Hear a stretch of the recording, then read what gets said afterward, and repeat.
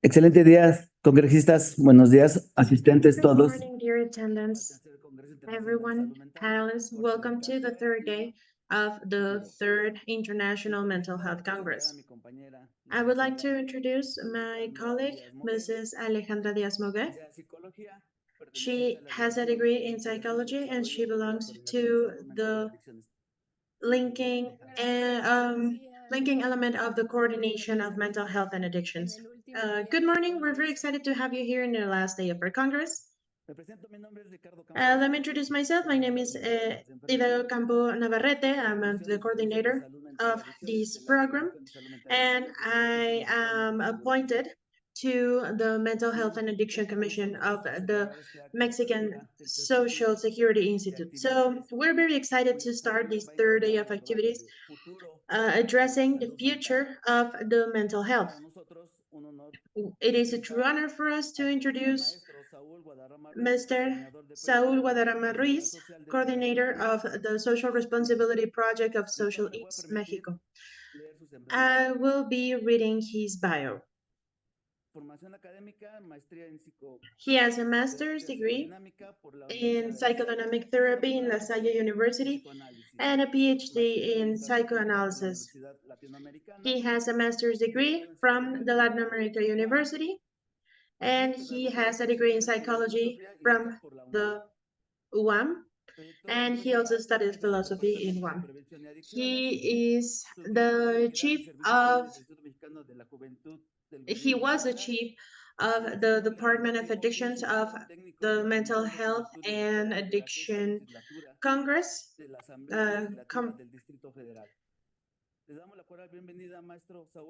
We would like to give you the floor, Mr. Saul, and we're very excited to hear you moderating the roundtable opportunities of sustainable financing for mental health. Thank you very much. Welcome, everybody.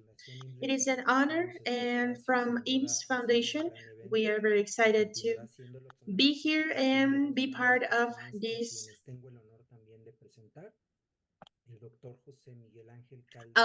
Congress. I am honored to introduce Dr.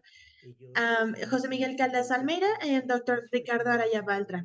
They will be enriching the space. This is a round table, and therefore we'll be hearing them for 15 minutes with a work proposal addressing the opportunities of sustainable financing for mental health. Their expertise and work proposals will allow us to start a dialogue, some questions that might strengthen what they mention based on their great experience. So first we will have Dr. Jose Miguel Caldas Almeida. He's a professor of psychiatry by the Nova Medical School.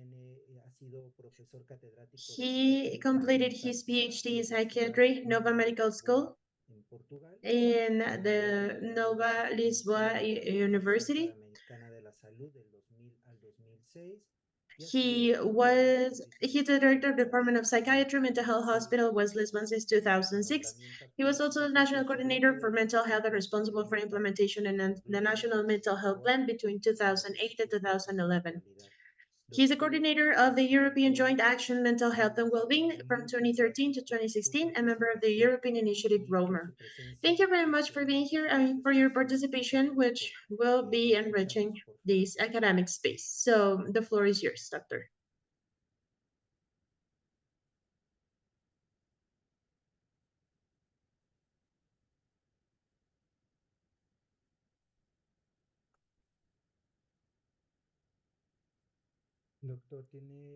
I believe you are muted, Doctor. Eu dizia que é grande gosto para mim participar nesta conferência internacional. It is a great honor for me to participate in this international conference. After I stopped working in PAHO, and I was thinking that I visited 15 times Mexico. And it was always this amazing experience for me to look at all of the efforts that were being done. I can imagine that nowadays the situation is much better than back then. However, there was a lot of progress already.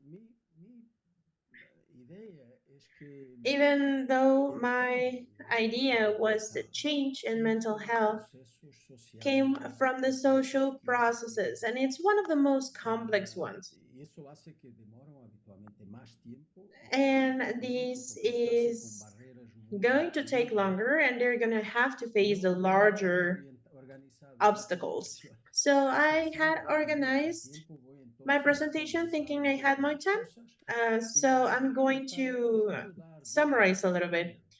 A And I would primeira like to ideia start é with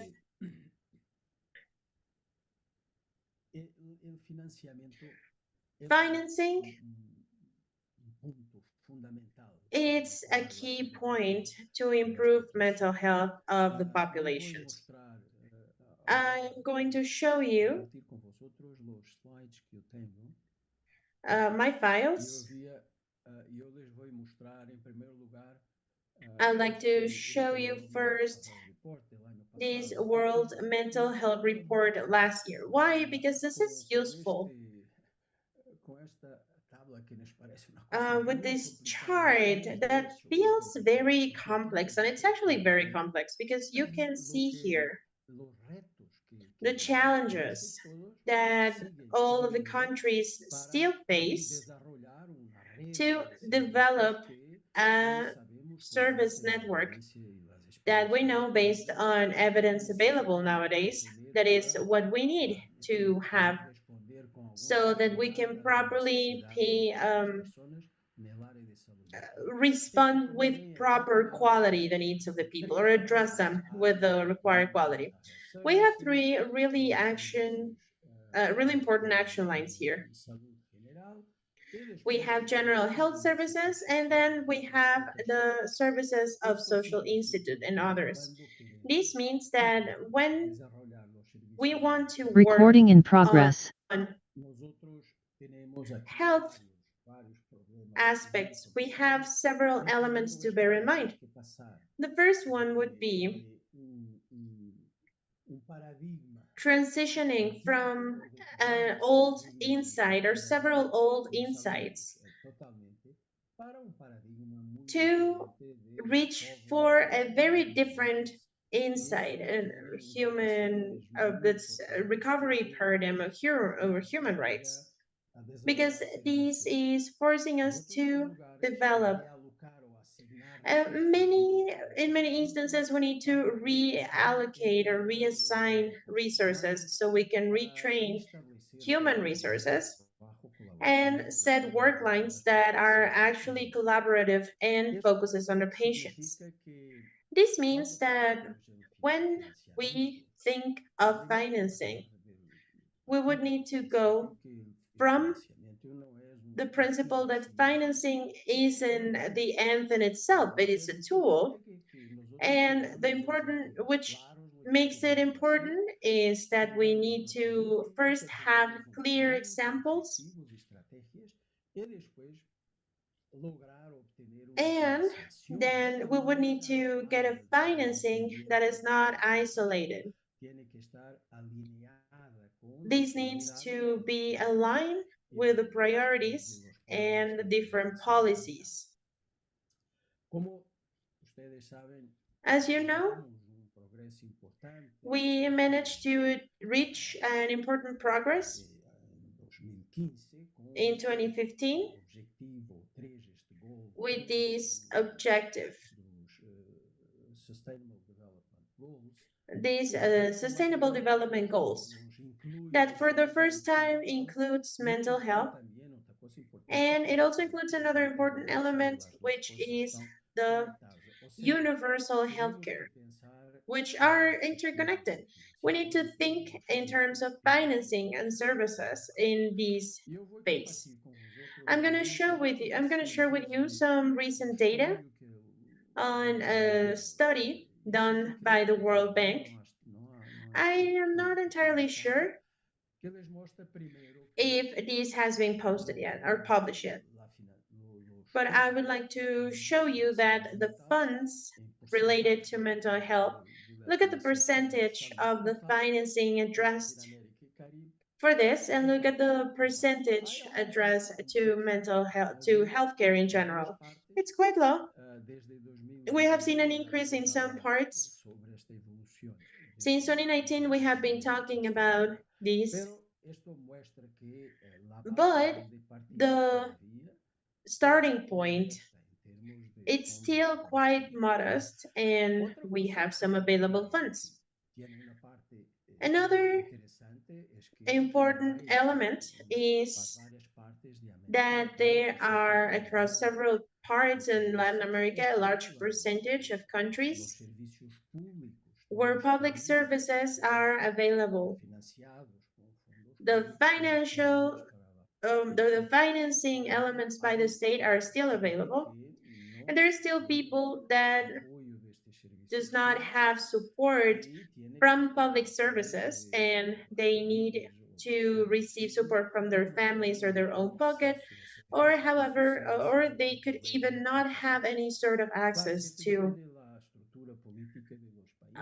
mental health. This also depends on the political structure of the country. Some others are more centralized, some others are widespread across the states, and the funds can come from local or regional basis. And up to 40% in the whole region is connected to health insurance, at least for the funds. This slide is quite interesting because when we see what are the public services that are offered by the public sector, the hospital side, the outpatient consultation, it is available for most of them, but probably a good part of the population. Community hospitals are still very low. There is this financing issue additional to all of the other issues, organization, human resources, and so on and so forth, to work on this essential point of mental health services. The services that are paid out of pocket by the citizens are essentially the outpatient and daycare aspects. Well, how to grant proper financing? There are several ways. One of them would be by getting additional resources coming from taxes.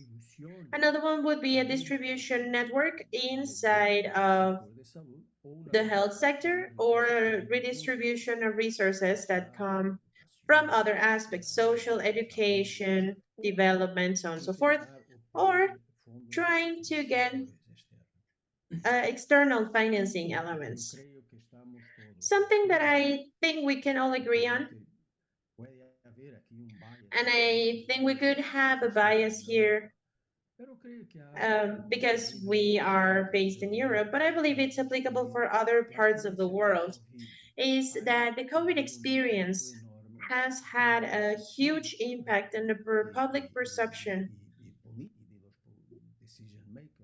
and decision makers' perception on the importance of mental health. So, talking about the subject of this session, one of the main actors to see progress in sustainable financing is knowing that we now have a pressure from the public and a very different perception from most of the people on the importance of mental health. So within the healthcare sector, for instance, reinstitutionalization, when properly done, this means when it comes with the proper administration of institutions, it is a very important element to strengthen financing of mental health services. However, there are other windows of opportunities, I'm not sure how you say this in Spanish, that then again goes back to the mental health connections and other chronic issues. COVID has been, and I believe it's a very important strategy to achieve proper and better financing that's more sustainable for mental health. Obviously, the social sector, it's also engaged. And during the conversation, we might showcase some examples on countries that have had success that has been successful, besides using funds for development, fighting against poverty, inequality. Agora, aqui, neste slide, So now in this slide, que gostaria de subrayar é que what I would like to highlight is that mejor la redistribución the internal de distribution, as much as internal distribution is proper, no country will be able to meet the needs of mental health without reallocating additional funds, including human resources, because the starting point is quite low. And there is a transition period where we need to keep some of the existing elements and create new things. So it is good for public policies, and this won't reduce the need for financing. It might even increase it at some point. There are some interesting examples. They might be a little outdated because I am far from Latin America, fortunately, in this moment.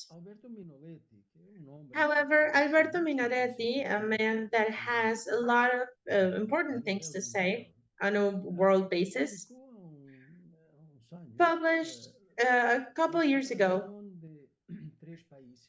the comparison of three countries that have been quite successful, Brazil, Chile, and Panama, on the reduction of the psychiatric hospital sector, on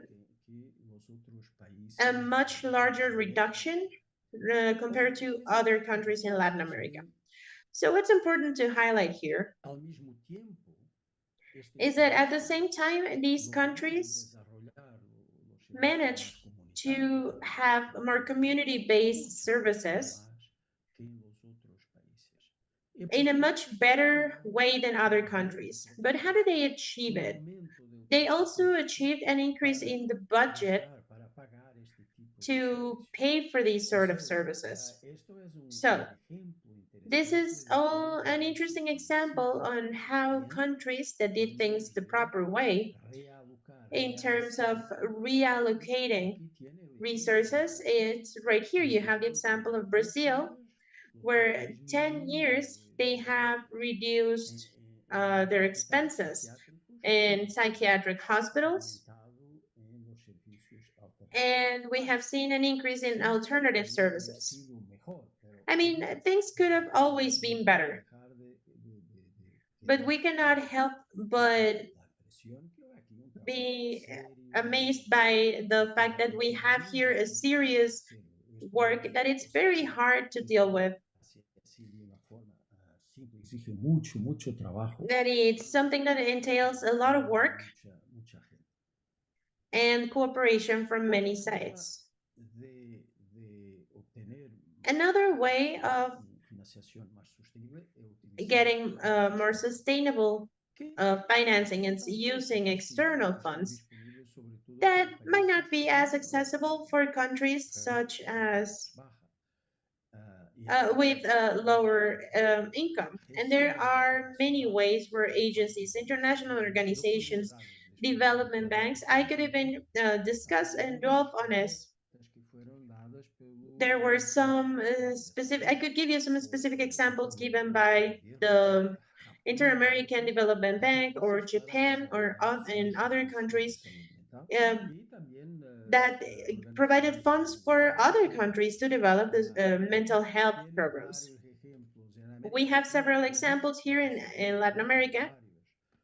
Belize received money from different countries. Japan, for instance, Peru has received aid from a Spanish foundation that had a strategic impact in their mental health. And Europe, well, high-income countries. Pero Most of todavía them are high-income countries. However, external funds were very impactful here. In Greece, I believe they're still receiving this sort of aid. lo está haciendo también. Y Portugal Czech Republic as well, and Portugal as well. está recibiendo Portugal received una plata importante a por lot haciendo. of money. Can you please silence your microphone? Ah, eu dizia, desculpa, No, I dizia was que saying com, adentro do programa de that within the recovery the COVID recovery program, Portugal and other countries were receiving el pasado para desarrollar financial aid like never before la comunidad. to Entonces, aid their hay own que community. aprovechar todo esto. So E we need to make the best out of this. And I'm going to wrap up by saying que eu participei that this is talking about an exercise that I participated with an economist in Portugal como manejar la that cuestión essentially was talking about how to manage the incentive-based approach. porque en la maior parte This is dos a key países, issue modelos de financiação, because in most countries, os financing models, incentivos que dão é para lo que nosotros the incentives provided are for the things that we want to allocate them, the things that we want to develop. So in my country, we don't have the same problems than the ones that are higher income. So what happens is that general hospitals pay or receive more money if they have more people hospitalized. So we have this negative aspect. This model intended to talk about the first two elements in this model to finally address the common mental health issues. The proposal here was to look at a payment system by the consultations on primary mental health aid. So Mr. Ricardo Araya, he is a master and he has plenty of experience in this matter. He could be talking about all of the evidence that was gathered in this investigation. And this is still very clean.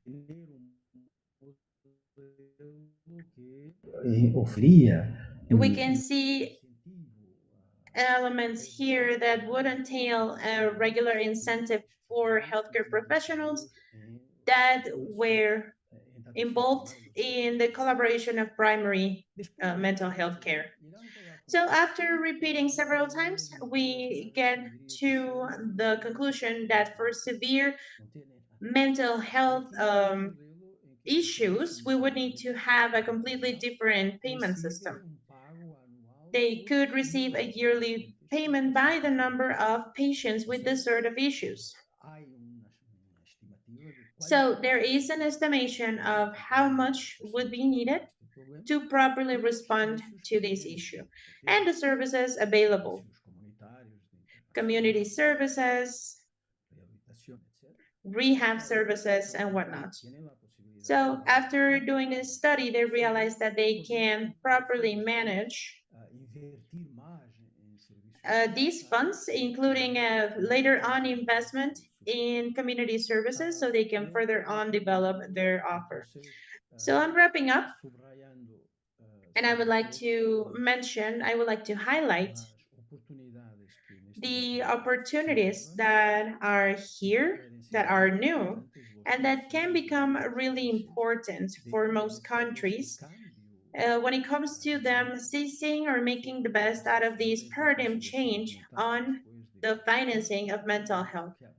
Of course, there is a lot of conversations to be held still, but in general, this was a decisive factor that has helped us quite a lot and that is could be very well used. And the other one would be on what can be done when it comes to the redistribution, if done properly, from other sectors in the field, in the healthcare field, or other social work elements. Thank you for your attention.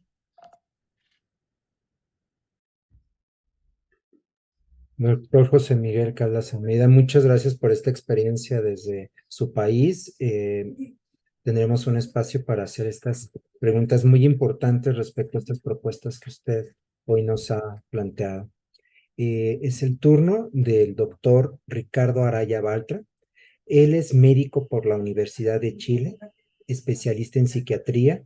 Realizó su posgrado en el Maudsley Hospital de Londres, comenzando su labor docente y científica en la Universidad de Bristol. Él ha tenido una trayectoria como fundador del primer centro de investigación en salud mental en la Universidad de Chile. Ha sido asesor científico superior en el Ministerio de Salud y posteriormente como director de la Unidad de Evaluación y Atención Primaria. Dentro de los proyectos de investigación. Within the investigation projects that he has participated in, there is a research made by his group and published by Lancet to improve the treatment of the primary attention in Chile. This was the base to introduce the first national program for depression treatment in the primary attention in Chile. This initiative has been adapted and replicated in different countries around the world.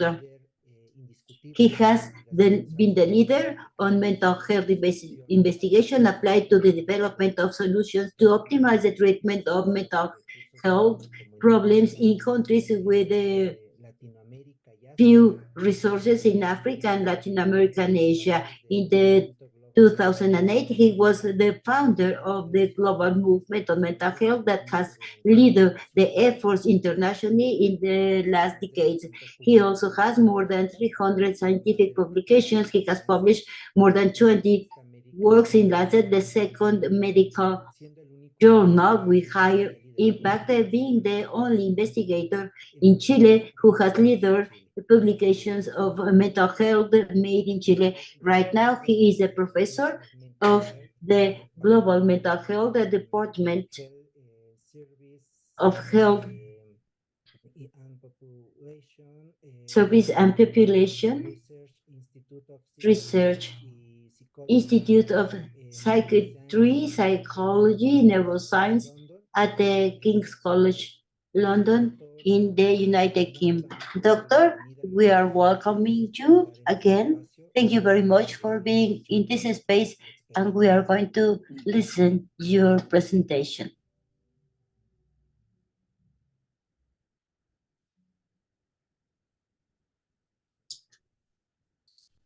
Muchas gracias. Thank you very much.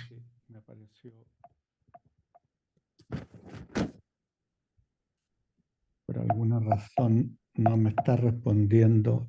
For some reason, it is not responding. Solo me está yendo hacia abajo. I can just move down. Voy a tener que salir de la pantalla y volver a entrar. Disculpen. I have to exit and show it again. Volver acá atrás a la primera. Bien. Les ruego que me disculpen. I am so sorry. No sé qué es lo que están viendo en la pantalla. I don't know what are you seeing at this time in the screen. It's a summary of your presentation. Okay, let's start here. Anyhow, thank you very much, Dr. Guadarrama, for your words. Yes, I am Ricardo Araya. I was born in Chile, but I've been working for more than 30 years in the UK. And part of my work made me to work in different countries, especially in Latin America and Africa.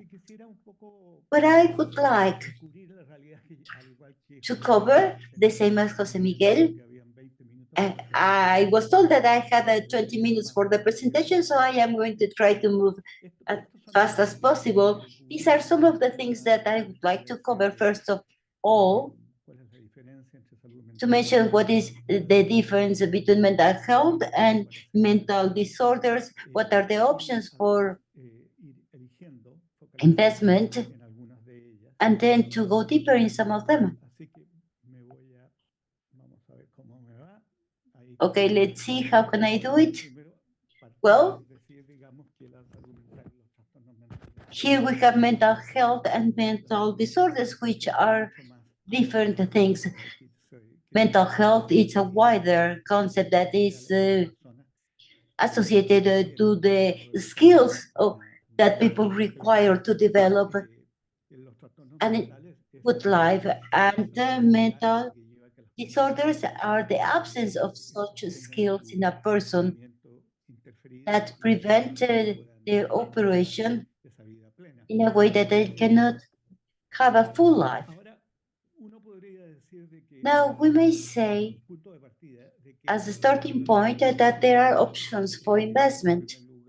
First of all, we may say that we have options to work with mental disorders, which are more associated to the treatment and the care, but there are also other options that are for preventing, for example, programs to reduce poverty, which is a social economic aspect of mental health. One thing is not instead of the other, both can coexist, and we can invest in both things, and maybe it's what all countries are willing to do. Some words about prevention, because I am going to be talking about the treatment. First of all, because evidences regarding effectivity of interventions on promotion and prevention are not quite clear for different reasons. The work in promotion and prevention, it's a more complicated work from the research point of view. But I have to mention that if we wanted to think in promotion and prevention as a starting point, we have to think in the social economic determinants of mental health, which appear in the objectives of the sustainable objectives of the global sustainable. And of course, when you see these, what you can see in the determinants are essentially intersector actions associated to employment, education, transportation, environment, the physical external environment, and most of them, the most of the actions at this level are seen as intersectorial actions, where you have to convince the other sectors to make an investment that make affect a better mental health. But thinking like this involves thinking that there are some repercussions of both economic and political reasons. In order to do things intersectorially, for example, if you think in poverty and the social programs leading to improve or to reduce inequalities or to improve poverty, it's where the government must have strategies, and to think if they want to go on that direction or not, because what they do on mental health is like a consequence or a collateral benefit, just to say. But when we talk about this topic, I have to think that the current situation of the world is not favorable on these social economic determinants, poverty, the difficulties faced by the world from the economic aspects have not improved as much as we want. Many situations are worse in the world today. We have more wars, more discrimination in almost all the countries that are involved in migration, and this is not good. Therefore, we have to wait to see what is the impact of these new situations of the world, what will be the impact on mental health. Now, if we have to talk about priorities, and here I am going to be focusing on the mental disorders. First of all, because here we have an evidence that is more clear regarding the actions that may be done. And the reality is that we have to talk about equality, because we say that we want equality between mental and physical attention, and that's an excellent goal. But on the other side, when we see the model presented by Jose Miguel, I thought about this, because in fact, what we see in the health systems is huge fragmentation and inequality, which is very hard to manage. I think that the focus must be on the primary attention. Since the year 78, with the Alma-Ata Declaration that was talking about the primary attention, but when we see the world, the primary attention is in a very early development phase, mostly in the most poor countries. But in Latin America, we have a lot of aspiration regarding the primary attention in the 4 or 5 countries where it has been improved a lot. And as we are going to be talking about disorders, I would like to talk about the treatment gap. But at the end of the day, this is all about resources. I want to mention this. I want to say reduce the gap. But when we see something like this drawing, if this was hypertension or diabetes, it would be something really very bad. All the journals and all the newspapers of the world would be saying that 2 out of every 10 people with depression receive an minimum treatment. And we have seen this drawing for 25 years with the same numbers, and it does not change. The same can be said regarding the investment of governments on mental disorders. Luis Miguel showed you a little bit about this. I have some more countries. In average for the countries is 2%. It has increased only in a marginal way in the last 20 years. It is still very low, excepting 2 or 3 countries. But in fact, what 20 or 25 of the illness burden is attributable to mental health, only 2% of the budget is provided to take care of these kind of disorders. And this is a shame. And it is time that the countries in our region start assuming this reality. Our responsibility is to make this very clear. I would like to continue a little bit ratifying the topic of primary attention using an old model, which is the Goldberg number, that is trying to demonstrate how a person moves within the services in order to get the attention they need.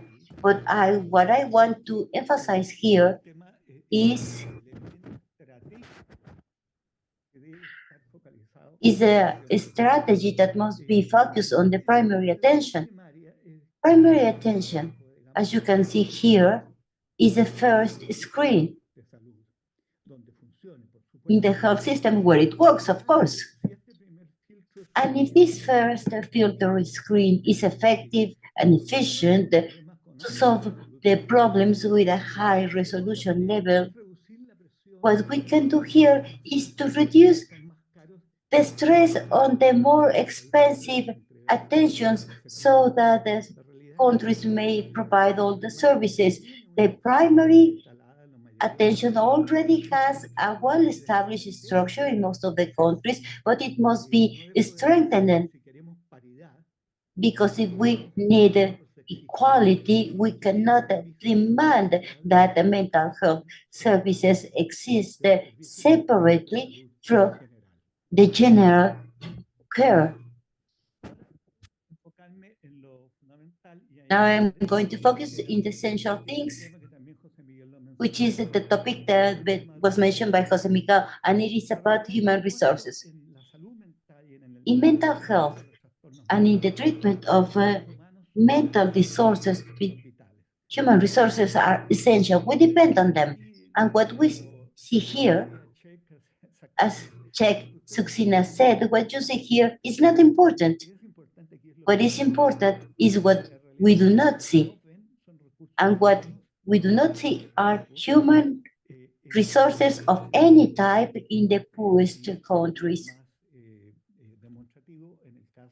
And this is more clear in the case of the specialists. And I would like to say some words on this regard, because in many countries in Latin America, and I just saw this in Chile a few weeks ago, I was before that in Brazil, and we talked about this topic, and we have this perception. To me, we have created an unmeasurable expectation that all problems must be solved by a specialist. For example, the figure required in Mexico. It may be wrong, but it kind of show what I'm trying to show. In Mexico, 3.7 psychiatrists or every 100,000 people, most of them located in the capital city. But if we make the calculation about the population, we require more than 3,000 psychiatrists in Mexico. I've just seen in an article in Reforma, they have 200 psychiatrists, but they have access for only 200 psychiatrists to be formed. I mean, Mexico requires about 20 years to reach the appropriate number of psychiatrists. And this is something that is repeated in other countries. I think that the solution is not here. In Mexico, it is not like this. It is not like this for Latin America, neither for the rich countries. And let me give you an example. In the 2012, 20 years ago, well, not 20, but 15 years, we had this article about the problem in the United States and their dependency on the means. And we saw that most 80% of the things made by the general doctor, it's something that can be done by somebody else in the health team. And this was the starting problem shown by the article. And they said that it is time for the USA to think in other people, in other methods, in order to replace this lack of doctors and specialists. And this was divided into two things. And this is what I want to mention. And to invite you to make a reflection about something concrete that we can do. First of all, they made a task sheet, and it was just about transferring the specific activities to a more specialized health care staff, maybe from the doctor to the assistant nurse, or to the nurse, or to the community health staff, provided that its staff is duly trained and supported and supervised in such a way that they can perform the duty appropriately. In this sense, we already have some problems with the model. We cannot consider that in most of the countries, we have a quick turnover of staff in the primary care. So, this is all about training. As it was mentioned by Dr. Guadarrama, he had the privilege of being the leader more than 20 or 25 years old, where we made a first clinical essay about the treatment of depression with a task delegation model. To talk about it briefly, well, we identified the people getting into our improvement treatment. They attended psychosocial groups, leader by a nurse or by somebody else, and the doctor had only the duty of taking care of the medication of the person, and the results were impressive for us and for all those attending the essay, because 3 months after we had a huge difference in the recovery, not improvement, but recovery. And after 7 months, we had a 70% improvement. We made a study of the cost, and the cost was really very affordable. To provide each one of these women one additional day of payment, which was equivalent to 1 liter Coca-Cola price and such. Therefore, that was really very affordable by the Chile government. I just want to mention here that this model is quite well known in Zimbabwe. They are basing their attention on this model. But now I'm going to be closing, Dr. Guadarrama. But now we have the second part associated to technology. And technology is playing a very important role, as Jose Miguel said, because if we consider the pandemic disgrace, well, it was also good because it allowed us to make some progress regarding technology.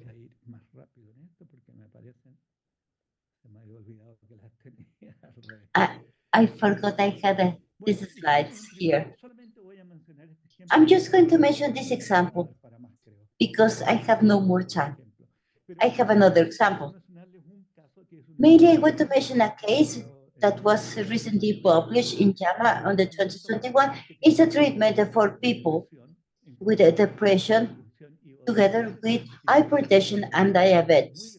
And according to this huge study made in Peru and Brazil, they had an application used by the patients for the hypertension, and the information from this application was moved to the cloud, and then it was downloaded to the dashboard managed by the nurses so that they could see how the patients were doing.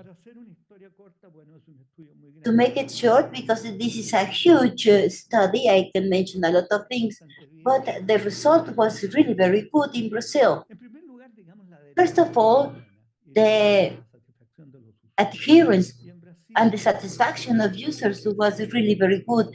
In Brazil, it was about 12%, because people did 12% better than in the other model, and in Peru it was 18.6%. There are different reasons that may explain this, but I have not enough time. This is another one that made in Brazil using WhatsApp for elderly people.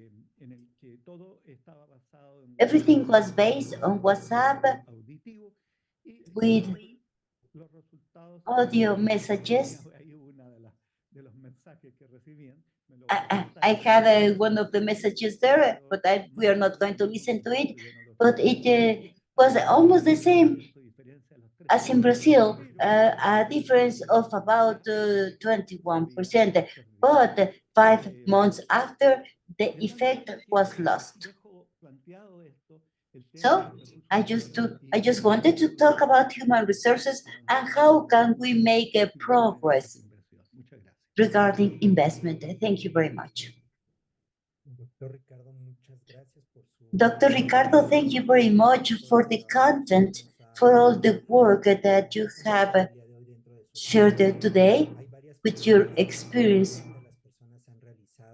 We have different questions made by the people, for example, social work. This mental health professional. However, due to matters of time, I believe I'm only going to give you a question or make a question that might be really hard for you, but it is important to have this set as a parameter. So we had 3 questions. I'm just gonna bring them to the table so that the people that are here, we can think about it. The first one would be, how can governments and financial programs foster sustainable mental health program, and how can we best grant the proper and equal use of these funds in our country? In a context where mental health is gaining visibility, how can companies or private investors contribute meaningfully to the sustainable financing of mental health initiatives? And what would be the needed incentives to foster their participation, their active participation in this regard? Another question was, considering the diversity of focuses in mental health, how can the sustainable financing opportunities address effectively the specific needs of different populations, including ethnic minorities, low-income communities, and other vulnerable groups, to grant an equal care for everyone? In this regard, I would like to ask a question from one of our listeners. What is the percentage that you consider of the total expenditure in health would be convenient to specifically use for mental health? I'm going to say this in Mexico. I know this is quite a complicated question, but what would be the perfect number so we can reach these elements or these programs that you have mentioned? Do you need a number? To me, that number would be 20%. That's the goal. Because it has to be an investment that's directly proportional to the health load, considering a quantitative pattern. It should be a proportional investment to the global mental health load. Thank you, Doctor. Dr. Jose Miguel? I agree with that 20%, although you have to understand this as a perfect goal that might take a long time. However, this could be a conversation starter on this matter. Now, on the other questions, I have a couple comments. When it comes to the role of private investors, well, private investors can gain a lot, can benefit a lot if they were to invest some money in mental health, because mental health issues have this really high accountability for the workers and the productivity. So private companies should be interested in having employees that are not only mentally healthy, which will have an impact on productivity, but they also need to have satisfied people, people that has a good positive mental health. All that's going to contribute for things to work better in some contexts, including work. So the concern raised on toda la diversidad que existe en los with países. all the diversity that we have in the countries, how can we address this? And we forget about those that are always forgotten, which is the lowest incomes and the different ethnicities. Those will be the people that have the least amount of representation. Then the societies are the ones that have to organize themselves to define and state protection mechanisms that are special for these people. That's why we have policies and their governments. It's not only so that they do more promotion, but also to raise the voice for those that are needed. When it comes to mental health and the political issue by excellence, and that asks from all of us, just like Professor Ricardo mentioned, to be very aware of the matter with treatment and the offer. We also should be concerned with many other elements involved, particularly at this time. I don't know how you are thinking about the situation in Mexico, but the situation here in Europe, the current feel is stress, quite a lot of stress with the uncertainty in the future. So I believe that these concerns should be taken seriously.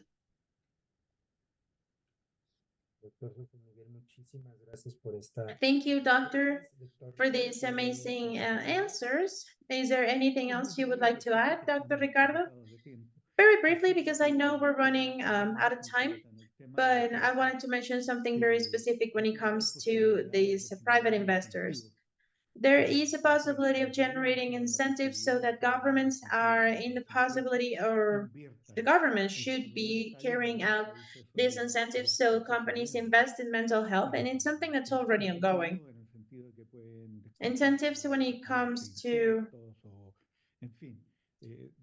taxes, tax breaks, and whatnot. So there are some financial incentives and other kinds of incentives that can be used and implemented. Thank you very much. Now, if I may, I want to mention a brief conclusion from what you have shared with us, some pointers that we would like to take as conclusions when it comes to the Jose Miguel's participation, whom we thank a lot for his time. We acknowledge the challenges in the development of mental health services. And there's also this evolution of the paradigm, all the way to the actions that would allow us to have universal healthcare that can also be guaranteed on mental health, that should increase the additional resources on taxes so that we can allocate them, in this case in Mexico, in the budget allocation for income and outbound money for the federation. We also have the participation of other sectors and, of course, these external financing agents that could allow the access to the services. We have a very important concept that will be bringing back financing. It's not a static concept. It entails, it is a tool, if I may, this is what I understood. It is a dynamic element that requires the work of several parties to become a reality. And this, of course, from a strategic planning, and as mentioned, financing should also be aligned to a nation-based program. When it comes to Dr. Gustavo Araya, we highlighted 4 elements that I believe are very important. The first one is related to investment and the determination in the mental priorities in mental health care. They both agreed on human resources, so we would also mention a comment from the attendants. Why wouldn't you mention psychologists? And they're also part of this from the interventions of mental health care all the way to the third level. And number 4 would be the innovation in technology, as well as TICs. Technologies are part of the strategy for implementing support in the development of what we call mental health. I would like to reiterate our greetings and the thank you. Oh, we're talking about the 20% increase in the budget allocated as a perfect case scenario. So we can reduce this 8-year gap that we have in Mexico because we have very few specialists, and the training that's required when it comes to the human resources, it's a natural challenge in temporality, so we can cover this ideal scenario. Dr. Jose Miguel, Dr. Ricardo Araya, thank you very much. We are very honored of being here with you and hearing your experience, and probably the people that are listening will be having a lot of learning so we can think and implement this in our environment. Thank you very much. I would like to say goodbye, and please keep enjoying this amazing event. Thank you very much for your invitation, and congratulations on your conference. Congratulations to you. Thank you.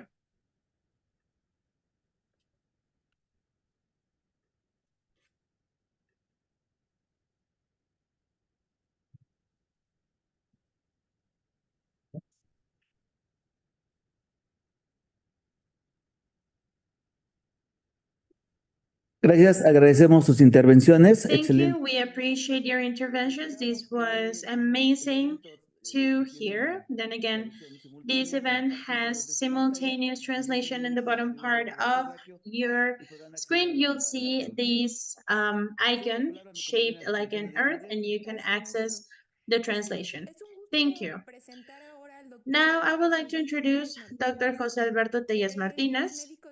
He is a surgeon and psychiatrist from the National Autonomous University in Mexico. He has a master's degree in medical sciences with a focus on dementia genomic, early dementia genomic by the Institute of Neurology and Neurosurgery in UNAM. He also has a PhD from the UNAM and the Institute of Neurology and Neurosciences. Dr. Jose Alberto Telles is the current Chief of Mental Health Service in the Tláhuac General Hospital and from ISSSTE. As a background, he is the Chief of Psychiatry Services in the Tláhuac Hospital of ISSSTE. He's also a member of the International Association of Parkinson and Movement Disorders, MDS. He also is he's a member of the Alzheimer's Association International Society to advance Alzheimer research and treatment. Dr. Jose Alberto Telles, the floor is yours. Thank you. Can you hear me? Okay. Yes, we can. Amazing. Thank you very much, everybody, for this invitation. This is the second time that I have the opportunity of being in this conference, which is quite relevant for all of the Latin American countries and some other countries in the world that are trying to address mental health and addiction. So in this case, this time I will be the moderator for this panel called Mental Health Strategies and Addictions in Vulnerable Groups. So the objective of this panel is, on one hand, to talk about the visibilization of a global issue that has several elements to it, as well as acknowledging that the issue is real and that it can be addressed by a common effort through the generation of feasible proposals and action protocols that can be applied and possibly replicated across different groups, minority groups. The last ones are very relevant because historically they have been showcased as abandoned to their own, since they do not have a support network and they are left on their most basic elements. In this way, this will allow us to cover and grant every single basic need for personal development. In this regard, we will have the participation of amazing speakers that I will be talking about their profile in a minute, and we will be introducing them for their conference. And in their countries, they contribute in different ways for the eradication of this care gap that several groups face and for many reasons are considered to be vulnerable groups. So I would like to introduce Dr. Estela Carer. Estela Altaler. We're very excited to have her. She is a geriatric doctor and a gerontologist in Argentina. She has shared some of her experience in the management of public policies to address everything related the elders. Dr. Alef has postgraduate degrees in the management of health services for the elders.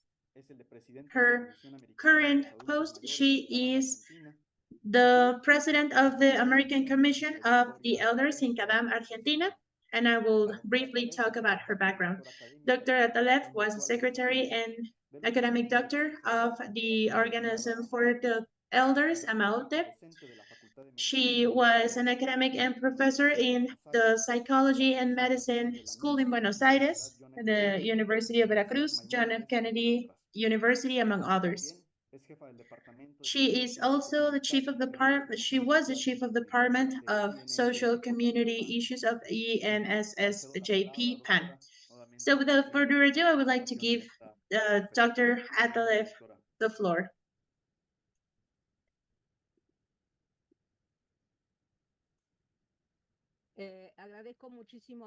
Thank you very much to ISSSTE and IMSS for inviting me over to an event of this nature and being able to share experiences that bring us closer, maybe with some elements that make a difference, but in general, they bring us closer. I'm going to share my screen. Am I able to do so? Sí, doctora. Yes, doctor. Pero quitó su pantalla para But I believe you stopped the screen sharing. Si lo quiere volver a intentar. If you want to try again.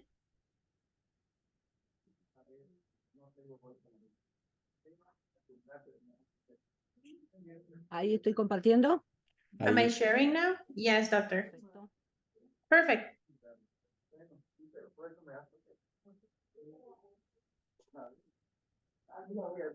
Bueno, ahí está, doctora. Perfecto, okay. Muchas gracias. Perfect. Thank you very much. So my approach comes from my experience and my long time work with the elders, including my experience in the National Commission of the Elder in ISSSTE. And truth to be told, I have to say when it comes to mental health and the elders, there is not a lot of progress done or anything that could reach enough people. When it comes to some statistical matters, some figures that are red flags and that are connected with the success of living more, which could also become a failure. The WHO shows us, and we can see everywhere, this growth of the aging of the population. And we can see how loneliness and isolation are still key risk factors for the mental health of the elders.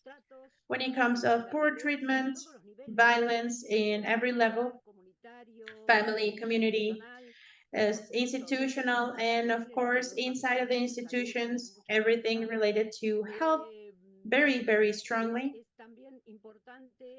We also believe that it's important to note the amount of elders that live with any sort of mental health issue and how this has an impact on what we're trying to aim at in our programs of keeping the elder valid, doing whatever they want, whenever they want, and how mental health issues are harming these years of them living in disability that are so important when it comes to the elders.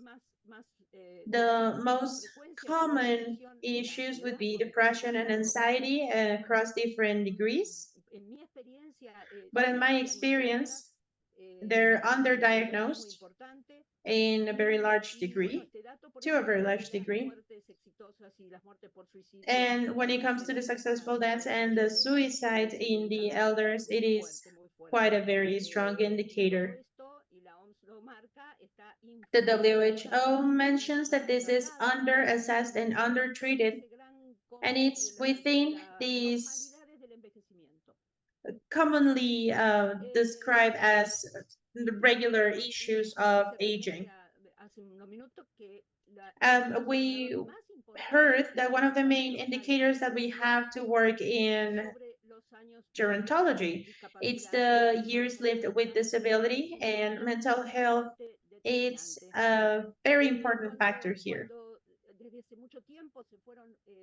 For a long time, we have been seeing and looking at different scenarios of the population aging. We were looking at scenarios that could be optimistic. Many people were very autonomous and they were sharing their experience and life with others, or other people that were depending on others with a lot of health health-based resource consumption, and we started looking at the idea of a healthy aging defined not by pathology or the amount of pathology or the type of pathology, but being able to keep under your own autonomy. And mental health is so important in this because this autonomy is based on our capability of being able to perceive that the environmental conditions and our own conditions are there, and doing proper adjustments and being able to keep ourselves free in the decision making.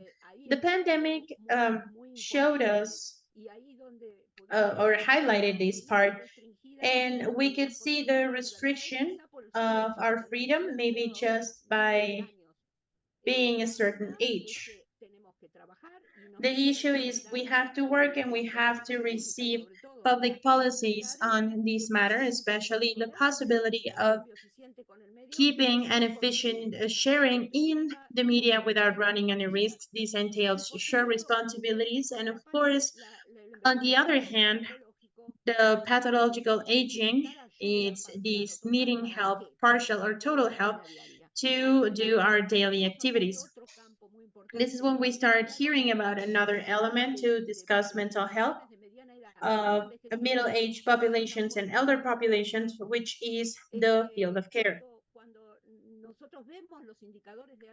When we use our high-risk indicators like loneliness, spending time with someone that is able to take care of them, and multiple medication, when it comes to mental health, the lack of contact and flexibility with the health system causes and consequences of many elements involved in mental health.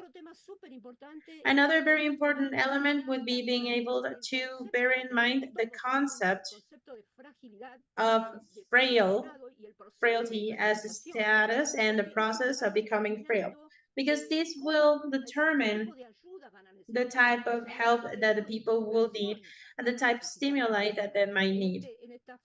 In this photo, I show people, they're all elders, they're all in this process of becoming frail across different status with different needs and probably with different impacts and demands from a perspective of mental health. Do not acknowledge or studying or using as an indicator to assess the frailing process or the matter related to fragility. It's an element that's very important for to make health systems inadequate for the elders. I have been fighting for years to have this the comprehensive gerontologic assessment and 100% for people because we do not have successful indicators because we do not understand what is happening. So the health, the entire field, psychic and cognitive, entails some of the most basic components of comprehensive gerontologic assessments that have to be the basic element to understand, plan, and intervene in a timely manner. They're all debts that we have. When we talk about the biological component of mental health of the elders and we talk about geriatrics, we can never leave to the side the giants of the geriatrics, so to speak, the largest syndromes, like acute confusional syndrome that is unknown by the general medicine. For instance, in my country, in the Buenos Aires University, they don't really study geriatrics as part of the training. And there are some matters that are essential to know that will have very strong impact and might lead to poor practice. Like this syndrome and the medicated based gerontophagia, we could say that this is a conversation starter with a psychiatry when we need to do interventions on the elders. It is important to mention that when we talk about the cognitive aspect, we understand that there is a need for mechanisms at the moment of the minimal cognitive reduction. That's important why we need to talk about the performance in the daily life activities because cognitive reduction comes with amnesia complaints, but there is no impact of this damage, of this impairment on the patient yet. So in that moment, this is where we have to detect and intervene. We also have another basic concept in gerontology, which is not waiting for the demand, but actually acting ahead and being able to properly help and stimulate and delay the impairment because we have seen that the basic cognitive impairment could lead in a few years to major cognitive impairment. And of course, act upon all of the risk factors of the different impairments with what corresponds based on the potential causes of these cognitive impairment or decline. This all has to be within the field of the doctor's perspective and the geriatric doctor that might be intervening of the general doctor, the one that is making the decisions. However, it is very important for families and people in the community to understand these factors because they will know that they are entitled to some rights and they can demand these rights as far as they know. So when it comes to the psychic aspects of the elders, having a clear view on the manifestations that could be similar to the young people, but multiple pain, lack of air, exhaustion, aggression could be hiding or being the showcasing manners of depression in the elders, and they should not be considered as effects of aging or economic issues. No, these are matters that are the key points for us to intervene. And of course, bearing in mind all of these aspects that come up, and I say myself as well, because it's all of these elements in the old age. How to, for me to participate in this aspect, I could then have the feeling that I can make a difference from what I know. We have to provide these opportunities and think about what the elder has to do. They have to move back and forth. They have to move from one person's house to another or changing their home into a nursing home. What does it entail when it comes to mental health? And I'm going to be talking about something very important that is permeating across everything related to old age and the care on a long term, which is what happens with care. We need to understand that in the mental health field, this is essential because we have a cross reference here with the people that need, or an intersection with the people that need the care and the people providing the care, where we have two points that have modified their identities and their biographies. We have the strongly shown and repeatedly mentioned subject of the women that has to take care of the parent, and depending on their socioeconomical status, we need to know how much they have to invest. We know that the care for to the elders is essentially first their spouse, then their daughters, the daughters-in-law, and then the male son. But women are thinking about what entails this care. That's why it's so important when it comes to the care of the elders and mental health. It is important to consider the assessment of the main caretaker, the person who is going to be taking over the care in contention. These entails economic support, emotional support, and practical support.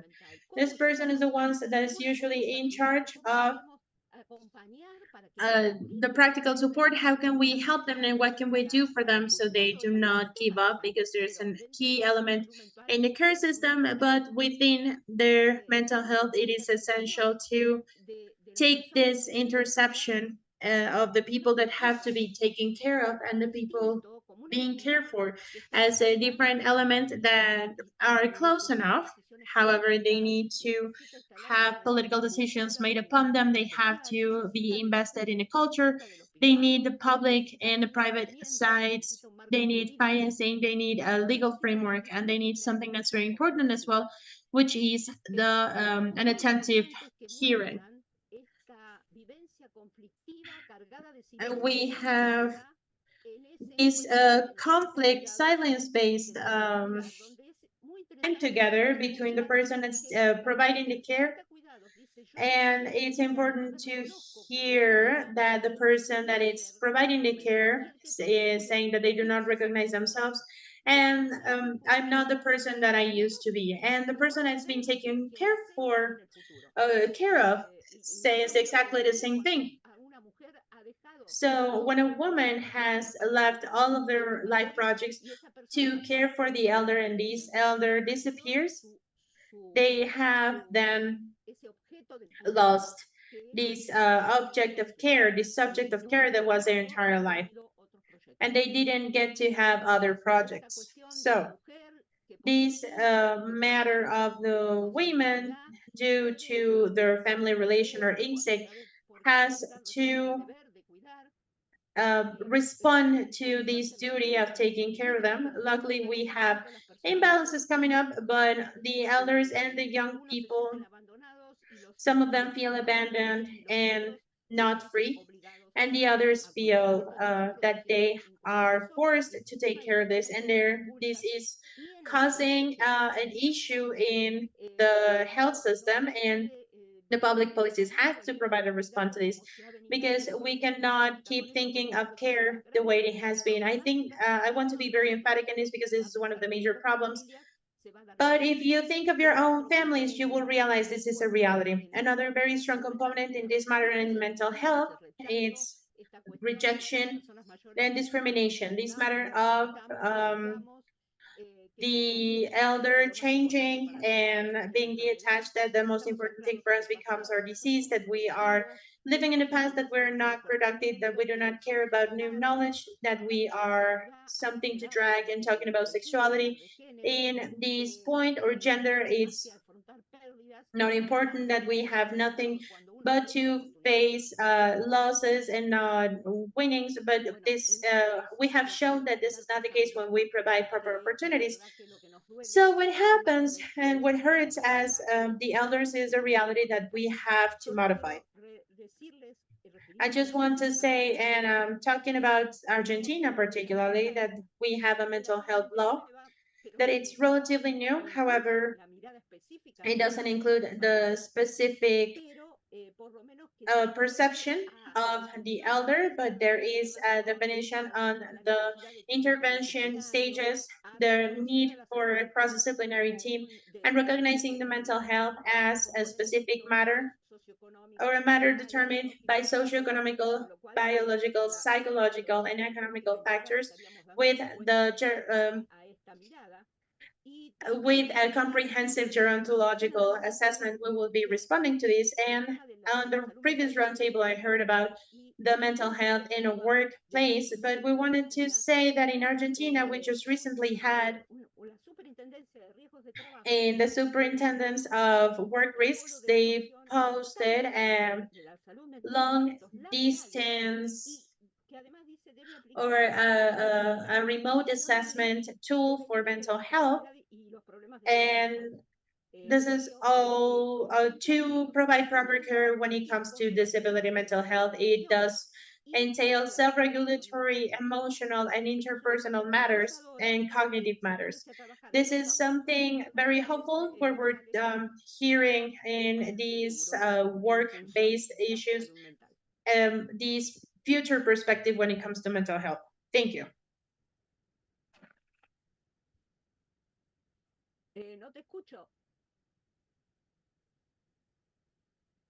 Doctora Taleb, muchísimas gracias, de verdad. Dr. Gracias. Taleb, thank you very much. We thank your participation in this panel, which was so valuable because it allowed us to have a wide panorama regarding the current situation of seniors in a broader country. And we are so satisfied to see that the health of elderlies are in good hands with good benefits at the time in life when the inequalities are part of our daily life. Thank you very much for your participation, Doctor. Now, I would like just to make a couple of questions because we have some problems with the time. The question is, can you measure the impact on the quality of life of seniors in Argentina? Yes, I was very lucky because I measure it in different ways. Because I worked, well, right now I am not the head of the Department of Sociocommunication. And we have another professional working there, Monica Ibarra, but I worked for all my life in the Institute of this institution for retired people with 5 million people affiliated, and I developed a country for prevention and promotion at community level with all the potential to promote cognition, to be a good citizen, health problems, but always at the community level. And yes, we were able to measure quantitatively. Right now, I do not have the figures, but yes, we had measured the impact and qualitatively, mostly to see how we had this gain in capacities in seniors when they have the opportunity to do so. And this is just the starting point. Thank you very much for your answers. And associated to the last comment you did, what are the interventions that you consider as the most favorable for the well-being of seniors regarding their improvement of autonomy? Yes, that was exactly the tool, because the goal of the promotion and promotion at community level is that person really be a citizen integrated to wait for the demand, but to go and see and diagnose and quantify the problems in order to be able to provide the opportunity so that people could participate, not to be isolated, and even them to know their rights, but always in the community, right where they are. They are in the territory, and according to their values and desires, those are essential premises. And I can share this program and the good practices and good experiences that were added by universities, by clubs, by nursing homes, they started to see what it meant to open doors to senior people. Thank you very much for all your work that you perform. You and your team in Argentina, we are very glad to hear how you have been dignifying our seniors in order to integrate them to this social tissue. Thank you very much for your participation, Doctor.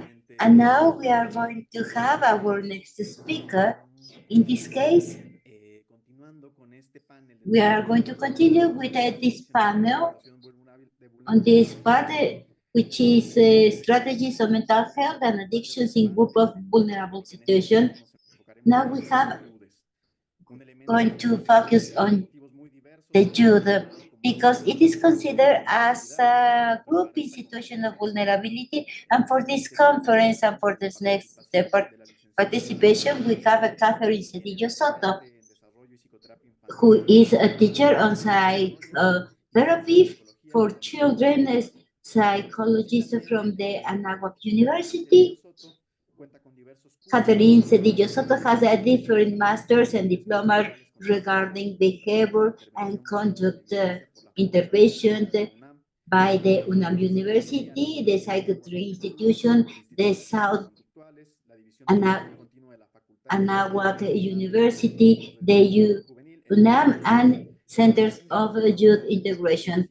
She has also worked as a psychotherapist, working with young people since 9 years old, based on psychology and third generation therapies.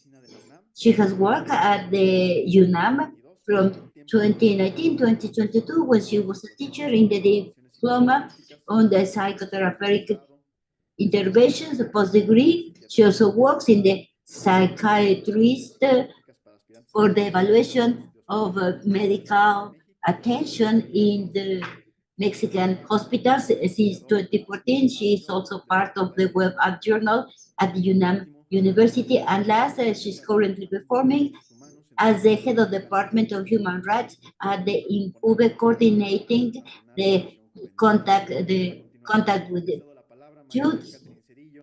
Now we are giving you the microphone, Dr. Catherine Cedillo. Thank you very much for the invitation. I'm going to share my screen. Please confirm that you can see it properly. Yes. Excelente. Se ve perfecto. Muchísimas gracias. Pues Thank you very much.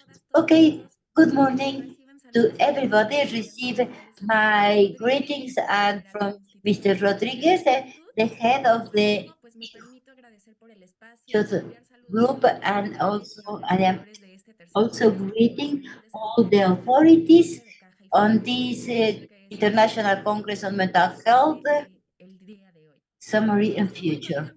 I am really very glad to participate in this panel called Strategies on Mental Health and Addictions in Vulnerability Groups.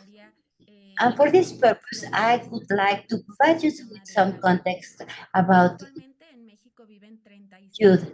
Currently in Mexico, we have 37,764,584. It means that 30% of the population in Mexico are people between 12 and 29 years old. And it is very important to know that 52.9% of all these young people is concentrated in 8 federal entities, which are State of Mexico, Mexico City, Jalisco State, Veracruz, Puebla, Guanajuato, Nuevo León,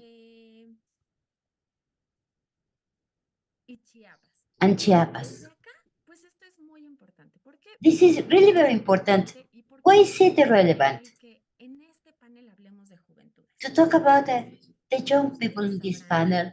As you know, young people face a situation that has been delayed from long time ago, talking about repression, discrimination, and immigration that resulted in delays. For example, in the social economical aspect, we can say that almost 42% of young people are in poverty conditions, representing more or less 16 million people in the country.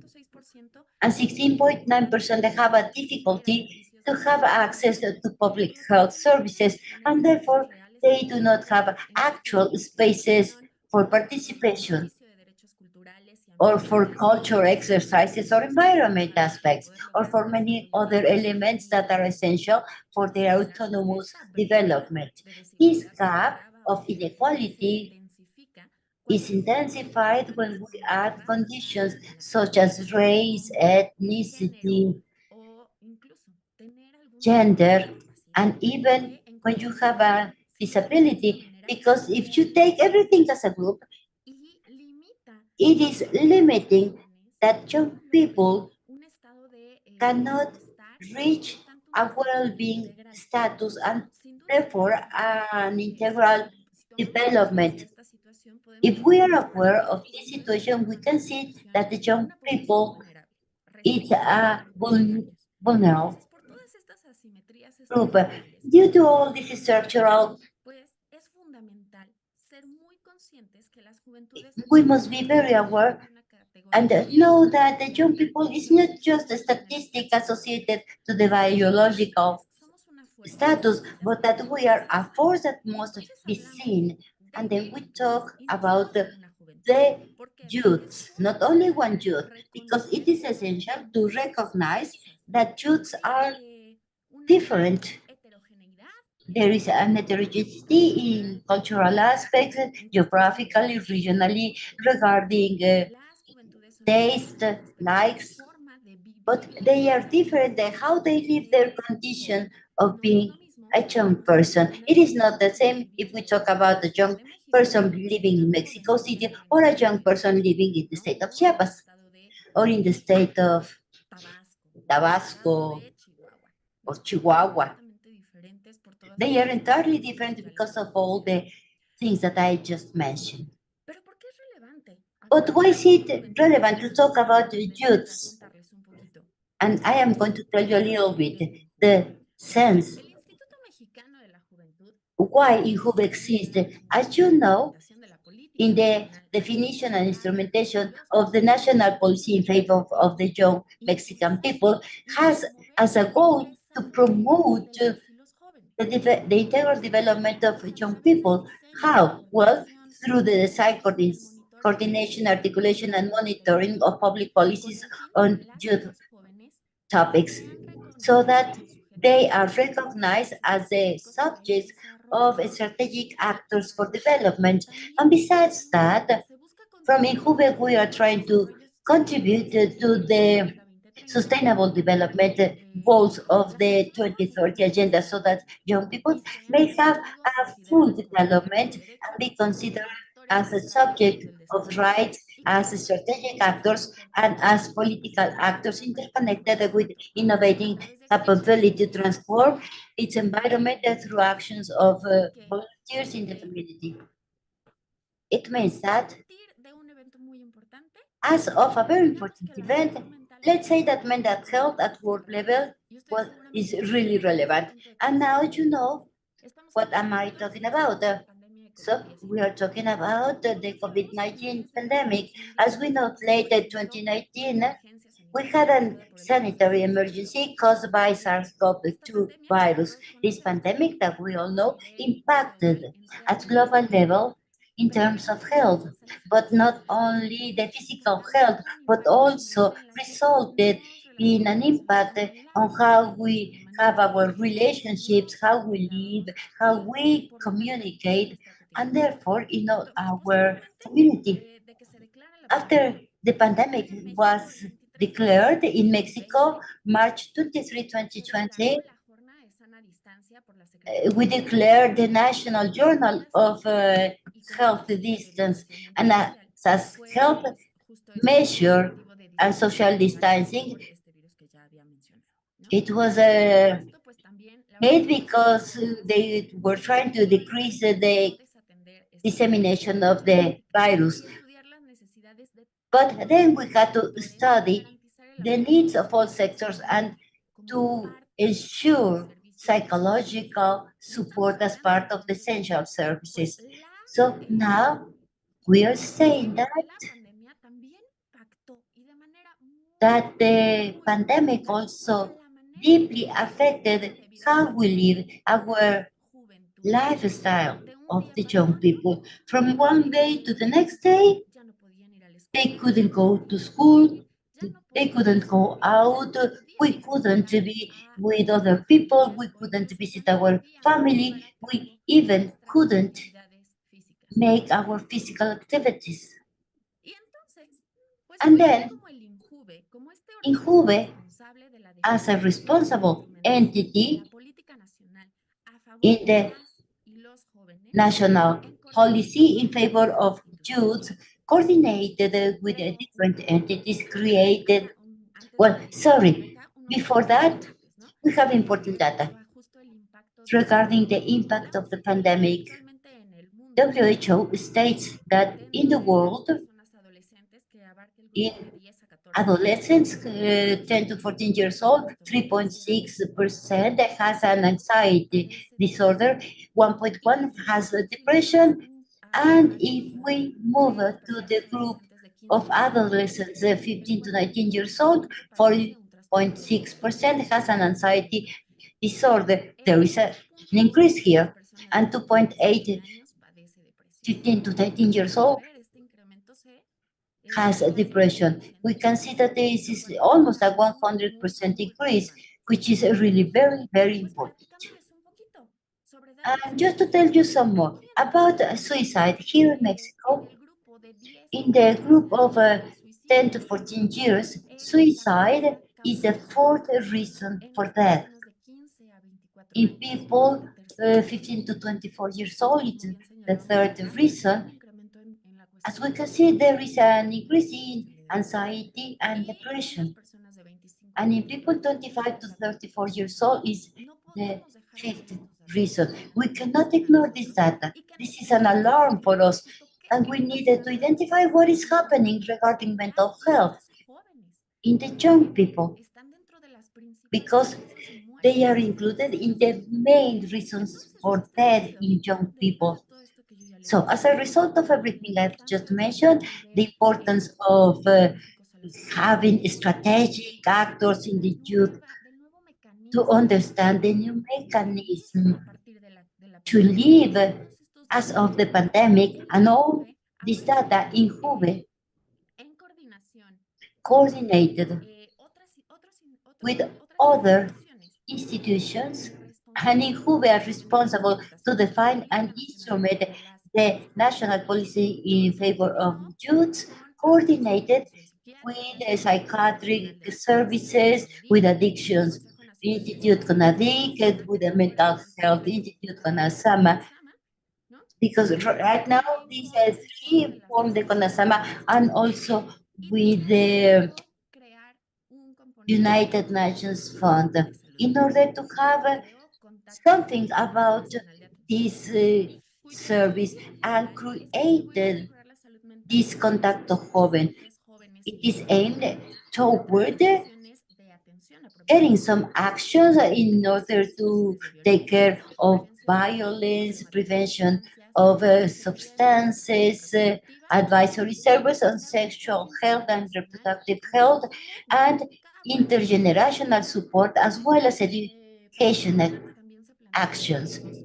We also had some specific goals that were associated to the attention to psycho-emotional health, to promote the participation of young people in well-being and social development actions and citizenship, to create this link in the collaboration with institutions in the different government levels, as well as academic and institutions or international organisms, to promote everything associated to mental health care. Also, to reduce the social risks in young people, and to help in the compliance of the objectives of the program Jóvenes Construyendo el Futuro, and especially emphasizing the accomplishment of the objectives of the National Strategy for the Prevention of Addictions, EMPA, that now you already have been listening about all this. Contacto Joven is a network formed by young people, students, and professionals in the health area where they can participate. We have 3 areas. The main one is associated to offering psycho-emotional care. You can see it over there in the platform of attention. Then we also have the development of psychoeducation to promote the mental health and the diagnosis part that help us to identify how do we monitor the number of cases received. The way we work is by forming work teams where we have a person supervising the cases. All these are young people leading and supervising persons doing their social service and persons working as voluntaries. For Contacto Joven, it is very important to provide some support that is entirely professional and here in collaboration with the institutional work. Therefore, we work together with UNICEF, with the Health Ministry, but specifically with CONASAMA. Therefore, we train the young people regarding mental health, psychology, first aid, crisis intervention, identification in cases of violence and gender perspective, psychosocial intervention, reproductive and sexual health, and how to perform psycho-education materials and self-care. The training process is ongoing, it is essential, and the Ministry of Health offers different courses within which we have these ones violences, the image gap guide that you have already heard about, because it is very important that we all have this knowledge in order to approach, to have a strategy for mental health. First aid for psychology matters, and how to reduce the consumption of alcohol and tobacco. Likewise, the institutional work is very important. We are also working together with the centers of young integration. Talking about accompaniment, Contacto Joven works through a messenger platform to provide the service. The main intervention service is this accompaniment that works through the youth report platforms associated to youth partners. They make the identification of the cases, and in this new understanding about how young people are communicating, we decided that this was going to be the strategy. The strategy is that the service works through WhatsApp. The interested party just have to send the word contact to activate the service to the 5579009669. They will answer some social demographic survey, and then another young person will provide the service. In this way, we do not only talk about mental health, but we open spaces so that young people can be the strategic actors in order to modify their environment. There are 6 labels or 6 reasons that allow us to identify the reason why they are asking this accompaniment service, which is stress, crisis, emotions, substances, violence, and self-injuring thinkings. Now I'm going to finish because I think my time is over. Let me tell you that since the very beginning To date, we have had the participation of 1,127 young people, out of which 444 were people doing the social service and 591 volunteers. This is very important. 24 supervisors as voluntaries and 70 supervisors with economic support from INJUVE. In total, during all these 3 years, we have formed 7 generations. And regarding the cases, up to now, we have taken care of 83 cases, resulting in the several emotions, because we would like not to have this need, but it is essential to visibilize the mental health care, because it is a priority. If there is no mental health, we cannot operate in our daily activities. We cannot make decisions effectively. We cannot relate.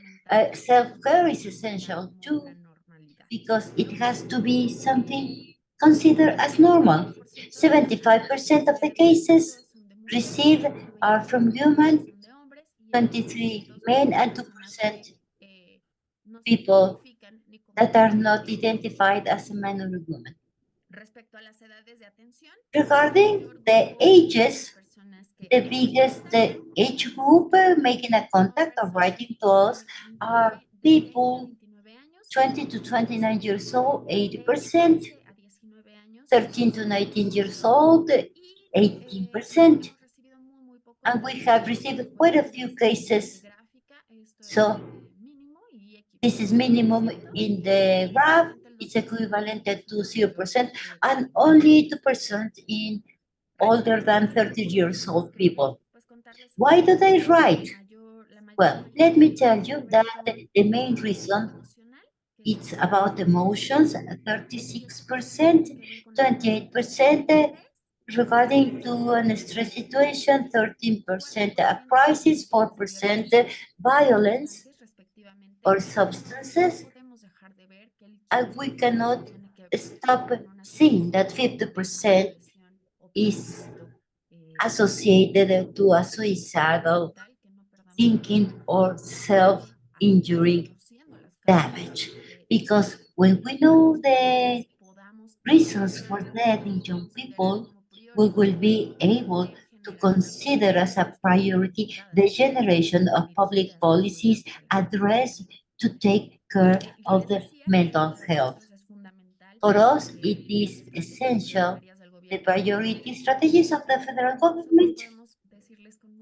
And we are so proud to say, and we are happy to say, that we are working very hard in this strategy for the prevention of dependencies in workshops with emotional regulations in public spaces, so that the young people in the territory can receive the support, the detection of risk factors, and how to take care of their mental health. The institutional coordination was very important, and also to tell you that we had an event with MTV that made a story called Each and Every Day, and here we can also be a part of the channels for the care of mental health. Our social networks, we have a psychoeducation material, because in this way we can reach people through Twitch, TikTok, Instagram, and Facebook. Finally, to make available for you these materials and invite you to continue working on mental health through different channels in order to strengthen all the topics about the development and promotion for everybody.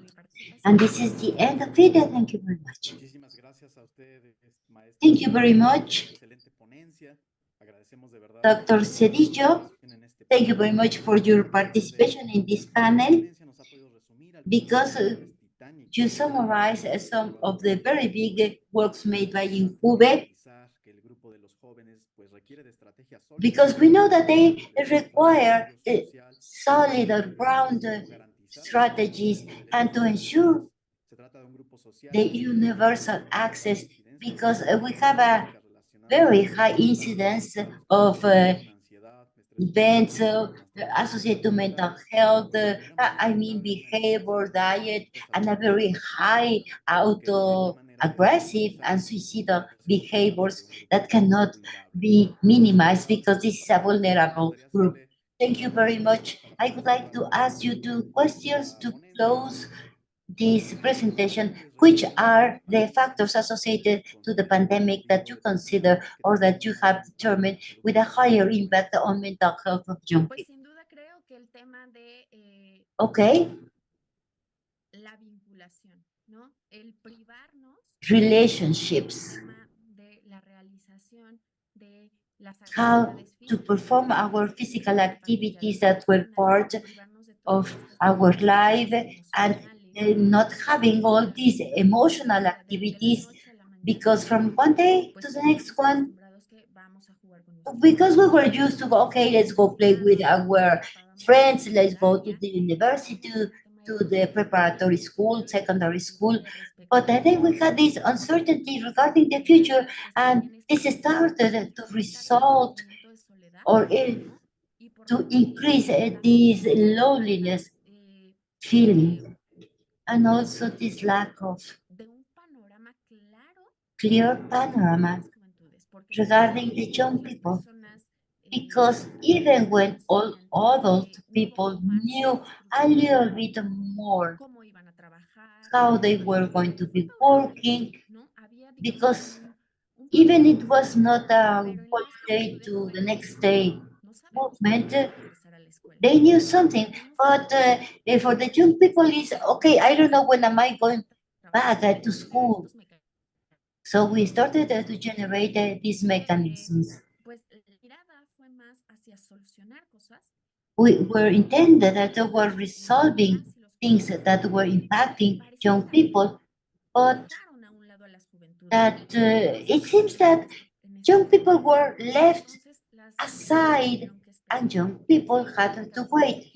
And we said, this is very important for young people. What happens when you feel that nobody is seeing you, when nobody is hearing you? Well, you have a lot of uncertainty regarding future, and this is associated to anxiety. We think that we are not being considered, that nobody is listening to us. This means anxiety. We are limited in our relationships. Un factor predominante de estrés. An essential stress factor, not only for young people, but in general, because we started to have this illness situation that was very important, with a lot of deaths that impacted how we were living and being related. But I may say that uncertainty was the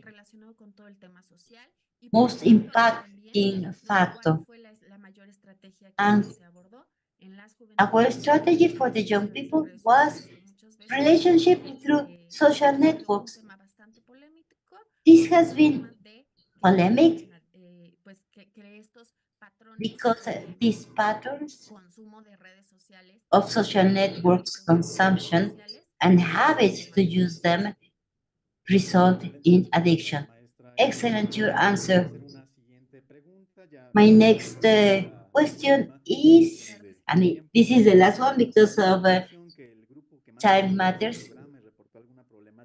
I am surprised because most of the people approaching this part of your presentation were women, regarding about the strategies that could be made to impact young people, because these are the high lethality group, undoubtedly, because we are talking about the stigma in the field. Sometimes unconsciously, we are sending this message. Don't cry, don't feel sad, and say you as a man. I think that it is important to make desensibilization and to encourage these expression spaces and to contact our own emotions. It would be really very important that each one of us could open these communication channels with all the people. When we say, how are you? Well, we try to get a better answer because this is just the automatic answer question that we all have. But in fact, it does not reflect how we feel. Why? Well, because we still do not have this mechanism, this new way of relationships using self-compassion, feeling, and giving us the right to feel self-compassion.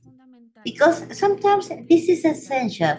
We have to identify that maybe we do not feel fine, and that it is important not to feel fine because all the emotions are conveying something.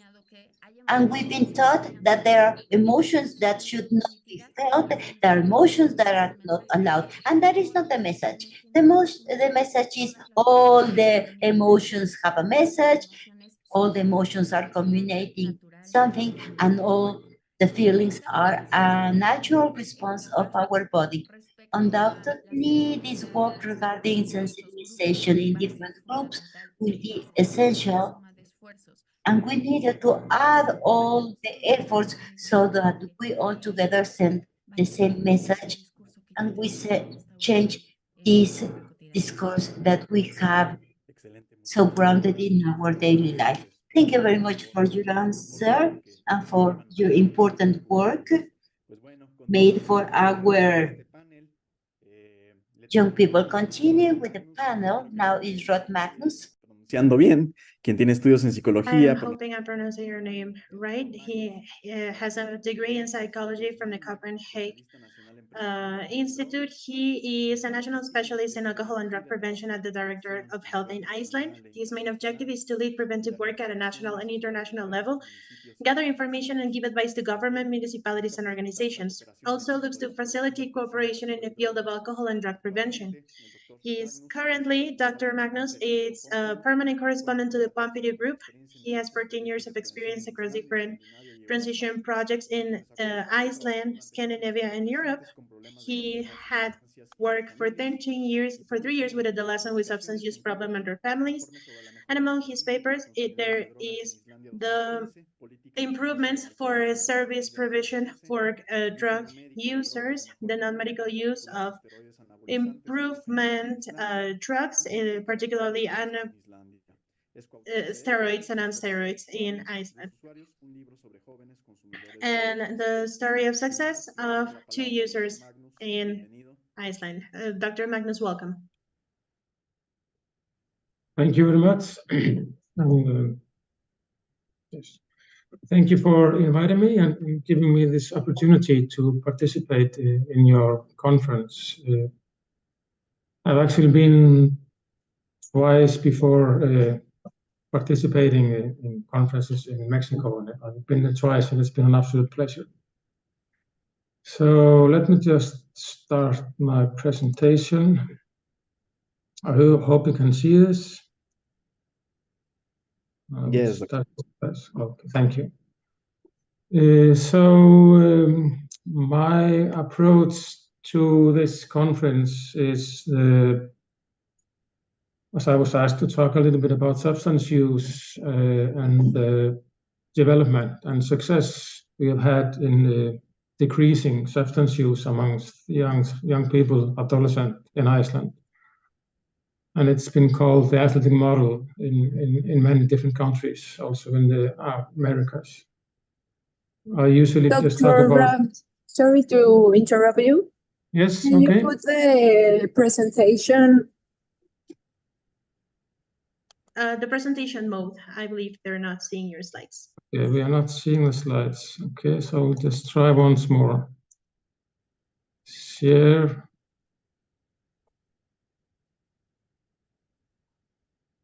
And then in the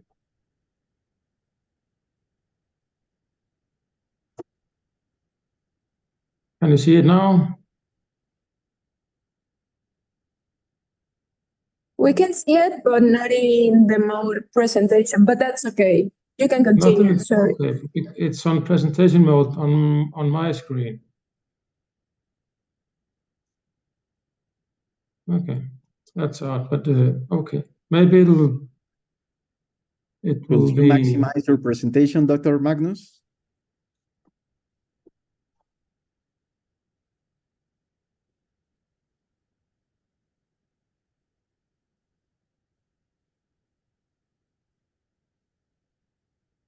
I'm just a little bit surprised that it doesn't work because it is showing on my screen. Okay, is this better? Yes, it's better. Okay. Okay, but, so in just before the millennium, in the year 97, 98, researchers, politicians, and the government could see that in comparison to other European countries, 10th graders in Iceland were consuming the most alcohol and also top ranking in smoking cigarettes. So that was, and they could also see an increase in experimenting with cannabis. So it was a kind of a worrying situation. And for the government and the municipalities, parents and school, that was a wake-up call. And everybody felt that we had to do something. So the government, the municipality of Reykjavik and different specialists, researchers and prevention specialists, they came together and the government and the municipalities, they financed a 5-year program called Drug-Free Iceland. And that kind of is the foundation for the Icelandic prevention model today. The government also established the Alcohol and Drug Prevention Council in '98 that received 1% of the alcohol taxes to support prevention work and also to back up the Drug-Free Iceland.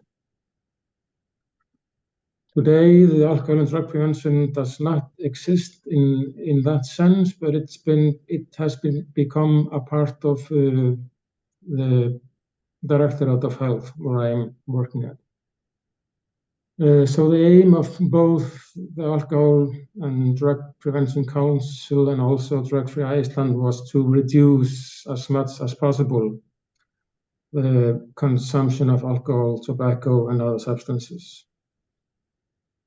And by doing that, we were gathering data. The research center called ISSSTE was collecting and is still collecting data in every school. So all students that show up in class in February participate in a school survey.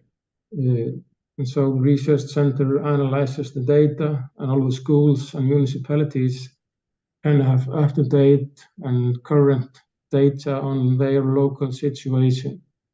And that was really important, that you would get data on consumption, mental health, physical activity, nutrition, and mental health as fast and as local as possible.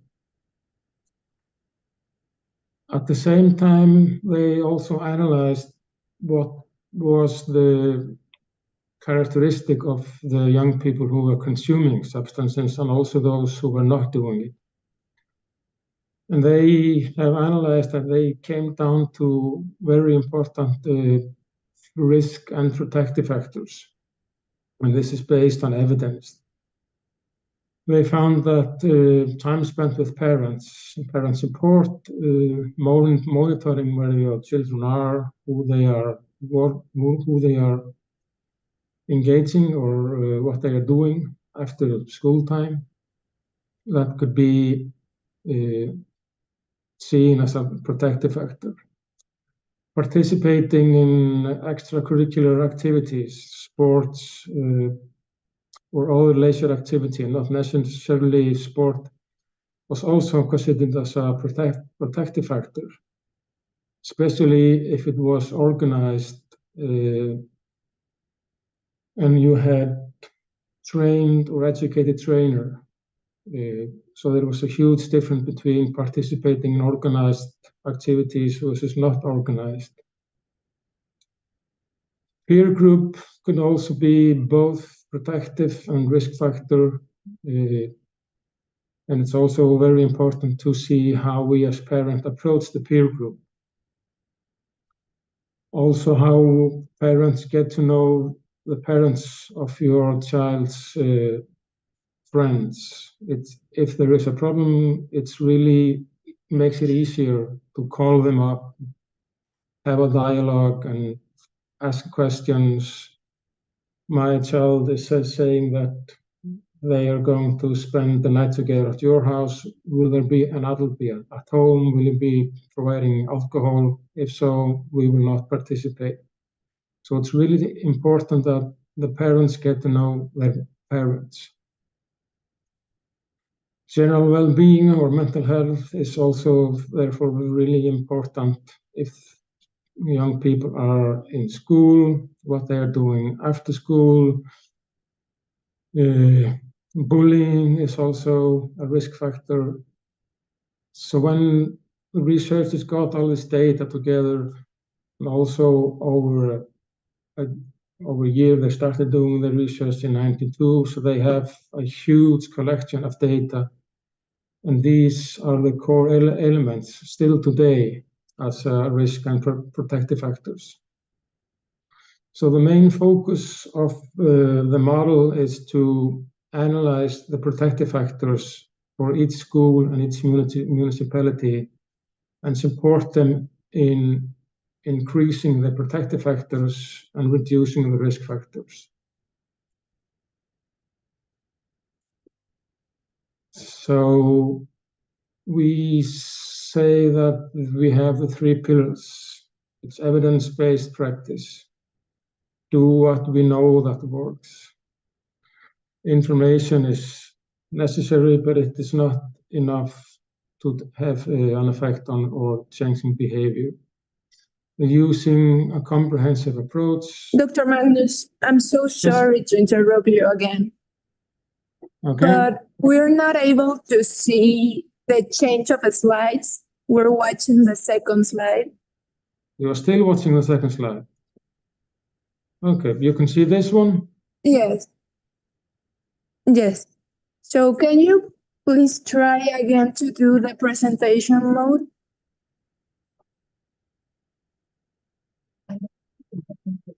Let me just start by...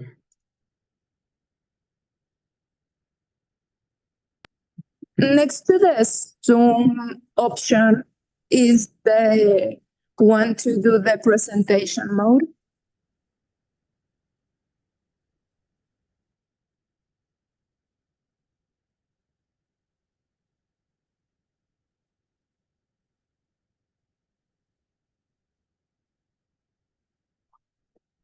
Can you see it now?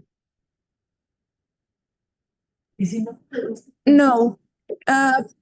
If not, you can do it in the slide mode. Because if you have the presentation mode and you change it, we can, oh, there it is. Okay. Yes, thank you. Thank you, no problem. So there you can see the risk and the protective factors. Sorry for that. And I can also share you the presentation afterwards so you can distribute it. So as I was getting to the evidence-based, use the data, introduce the data to the local authorities, to the schools, and also really important, introduce it to the parents. Have this comprehensive approach, use all the local experts you have, school nurses, social workers, police if necessary, and really important also to create and maintain a dialogue among policymakers, practice, and researchers. We have had really good cooperation with school nurses in all our schools. They have special or time in every classes. We have helped them to make lessons for each class.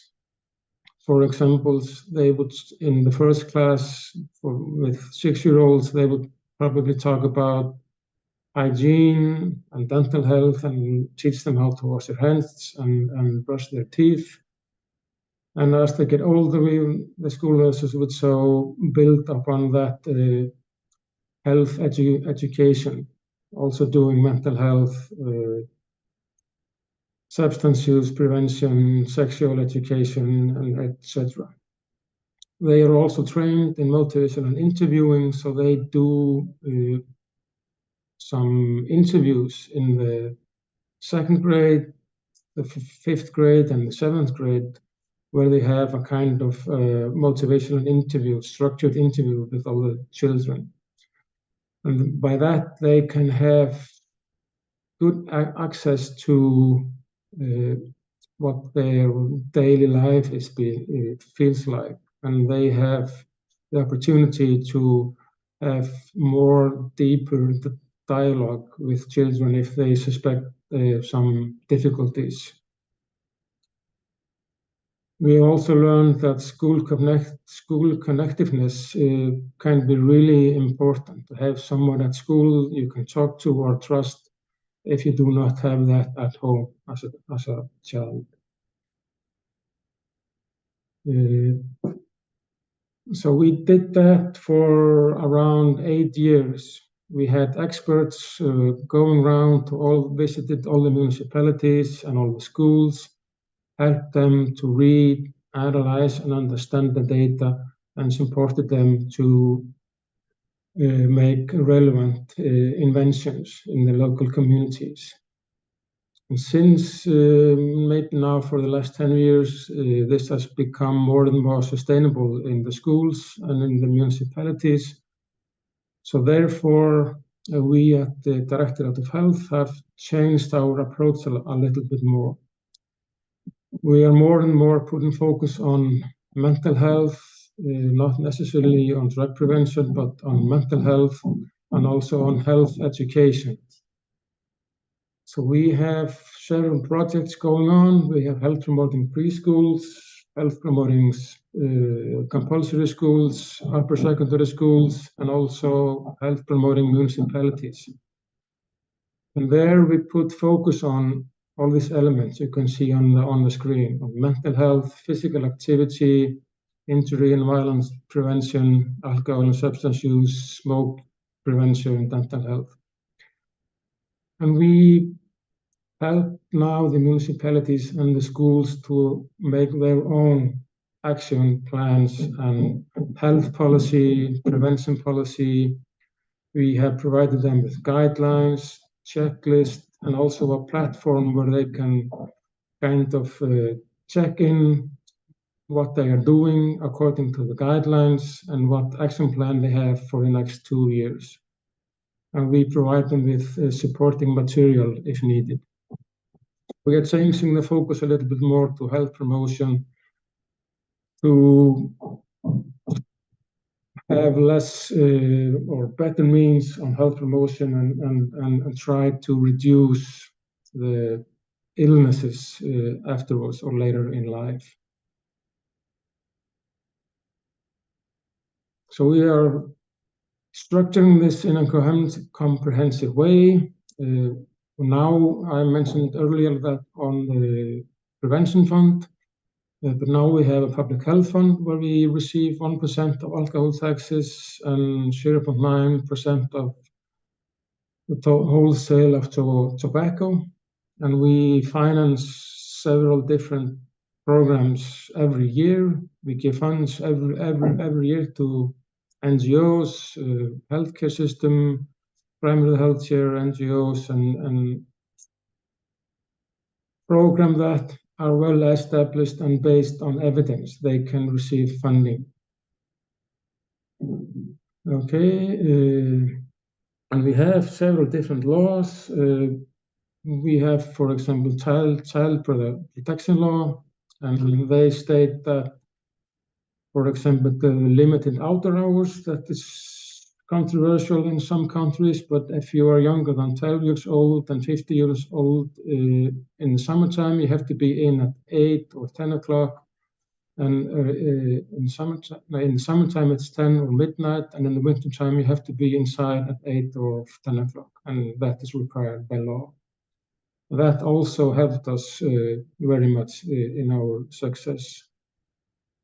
We have state monopoly on alcohol and high age limit. It's 20 years of age for purchasing alcohol. So framework on policies and legislation is also really important to achieve. So our guiding principle in the health promotion work is active participation of all stakeholders,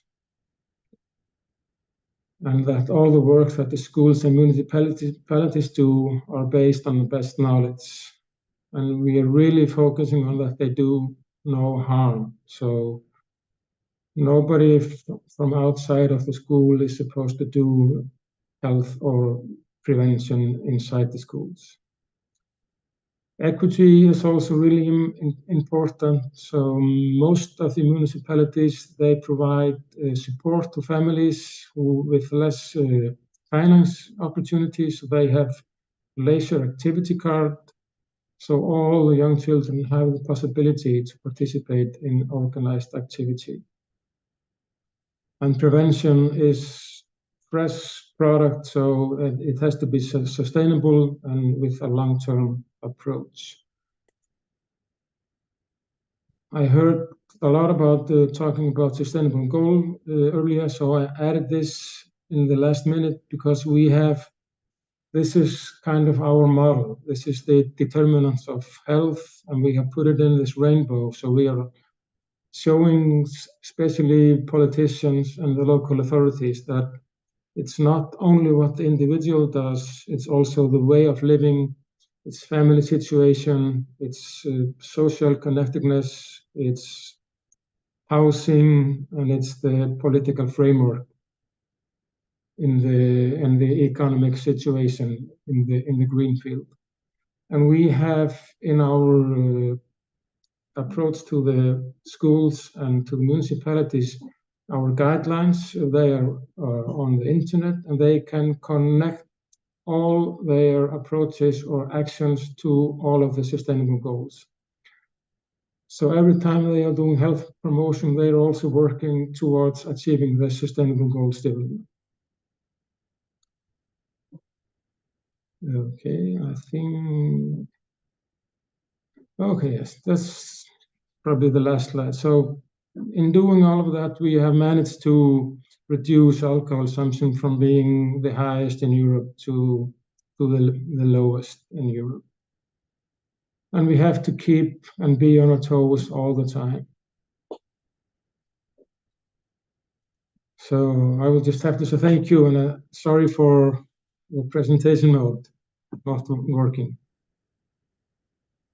Okay, we really appreciate your participation in this panel, Dr. Magnus, since it has allowed us to learn about a very successful model in your country, which has managed to reduce the consumption of alcohol and other substances in the group of young people to historic levels, and has allowed you to have different options that allow them to get away from the path of drugs and to have better development and social participation. So thank you so much for your participation. And let me ask you a couple of questions, please. Taking into account that a few years ago, the consumption of alcohol and other substances increased considerably in Iceland, what do you think were the triggers for the greater consumption? Excuse me, could you repeat the beginning of the question? What do you think were the triggers for their greater consumption in youth? For the increase or the decrease? For the increase a few years ago. Yeah, okay. I think that it was socially accepted for young people. It was part of growing up. So we even had in the confirmation, people were invited to have drinks and smoking. So it's a kind of, it was a drinking culture, and it was socially accepted to young people to drink. It was part of growing up and trying to find your inner self and try the barriers. And also that adults were not maybe quite aware of the harm that alcohol could cause, especially young people in the development stages. Okay, another question, Dr. Magnus. Do you consider that any of the policies established in Iceland to control the consumption of alcohol and other substances could be extrapolated to Latin American countries? Yes, I think that it could be. We have had sometimes been in the Latin countries, and especially talking about the limited outdoor hours that many people talk about as a curfew. But it was actually pushed forward by parents because it was a tool for them to help them to keep their children home.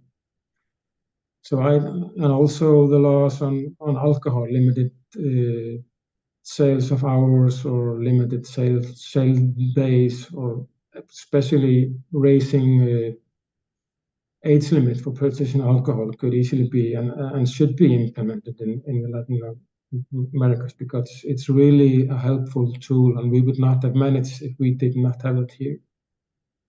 As an example, I can say that in those years we had few monopolies and we had limited opening our hours, but it was easier then for young people to ask an adult to buy alcohol for them. Now when we have over the counter and we have gone from 10 monopolies to 54, young people say that it's more difficult for them to purchase alcohol because of the attitude of the adults who don't want to buy for them. So I think monopoly, or at least raising the age limit, could be very helpful for you. Thank you very much for your excellent answer, Dr. Magnus, and for your participation in this panel. Thank you.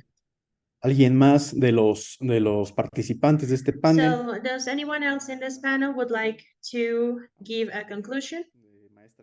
Even brief, Mrs. Catherine Cedillo?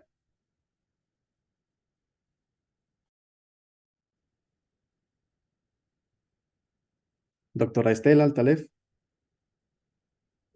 Yo solo querría destacar. I just would like to say that evidently we must have an integral overview covering all the phases of life with the resources and the strategies corresponding to each one of them. And also to say what they mentioned about young people and the short participation of men, because that is being repeated with senior people. And that answer, which is automatic about how are you? And when you answer, okay, that is a characteristic. We have been studying that with the senior people, because the few of them participating in these activities, when we try to see what the changes were, women really explain it well And they talk about a lot of dimensions in their life where they had changes, and men just answer, okay. It's very hard to make them to have access in something that is distressing for them. So when we see the men living less years than women, are things that are challenges to be studied. It is very interesting how we lose the intrinsic capacities, where we are trying to find the critical items in order to reach the end of life in a good situation, but we have to find these key points. Thank you very much, Dr. Aldalev. Dr. Cedillo? Yes, undoubtedly. This is essential. An integral overview, and to add the efforts from all the fields, and to consider as a priority of mental health, because in fact, it's the engine that allows us to work in our daily life and to be more sensitive, because the emotional part is essential in our body. These are the answers of our body. To be able to contact ourselves and to contact other people to generate new strategies about how to solve, how to convey, how to relate in all the areas we have. Thank you very much. I could also like to remind that there are interesting experiences of senior people in the intergenerational work.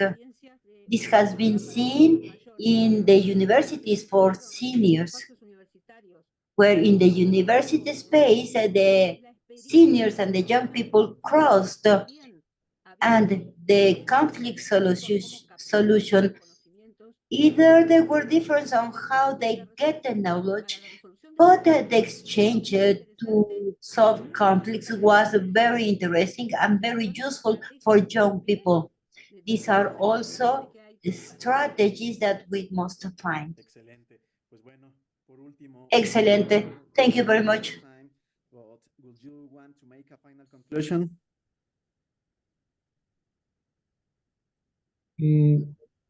Maybe I just wanted to encourage you to go on, because you don't have to, you can start small and then expand. Just like we said here, be brave and just go ahead, and don't forget that if you are doing good health promotion work with young people, you're investing in the future. Okay, So thank you very brave. much. Thank you very much. Bueno, pues con estas últimas conclusiones. Okay, with these last conclusions, we are going to close this last panel. I think we spend more time that had. Thank you very much for your participation. Your experiences were so valuable, each one from your field, but working in favor of these groups in vulnerability. Thank you very much. Greetings.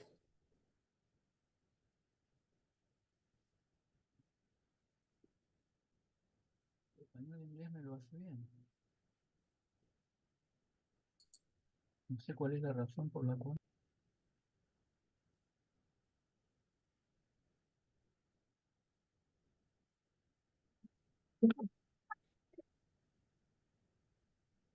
¿Listo?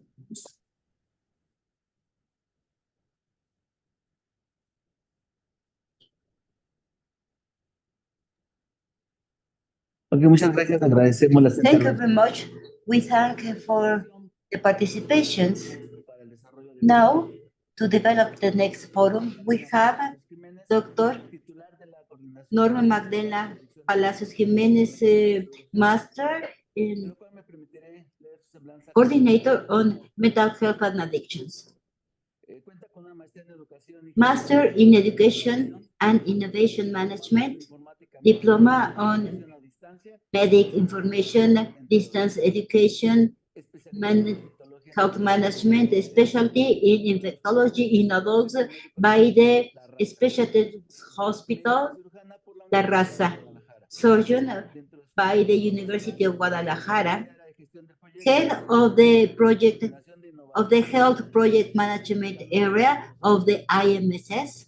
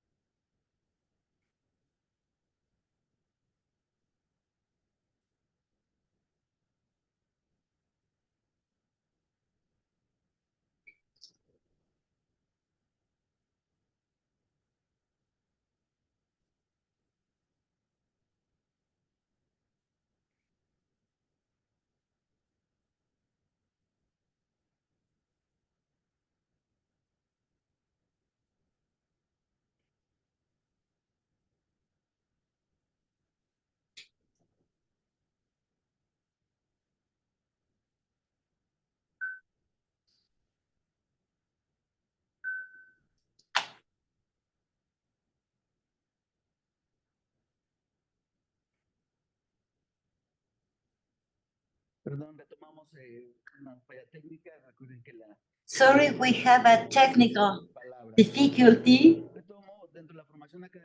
within the academic formation of Dr. Norma Magdalena Palacios Jures, Master on Innovation, Diploma on Distance Education, among others, especially on infectology in adults and internal medicine in the National Medical Center La Raza of the IMSS, and surgeon by the University of Guadalajara. Head of the Health Project Management Area in the IMSS, responsible for coordinating and promoting the integral program of mental health in the IMSS, member of the Health Sectorial Command Mental Health, head of the Education Coordination in the MISSS, and head of the Area Division on Innovation Education at the MSSS. And you're welcome, Doctor. Thank you very much. Have you all good day? Thank you very much. To continue with our program, now we have the honor of combining this panel that will be so interesting, because what we are interested in is to perform what we are doing at this intersector area to have human resources that are specialized and non-specialized in addictions and mental health. First, I'm introducing Jorge Julio González Olvera, that will be starting the presentation. Currently, he is the director on mental health at the CONASAMA. Let me share you some important things about him. He is a psychiatrist, he's a medic science master, he's a science doctor from UNAM. He had performed in different titles in his life, research on medical sciences in the high specialty at the health hospitals, clinical research in the National Institute of Psychiatry, Ramón de las Fuentes Muñiz, investigator on medical sciences, and currently director at CONASAMA. So, Jorge Julio, we give you the microphone. Go ahead again. Thank you very much, Doctor. Thank you very much, everybody. Greetings to all the organizers. I just want to be sure that you are listening to me well, and if you can see the screen. Yes, everything is fine. Okay, yes, in fact, I think that this is a very interesting topic that has moved all of us, because with this enormous gap that we have in the Americas and of course in our country regarding mental health care, we know that according to the HMO, they have described this gap in the care, and that it is huge, about 70%. And this represents a challenge, a very important challenge for this new proposal and for this administration. Since we arrived, we found a difficulty because, as you know, the distribution of resources was focused on hospital care, on all models. And from CONASAMA, we started to ask since the very beginning, how can we face this situation? We started a program, a plan called Training Master Plan for Mental Health, representing an integral effort and multidisciplinary to strengthen the skills of the specialized and non-specialized doctors in mental health. Of course, in order to answer to the growing needs in all these health and mental health environment, intensifying the capability of penetration regarding updating and based on scientific facts, proven ones. And in the current context at global and regional level, as you know, Mexico, as many other countries in Latin America and in the world, we have a huge challenges regarding availability and distribution of human resources and materials. We have a need to improve the health services for the people.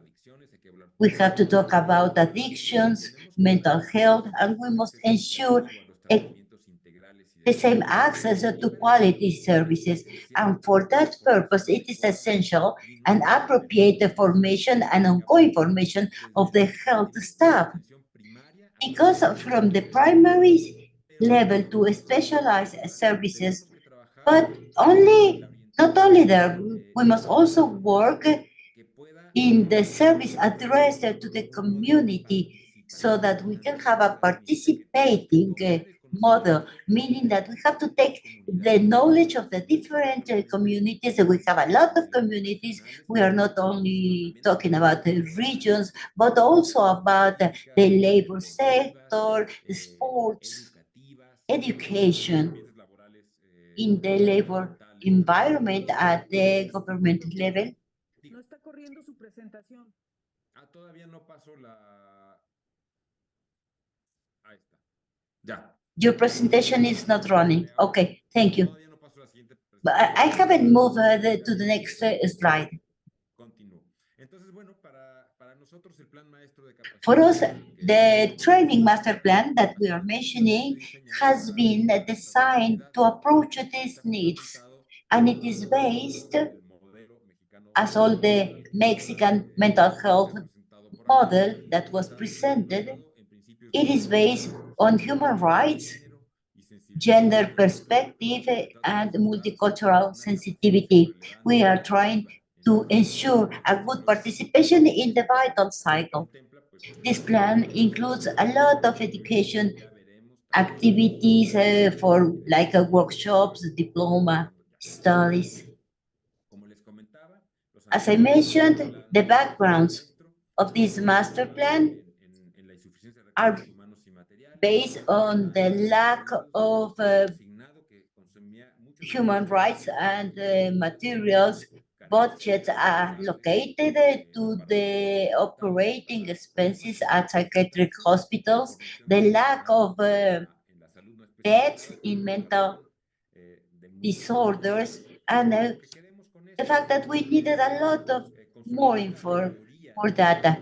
So we wanted to consolidate the regulation in the mental health and addictions In this model, with a community approach, of course, we need to expand the services and the access to mental health and addictions system, especially in the areas with more limited resources, and of course, to ensure equitable access of population to the integral services of mental health that is based on promoting awareness about the mental health, about the processes and problems associated to substances consumption in the community, always reducing the stigma associated to this problem, always saying that the social exclusion is one of the triggers that worsens the conditions not only in mental health, but also in the access to mental health. But we are also interested in promoting research and development of new strategies and techniques in the field of mental health in order to improve constantly the quality. And of course, this plan has been legally based. The Mexican United States political constitution, the general law on health, the national plan on development, the sectorial program, and finally the Mexican model on mental health and addictions, which is this new model aimed toward reinforces the primary attention. It's worth mentioning that it includes not only the formal care, but also the informal one, as part of a strategy to spread knowledge and to generate a change facing mental health. As we heard from Dr. Snorvikov, the stigma becomes not only in a generator of problems, but in an actual barrier in the access to health, and we have to work on that. And of course, based on protection of mental health, as well as the treatment. We have mentioned the goal was to strengthen the training mechanisms and spreading the word. It is important that we all have a congruent speech approaching these problems that resulted in inequity in access, inequity in social justice, in the prevention of mental disorders, in the prevention of problems associated to substances abuse, and to get attitudes toward the well-being.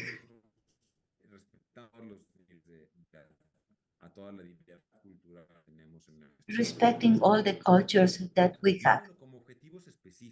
And as a specific goal, it is very important the idea first to unify, design, and spread the application of contents in courses and training programs. The idea is not to talk in an isolated way, that we do not have it articulated from prevention on the daily life,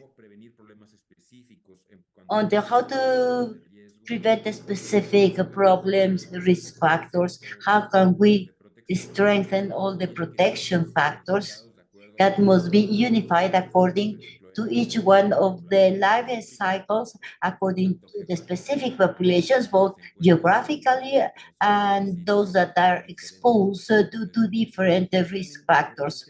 It is also important to train according to the environment and the sector. The intention is to detect the specific needs of each community, to design psychosocial actions that are specific for each case, but always with the human rights approach and multiculturality. It is important also to do the follow-up and updating assessment of the management process. We must have a standard in the process, both for the detection of needs, the design of content, and also how to implement each training element by ongoing training, specialization, workshops for the general population and for the non-specialized population. Also, to make access easy, to have the information about mental health everywhere, to have a clear information so that it can reach effectively to the general population and not only to the doctors and paramedics. It is also important that all the management staff in the government have this knowledge about how to take care of the mental health and also the reasons. It is also important to manage resources allowing accompaniment, orientation, advice, and feedback, as well as the distance interaction with the different populations. That's why we have been looking for elements that are essential, tools, for example, distance, education, mentoring, and the organization of different resources, not intersectorial, but sectorially too. And of course, we must make more professionals in the 3 levels of attention in order to make more agile all the detection, diagnosis, follow-up, and processes, and of course to have information that is useful for the development of the research responding to the urgent needs in our country. We are being supported by the general management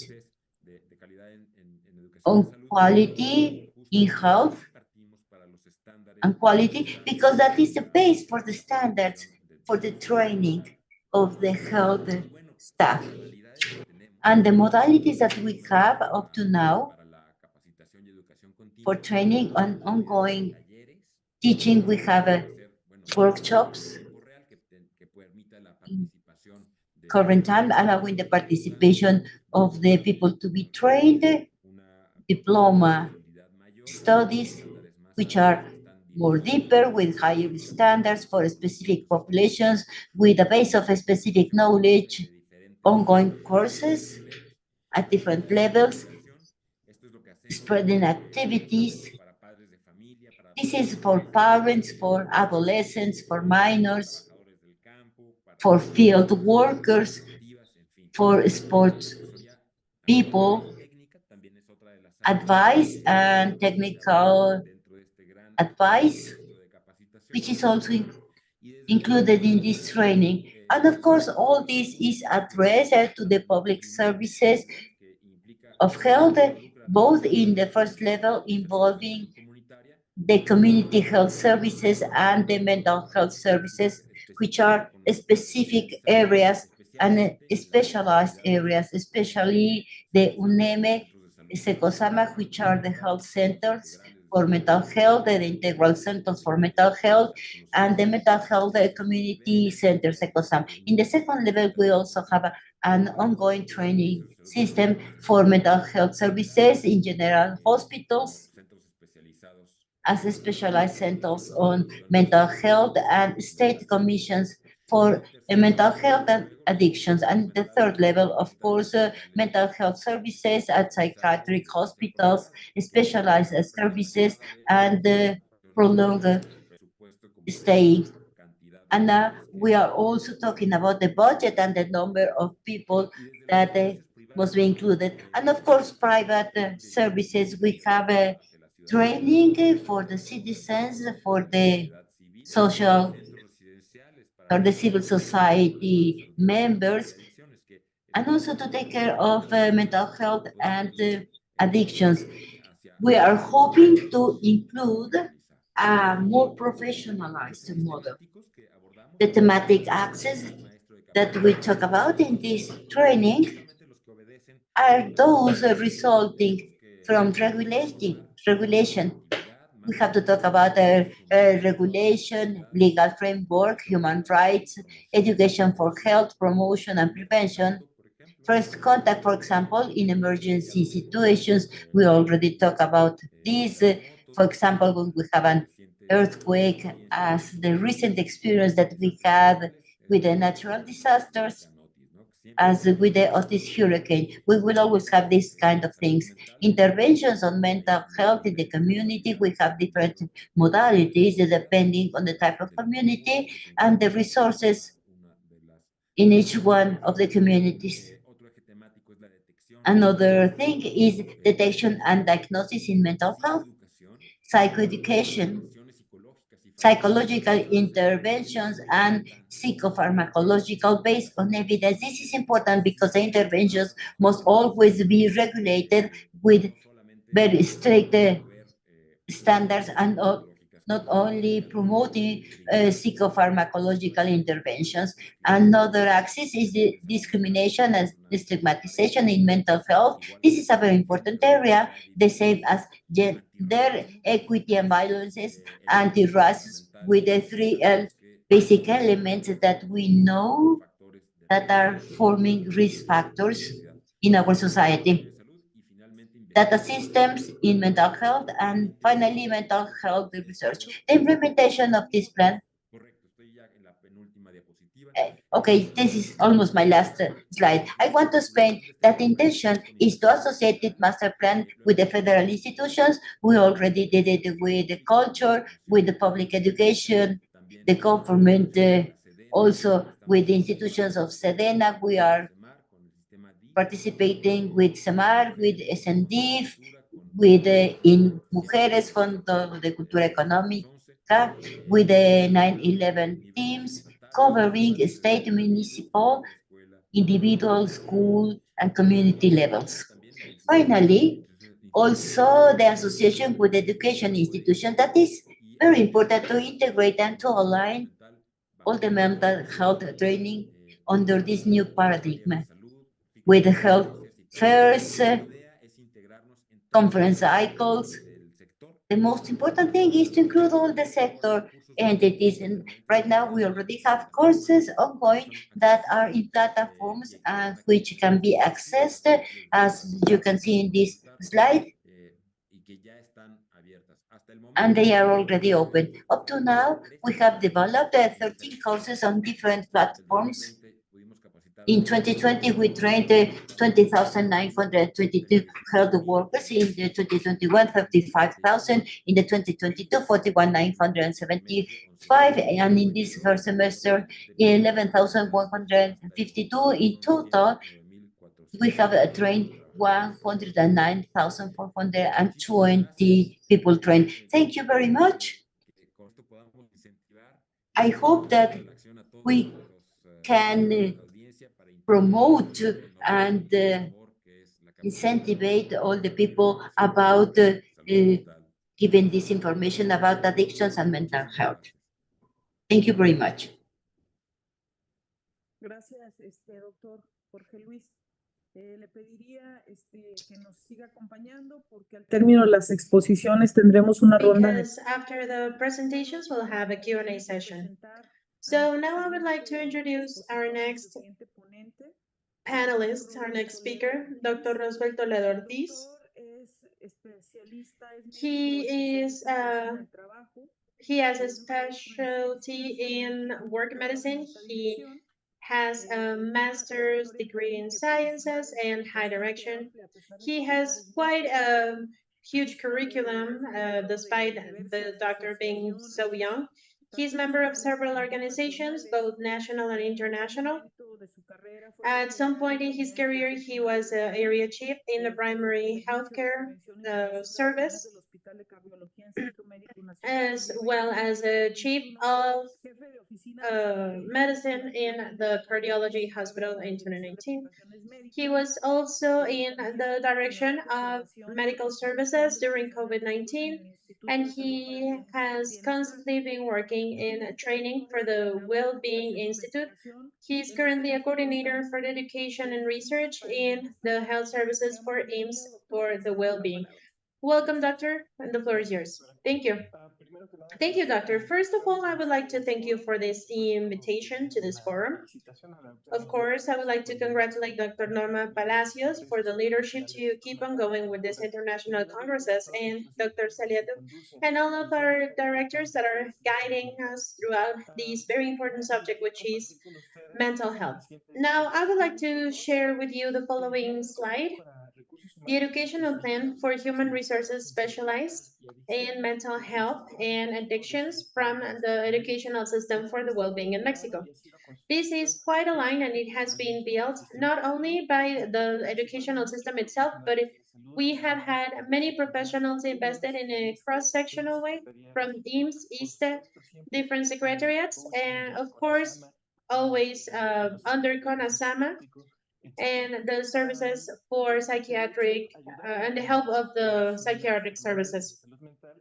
It has been implemented in the permanent forums of mental health and the different services that we have in this institution.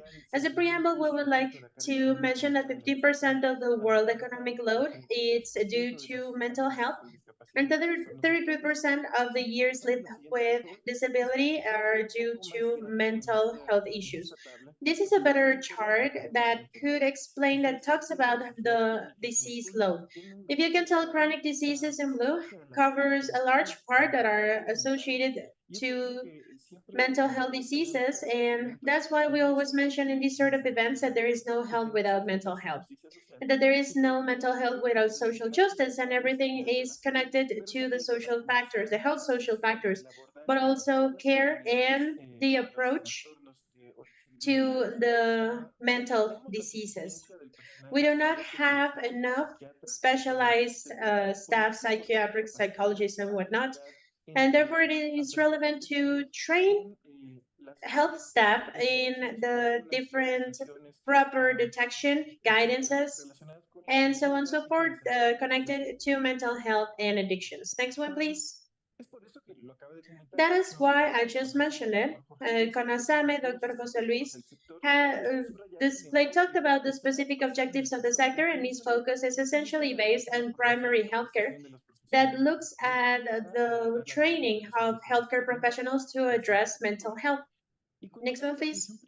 And when we talk about primary healthcare, it is important to mention that this entire concept is not exclusive of the first level of care. Primary care is, but primary mental health care, the one that you see to the right, is the best definition that we find in terms of public health. It is a strategy of organization and operation of the health system as a whole.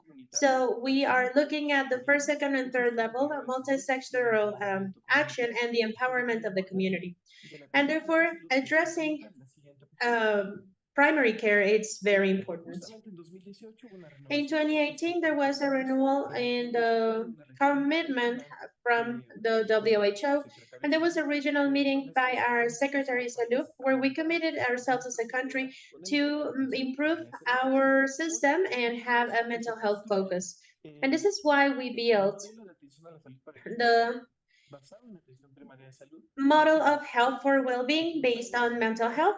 It has been implemented for a year now, but it's based in this concept frame that indeed considers chronic disease, priority chronic disease, and amongst them, mental health.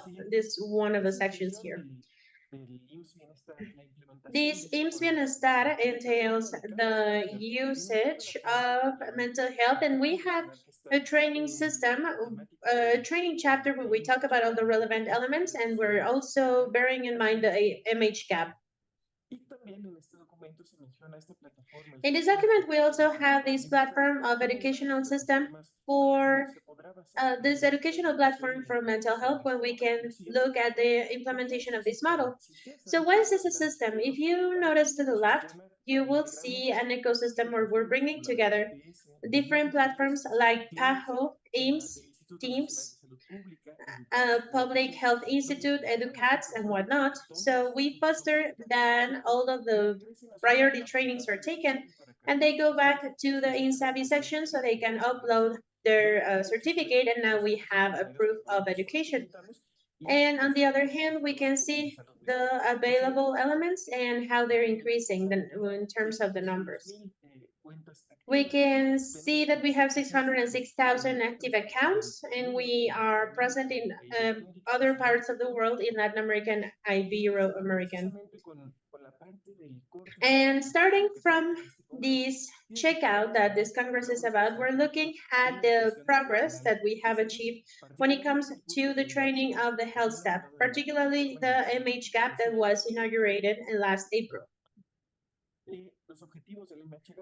And the targets of MH-GAP were already mentioned in other sessions, so we're going to leave them on the screen. The great about these recorded sessions is that you can pause this and review calmly the elements that we make reference to. So next one, please.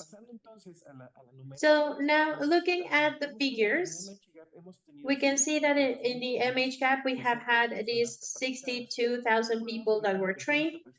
And we are displaying this because we say there's trained people because they took training. When we're talking about training events, a person can take several sessions, and therefore the way we're measuring this is based off the training sessions given.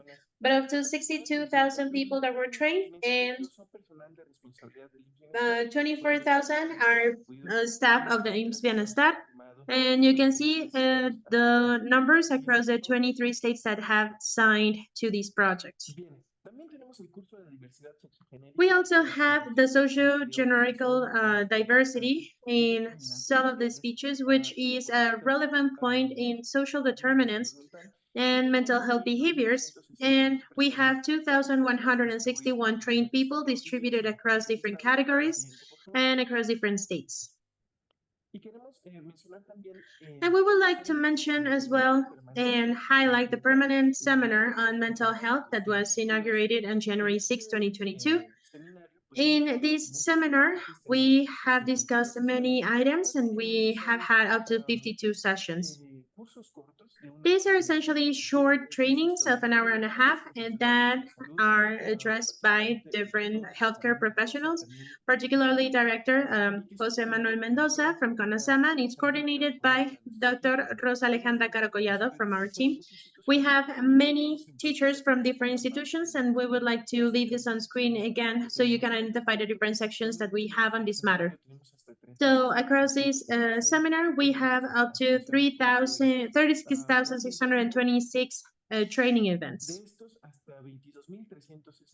Out of these, up to 22,363, 61% has been received by the IMSS Bienestar. But I'd like to highlight the categories. It's not only about general medication, but also psychology, social workers, and nutrition, because that is a point. It's not only about us not having, we won't stop at us not having enough mental health specialists, but these trainings are open to the staff of all categories across different health institutions, so you can benefit from them and you can benefit the people that you're caring for. Next one, please. I asked Dr. Cano to show a mosaic of the different sessions that we have in the platform that you get to have access to. We're going to pause here again. These are the other sessions that we have. Next one. And these are within the 52 sessions. These are only the sessions of mental health, and we have a gender identity model, which is also relevant. Now, from CONASAMA, we have a support in the National Strategy on Addiction Prevention.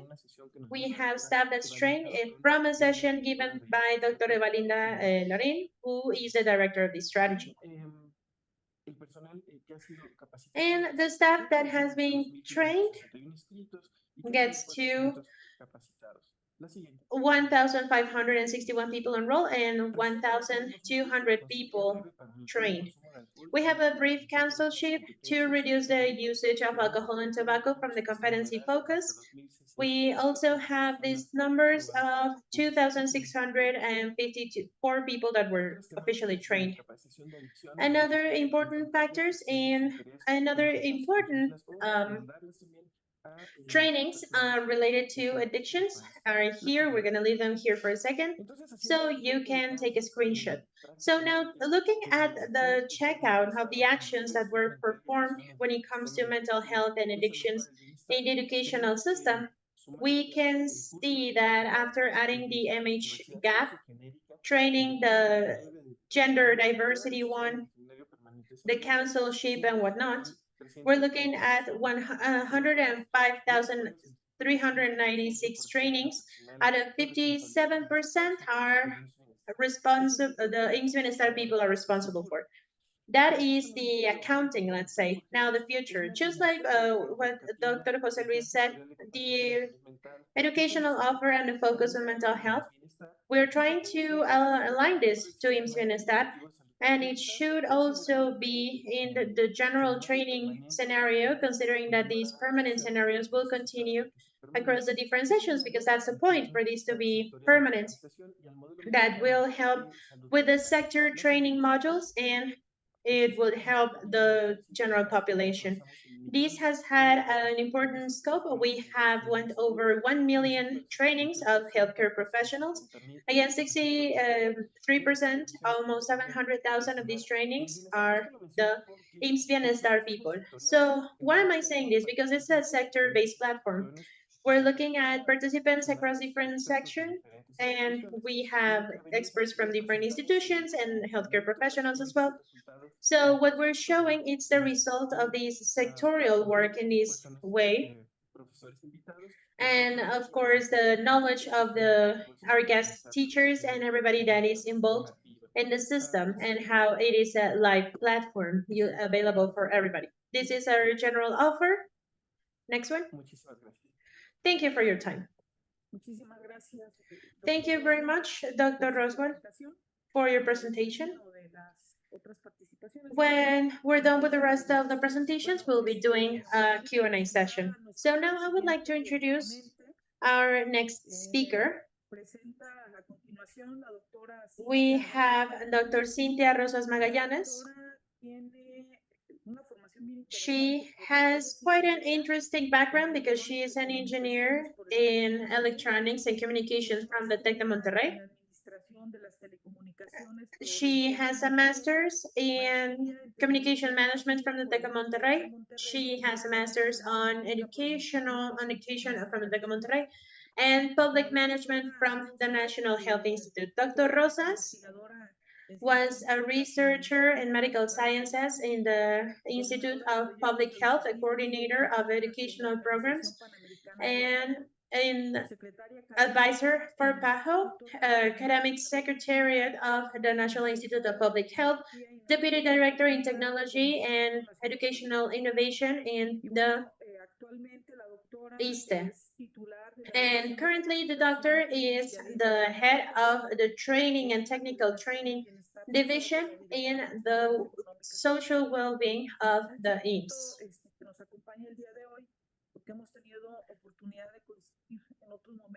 I am very excited to be with her today because we have had the chance of working with her. Welcome, Cynthia. Thank you, Norma, and thank you for the invitation. It is a true honor for me to be here with such amazing panelists. And I know that the time is scarce, so I'm going to start my presentation. Las estrategias que hemos hecho de capacitación masiva a través de CLIMS en el tema de salud mental, y me voy a focalizar en el tema de salud mental y adicciones. Entonces, un poco, bueno, algunos de ustedes ya conocen CLIMS, pero les doy datos generales. Bueno, CLIMS se hizo en el año 2019, se estuvo haciendo la producción de CLIMS y, digamos, y la puesta en marcha de la plataforma, y realmente empezamos a subir los primeros cursos en el 2020. We started to upload the trainings in the 2020 before the pandemic. It is aimed toward favoring alphabetization of health in Mexican population. Right now we have 10.7 million registered people in the platform, 22 million inscriptions. There are several people that take more than one course, we have a terminal efficiency of 77%. We have more than 16.8 downloaded diplomas, and we always see the rating. So in average, we have a 30% of gaining in competencies. Regarding mental health, since the 2020, we started to do the first courses. With CONASAMA, we did the mental health care institutions of emergency to support the COVID, and this course is still open. You can take it. We have more than 700,000 inscriptions with a 52 termination rate. We also made other two courses. This is psychosocial well-being in labor environment and the new normality that was made with labor health with more than 176,000 inscriptions with a termination of 82%.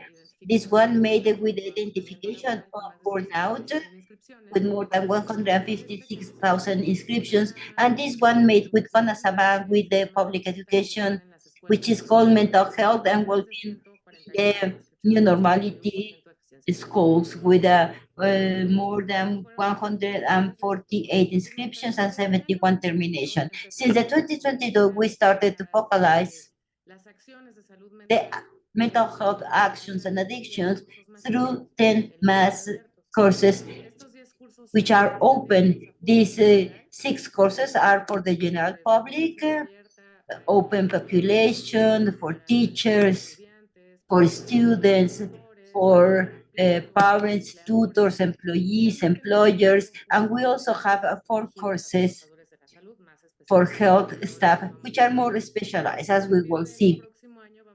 Starting next year, we'll have a new 13 courses on these topics, and in these courses that are focused to mental health and addictions, we have 104 inscriptions with a termination of 61%. We have been providing these courses for 1 year and 4 months, and they are updated. Which are these 6 courses for the general public? We have this one for tools for family parents, addictions and prevention. This one, addictions and repercussions in the labor environment for workers. This one, let's talk about the consumption of psychoactive substances for adolescents. And this one for employers, consumption of psychoactive substances and repercussions in the labor environment. This one that is for general public, and this one factors of risk in addictions and the school misbehavior. Let's see the data. As Roosevelt said, afterwards you can pause the presentation to read the purpose of each courses. Out of these 6 courses addressed to general population, we have a total of 94,093 up to yesterday, and these are the interesting data. The first column that is addressed for employees, we have a 63 termination and a 41% gain in competencies. In general, we are seeing that people is really learning. We have 17,000 people subscribed. In this other one, we have 26,000 people subscribed, 61 terminal efficiency, and 27% gain of competencies. If we have a gain of over 10%, it is a work course. This gain in competencies is very positive, and in this type of platforms, and Roosevelt wouldn't allow me to lie, in the mass platforms with no tutorship, the terminal efficiency is not above 30%. So we also have a good terminal efficiency. This one about misbehavior and cyber abuse for parents, tutors, and students with almost 17,000, with a terminal efficiency 60% and gain of competencies 24%. This course for employers.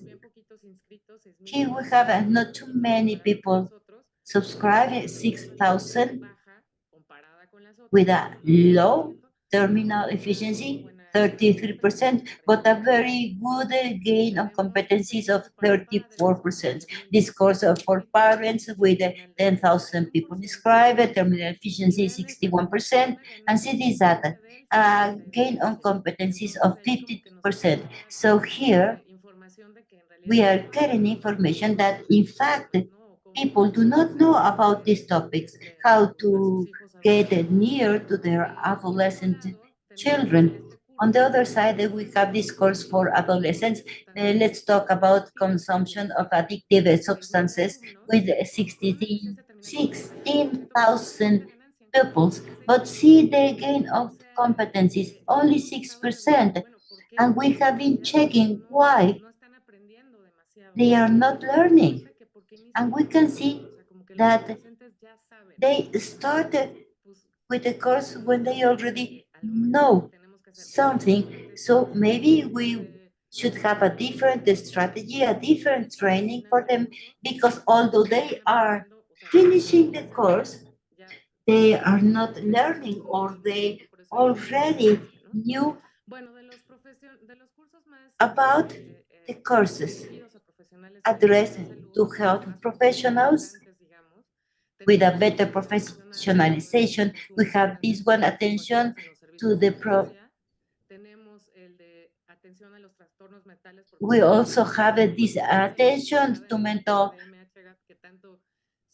disorders, about the strategy of MH gap. This mental health course for everybody based on the MAH gap community of the PAHO, and this course for health professionals called the spaces free of consumption. In these 4 courses, we have more than 122,000 people, 48 in this course, MH gap with a terminal efficiency 68% and a 37% gain competencies.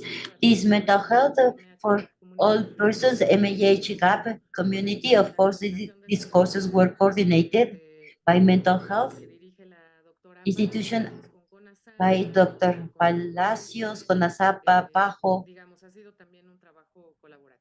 It was a work made in collaboration. Well, this course of mental health based on MH gap community is the course with more students. It's out of this series of courses with 54,000 students. Terminal efficiency 60 and gain 30%. We also have a course, attention of problems due to consumption of substances in emergencies. 10,000 students, 36%, terminal efficiency 22%, competencies gain, free spaces of addictions, 8,000 people, terminal efficiency 44, and a very small gain. I only have 2 minutes more. Let me show you some data out of the information that we already have from these 10 courses and the other courses that we have available for you to have an idea. Here we have the purposes, competencies, and here we can see who are our students.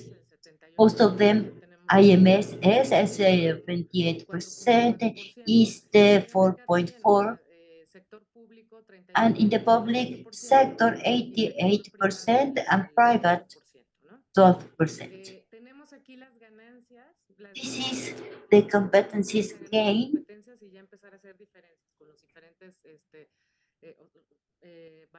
And here we started to make a comparison versus others. In the public institutions, gain 38%, higher than private institutions. the gain by sector, so that you may come back to check again all this data. And we can do a lot more with this information. This is a logistic regression model, the social demographic aspects associated to the determination of the course. Just the first example. For example, IMSS. This is the importance.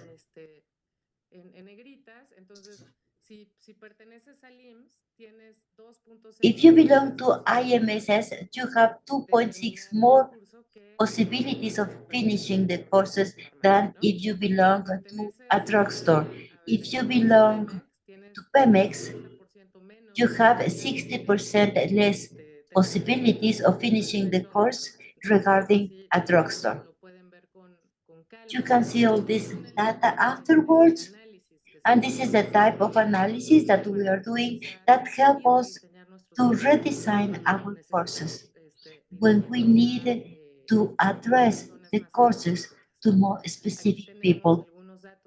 Here we have some data about the MH community course purposes, objectives.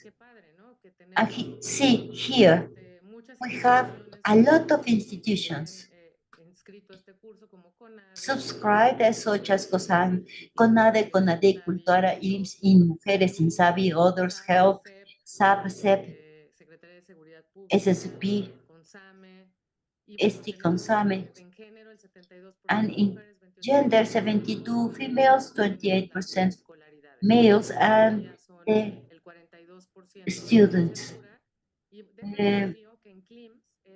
In CLIMS, 70% of these 0.7 million students do not have high school students. So this is very important. Here we can see the competencies gains by institution. The competency gains, it's according to to a T-student test. CONADE has a 40% gain, CONADIC 25, culture 33, IMSS 28, in Mujeres 43. They are the ones with the higher gain. In INSABI 39, others 20, Healt 31, SAP 32, CEP 29, Public Safety Ministry 32, and in INSABI 33. Reflections.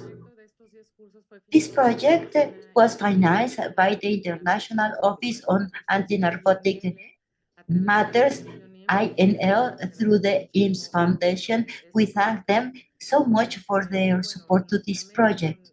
Our goal with INL was to reach 100,000, but we duplicated the goal. We know that we still have opportunity areas in the IMSS platform, and this approach to the data suggests that this education strategy is effective in terms of competencies development, because what we want is people to learn. And the terminal efficiency is higher than that reported in this kind of platforms, because in the other platforms, it is not higher than 30%. And we are suggesting to make research about the impact of the courses. If after this strategy we see a reduction in the demand, because sometimes the research has a higher cost than the intervention, but it is worth doing them. This is our webpage. Please take a look, and of course, all of you are invited to participate in these 13 new courses. Of course, we are going to be sending the speakers the call so that you can be part of the experts group, hoping it to be a success. Thank you very much. This is my email address. Gracias, Cintia. Muchas gracias. Bien, thank you, Cynthia.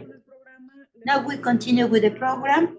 Now let's give the microphone to Dr. Martinez Cabrera. He is a specialist on psychiatry, high specialty, on psychology. Currently, he is the head on psychological and human communication at the School of Medicine in the UNAM. Currently, he is the director of the specialist clinic on neurosurgery. Thank you very much. Be welcome.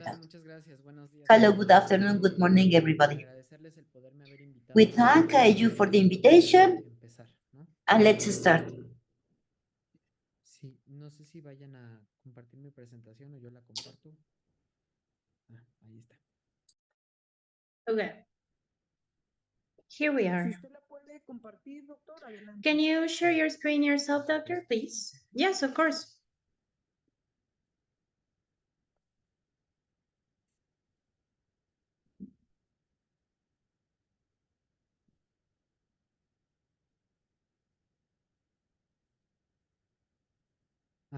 Ya está, perfecto. I think we're good. Okay, great. So then again, thank you. Let's talk a little bit about what we have been doing at the ISSSTE, mainly in this educational plan for the training of human resources, which is part of this sector-based plan. Next one, please. Well, to talk a little bit about the background when it comes to the gaps in mental health care, we know that this is a type of issues that will mainly cause the lost years by disability. And despite us knowing and being very aware of this, we have seen the historic deficiency on these sort of diseases and issues. We understand what are the different causes, starting from the fragmented elements, the lack of backup, the lack of enough human resources, the delay in diagnosis that we believe it's one of the most important elements. And this is why we're bringing to the table being able to work on these strategies. And there's also a lack of research on these issues. Next one, please.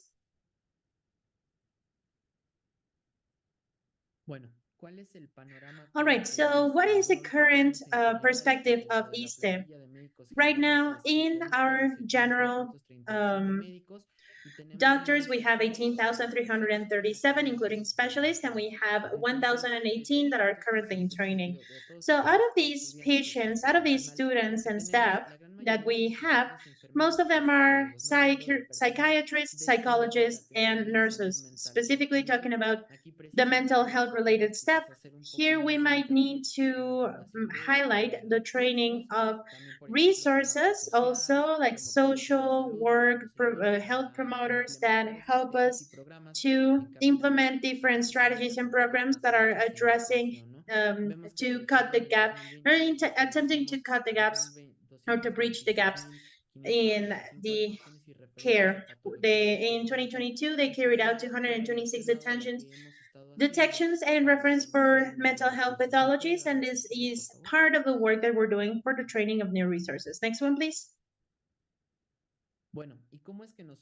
So how are we going to implement or solve this gap when it comes to training, starting by the training of non-specialized trainees? We started in 2021 with the implementation of a guide number 20 of Purple Code for the attention of emergencies related to mental health. After that, we carried out the implementation of beds allocated for the care of these sort of patients. We currently have 140 beds all across the country. And in 2022, we opened two hospitalization, medium-term hospitalization units. We have the General Tláhuac Hospital, the Matilde Joya La Fragua, that has several beds that can be used for the patient care. And recently, they opened a psychiatry section in the Hospital Fierro, which also addresses or provides care for patients in this situation. Next one. Now, when we're talking about the training of specialized staff, since 2021, we opened two areas in these general hospitals that are specifically to address the training of specialized doctors for the training in psychiatry, liaison psychiatry, or general hospital psychiatry. Likewise, we have seen an increase in the rotation and the clinical fields. For instance, here in this clinic, we have residents from every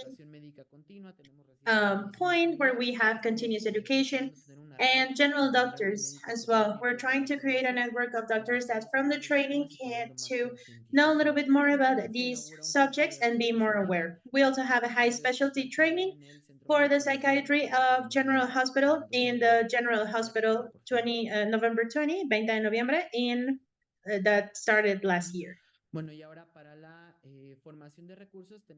Now, when it comes for the training of resources, we have the virtual platform of ISSSTE, where we carry out different trainings across the year for medical and non-medical staff, specialized and non-specialized staff, for addressing mental health issues based on the level of attention. So the level of care. For instance, in 2020, we started with the MH gap for non-specialized staff, and we have currently 2 sessions a year in January and July. And we also have other training programs. In this case, we have mentorships in mental health, psychopharmacology, prevention, suicide prevention. Next one, please. We also have record of being able to address over 2,000 people for the continuous training of these people. I could mention a few, like programs for suicide prevention, psychopharmacology for general doctors, programs for palliative care that we're also working on. So we have this global perspective, some updated programs on brief psychotherapy and pharmacology. Through this online platform, this is a little bit of what we got from the pandemic and the asynchronous training. We are allowing these trainings to be accessible for people for a long time, which then allows them to have their certificates. And once we have these programs set, we can measure the impact, which is where we're aiming to work on later on. Currently, for instance, we started measuring when it came to the emergency purple code for mental health, the efficiency in care. We can see here a little bit of the experience that I can share through the integration of an efficient reference and counter-reference system. We are measuring based on indicators what is the impact that we have in the solving of the emergency pathologies. We can see that based on international standards, we have 4 hours after the identification of the patient with any sort of mental health emergency and 1 hour after they come in until we give them a proper and timely resolution or reference. And this is very important because this is where we're addressing the statistics that we have in the patient reception. We are within international standards, and this is an impact metric that we're going to start measuring. Through the training courses, we're also going to start with these continuous training to see what the impact that we have over the trainings themselves and the goals that we have. Next one, please. Thank you. That would be it.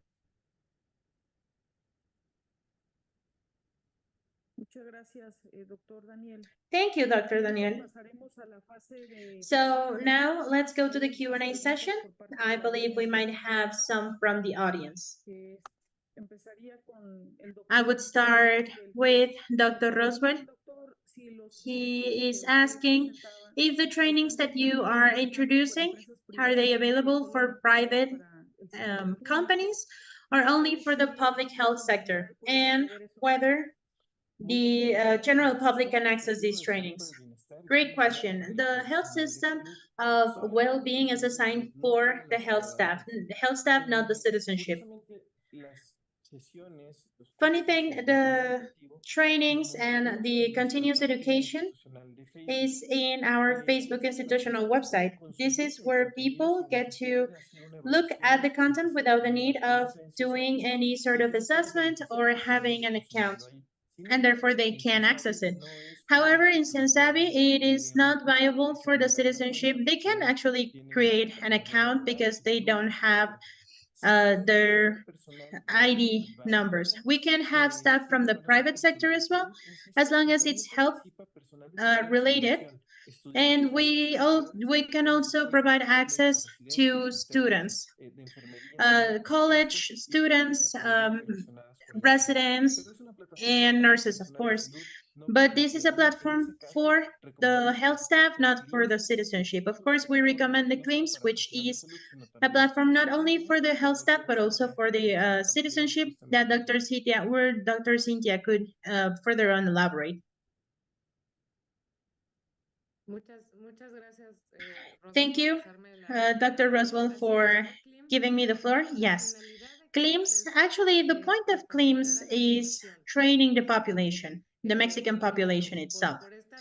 Well, due to the flexibility of this platform, we have also trained healthcare professionals.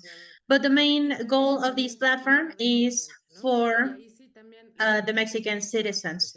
And the trainings that we have for healthcare professionals can also be taken from healthcare staff with either public or private licenses. You essentially just need an email account, and that would be enough for you to access.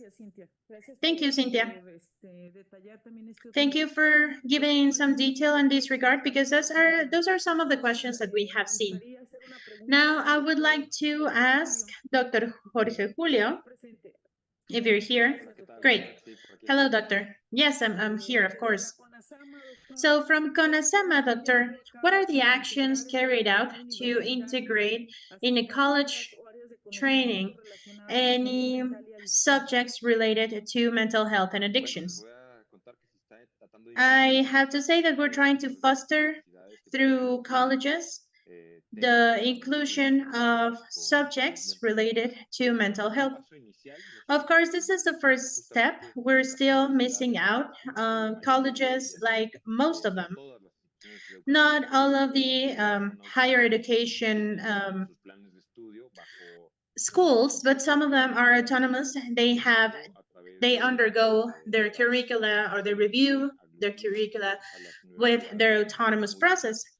But we are in collaboration with some universities like IMSS, and we are very interested in stepping forward and not leaving this line behind us, where we have to enhance the information available on mental health for the entire population, especially college population. This is a population that has the possibility of acquiring knowledge, but also reproducing it and showcasing it in all the professional areas. They're not all distributed the same way or linked the same way. So far, it is where we are, and we'll be working with the different universities across the country to try and link and set a master plan, just like the other instances within the health sector. Thank you, doctor. A question that has been repeated by the audience is about the professionalization on the psychology staff. As you know, psychology staff nowadays come from different institutions with different focuses to their training, and they are hired by health institutions. So it is a challenge for us as a sector, because when it comes to the practice, some of them have certain issues when it comes to their competency and skills. So from the institutions that we are introducing today and from the health sector, what are the actions being carried out to have a proper diagnosis on the competency level of this professional that has quite a relevant role for the interventions? I was just thinking when it comes to Acapulco, where they are having a key role before any crisis situation. And what are we doing as health institutions to, on one hand, understand the level of competency and design an educational plan or an intervention that is addressing and harmonizing this matter? That is a great question. I think that the MH GAP training, the National Strategy for Mental Health, this helps in the harmonization of many components and concepts, regardless of whether this person being specialized when it comes to psychologists, and psychiatry staff, and also non-specialized healthcare providers. So I think this is a great strategy to harmonize what we're aiming for. That's why we're implementing and developing this strategy when it comes to this training. So I think, of course, we need to work on the harmonization of the competencies of the staff, not only for psychology, but also nursing and healthcare providers in general. But this could be a good tool in the harmonization and standardization of these processes and others. Through the Secretariat in CONASAMA, you could indeed complement their training with these other trainings for mental health and addictions. And just mentioning really quick the Acapulco subject that hasn't been really touched. This is quite a phenomenon to be analyzed from the mental health perspective as well. You know that the people that suffered these damages, some of them went out and do some mugging and rioting. From our analysis, this is an outcome of the social health factors. If this phenomenon had happened in those countries where mental health and people care has a, let's say, more organized response, people might not have developed this need of violence. And this was led by the people affected from the hurricane and the health staff that had to address and provide healthcare. We realized that we had a mental health brigade in the SMART building led by Dr. Jose Khalid Mendoza. And I think this is a very important point to analyze from the social phenomena and social and healthcare, mental health elements. Okay, there is another question. I do like the answer, but I think it's very concerning, and we have heard a lot about this. When it comes to psychologists doing interventions that are essential for the conditions and the functioning of a lot of people, this is quite a relevant and important job. So this diversity in this lack of professional strength is lacking. So what should they do when they're already in practice, when they're already doing it? And the people that are subject to be intervened could be put at risk. It is very important to talk about this part as institutions. Health institutions first to have a diagnosis of the competency level of our own psychologists. I'm talking about psychologists, but it's essentially everybody that is part of this mental health side,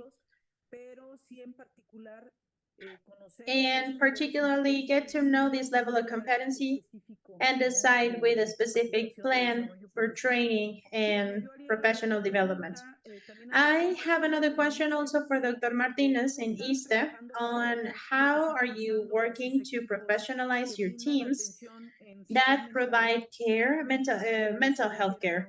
We mentioned it a little bit, but we would love to hear a bit more if you have more details, specifically when it comes to psychology. Yes. So probably through trainings like the MHGAP or other brief psychotherapy trainings, we are providing a better opportunity. So they have this training with psychotherapeutic evidence based on research. And likewise, the palliative care, it's also important to bring these to the table because we understand these are vulnerable groups that have quite many mental health issues that need to be taken care of.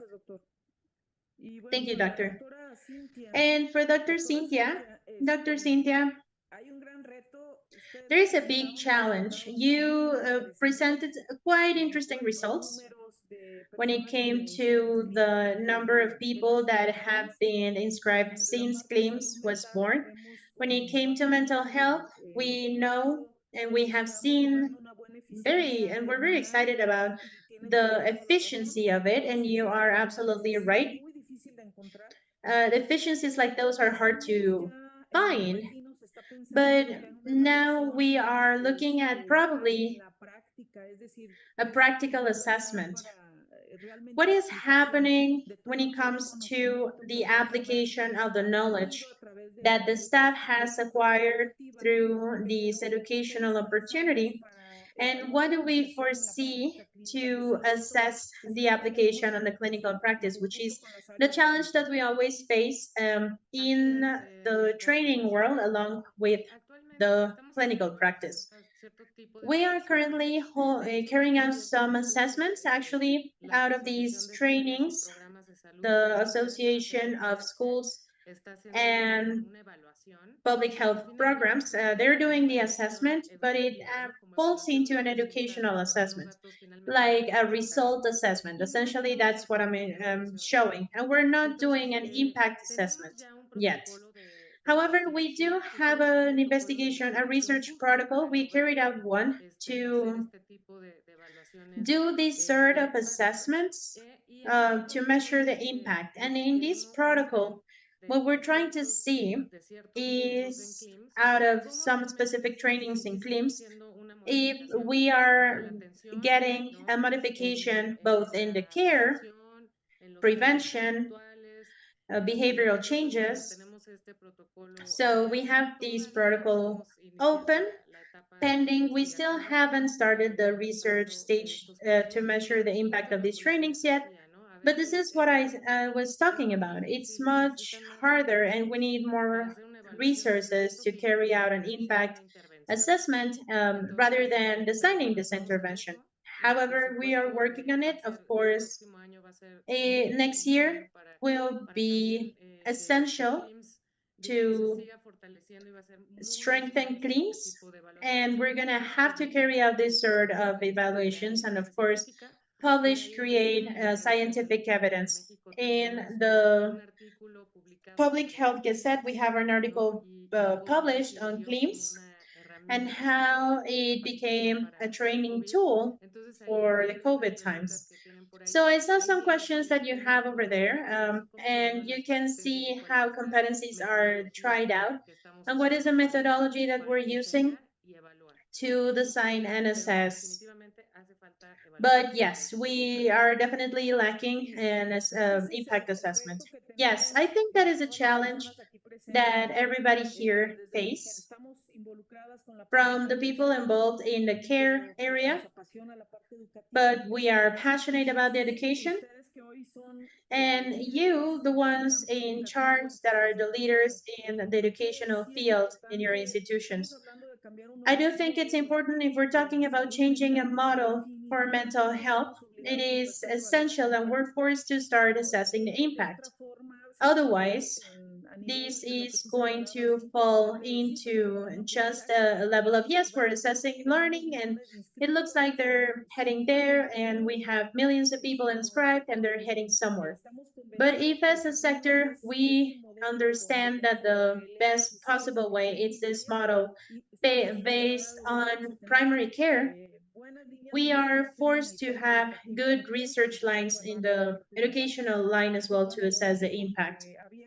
So I would like to leave this question open because I know that some people would add on to this. But if we collaborate with institutions that have been working on the educational side already, I believe we can face amazing results. Dr. Roswell said he's in, so Cynthia, you have a collaborator already. So now I would like to ask something that I found to be very interesting. And this question has been floating around. Dr. Jorge, I always change your name. Dr. Jorge Julio, have you thought about carrying out comprehensive networks for mental health education?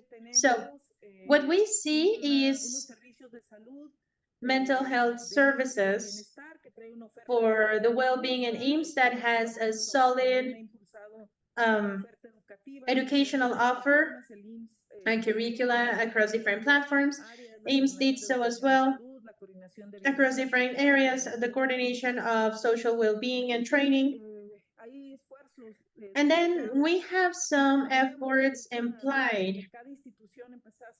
So what if every network starts prioritizing and focusing on specific needs because they're also out there? Have you thought about this when it comes to the stewardship of CONASAMA? Yes, of course. I think that the idea of the master plan is being able to bring together all of these trainings. And let me share an example with you that I think it's very important. And it's the specialist training. This is one of the many components. To date, The training profile for, let's say, psychiatry follows the same mold that it has had for years. We have psychiatrists that work in an office in an exclusively clinical context that are lacking experience of the community in both ways, interacting with the team on the field and collecting the information of the environment to make viable every proposal. This is just an example. And of course, what I'm trying to say here is that we need to come together. The idea of carrying out this mentorship with a master plan, it's indeed being able to see in a single map all of the strategies, all of the training strategies, both professional for specialized members, like not specialized members. So that would be the next level. I believe that we're just planting the seed, and I think that this forum is essential for us to continue with this. So we're working on it. Yes. I agree, Doctor. I think we have many more questions. We have 4 minutes. So there were a lot of concerns. As we were talking about it, we have more questions. I would love to share them with you, if you don't mind.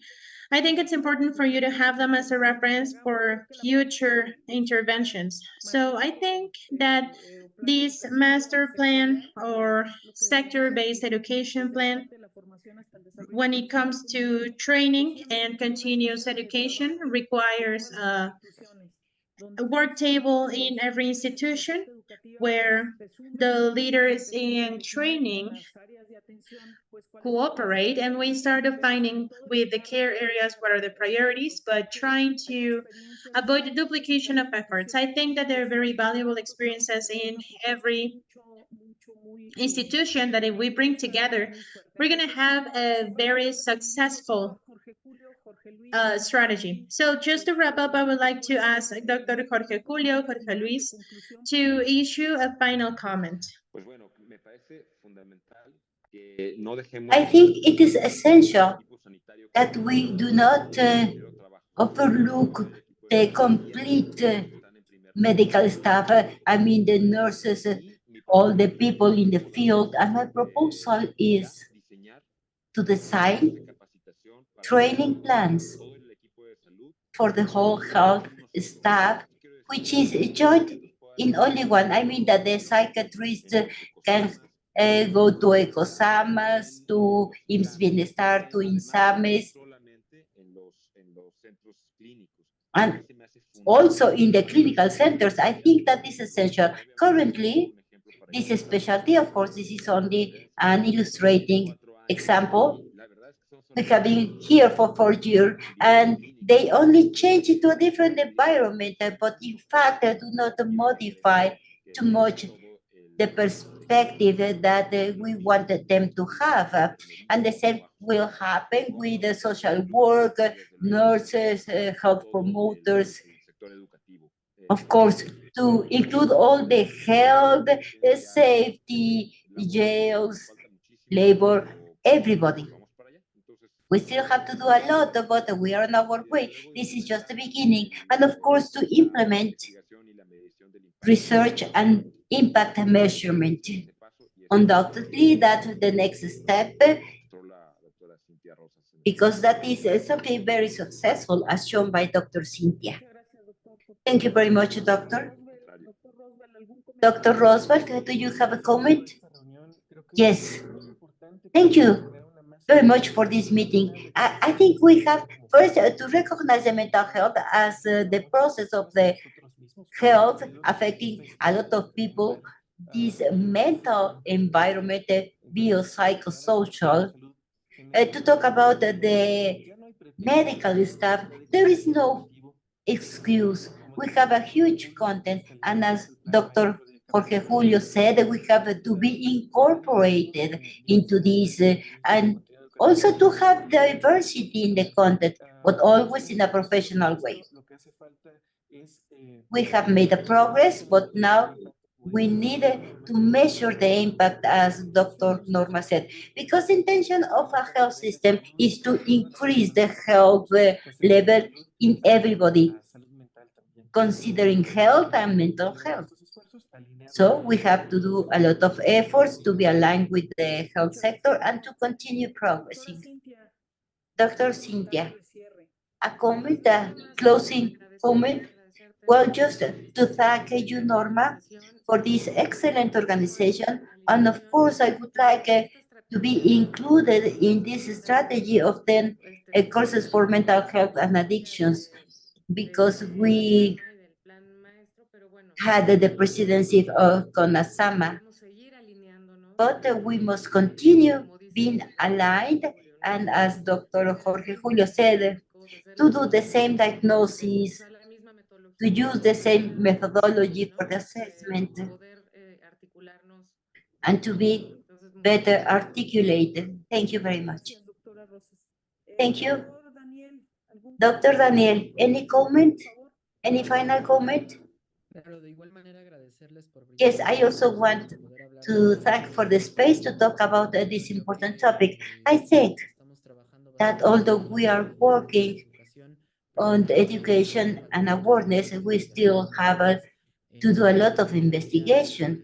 Sometimes just to having the courses and the implementation of the courses, we are quite far away. But this is starting. We must continue with an ongoing medical training, and also to see how much is it helping and how to do more research for effective clinical practices. Thank you very much. Now, I just want to thank the excellent participation of our panel members. I thank a lot Dr. Jorge Julio, because he was in CONASAMA, but right now I can see that he is here with us. He moved to here. He was participating while he was in his way. Dr. Roosevelt, also, thank you very much for being here this morning. Dr. Daniel Martinez and Dr. Cynthia Rosas, with whom we have shared at different times so many projects. Thank you very much for this panel. I thank you a lot. Have a good afternoon, and we continue.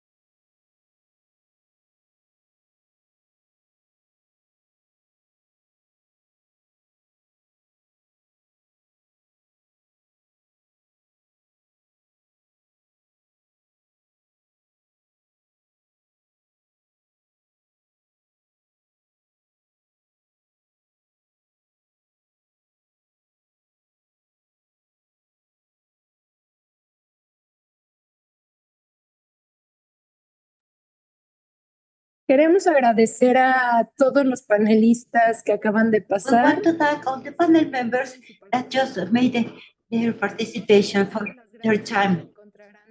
We want to remind you that the recordings are in the ISSSTE site webpage, and also to thank the participants and attendants from the different countries, both Mexico, Peru, Argentina, Guatemala, Venezuela, USA, El Salvador, Dominican Republic, Bolivia, Colombia, Germany, Honduras, Costa Rica, Brazil, and Panama.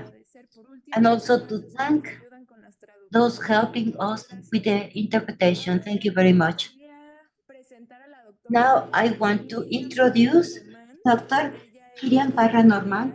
She's a general doctor from the Autonomous University of Puebla, family doctor from the UNAM, and a master on high management of the post-degree center in the state of Mexico.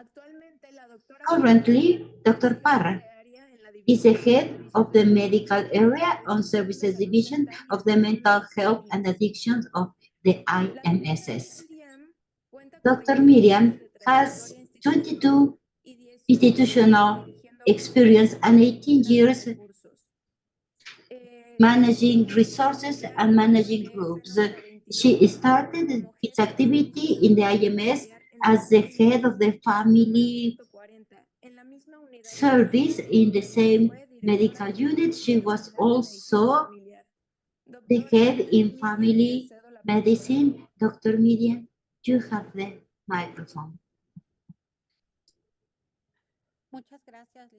Thank you very much, Alejandra. I am very glad to be coordinating this table with excellent panelists. I think that we have a problem with the video. Thank you very much.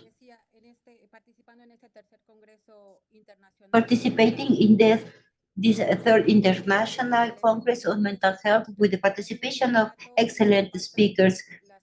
I am very glad to hear their success stories, mostly regarding community mental health and their experience in those countries.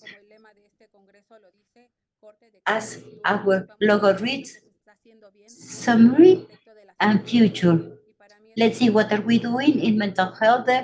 I want to introduce Dr. Claudia Pellegrini Braga. She is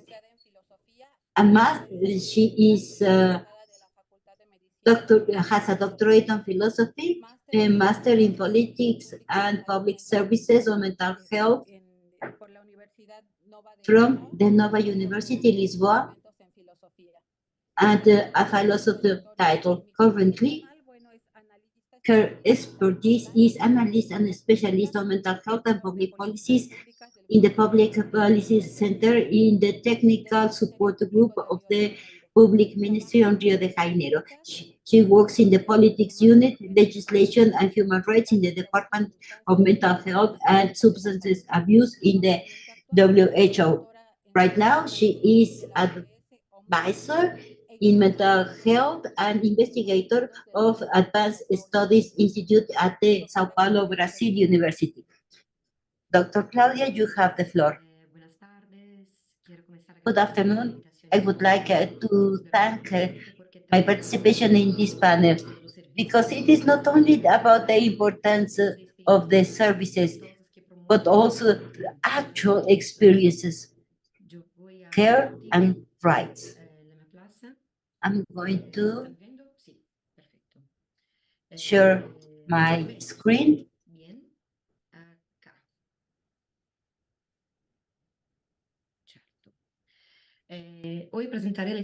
Today I'm going to present these community mental health services. We're going to see all the aspects of the care in Brazil, and I will present a mental health community service, which is a more strategic service, the center of service called the CAPS.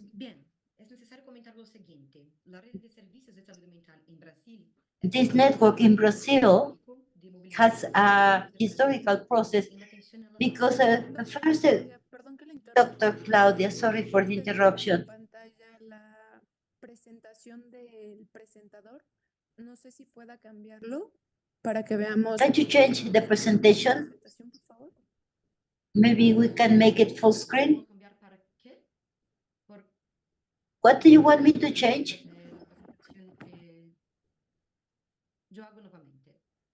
Sí, por favor.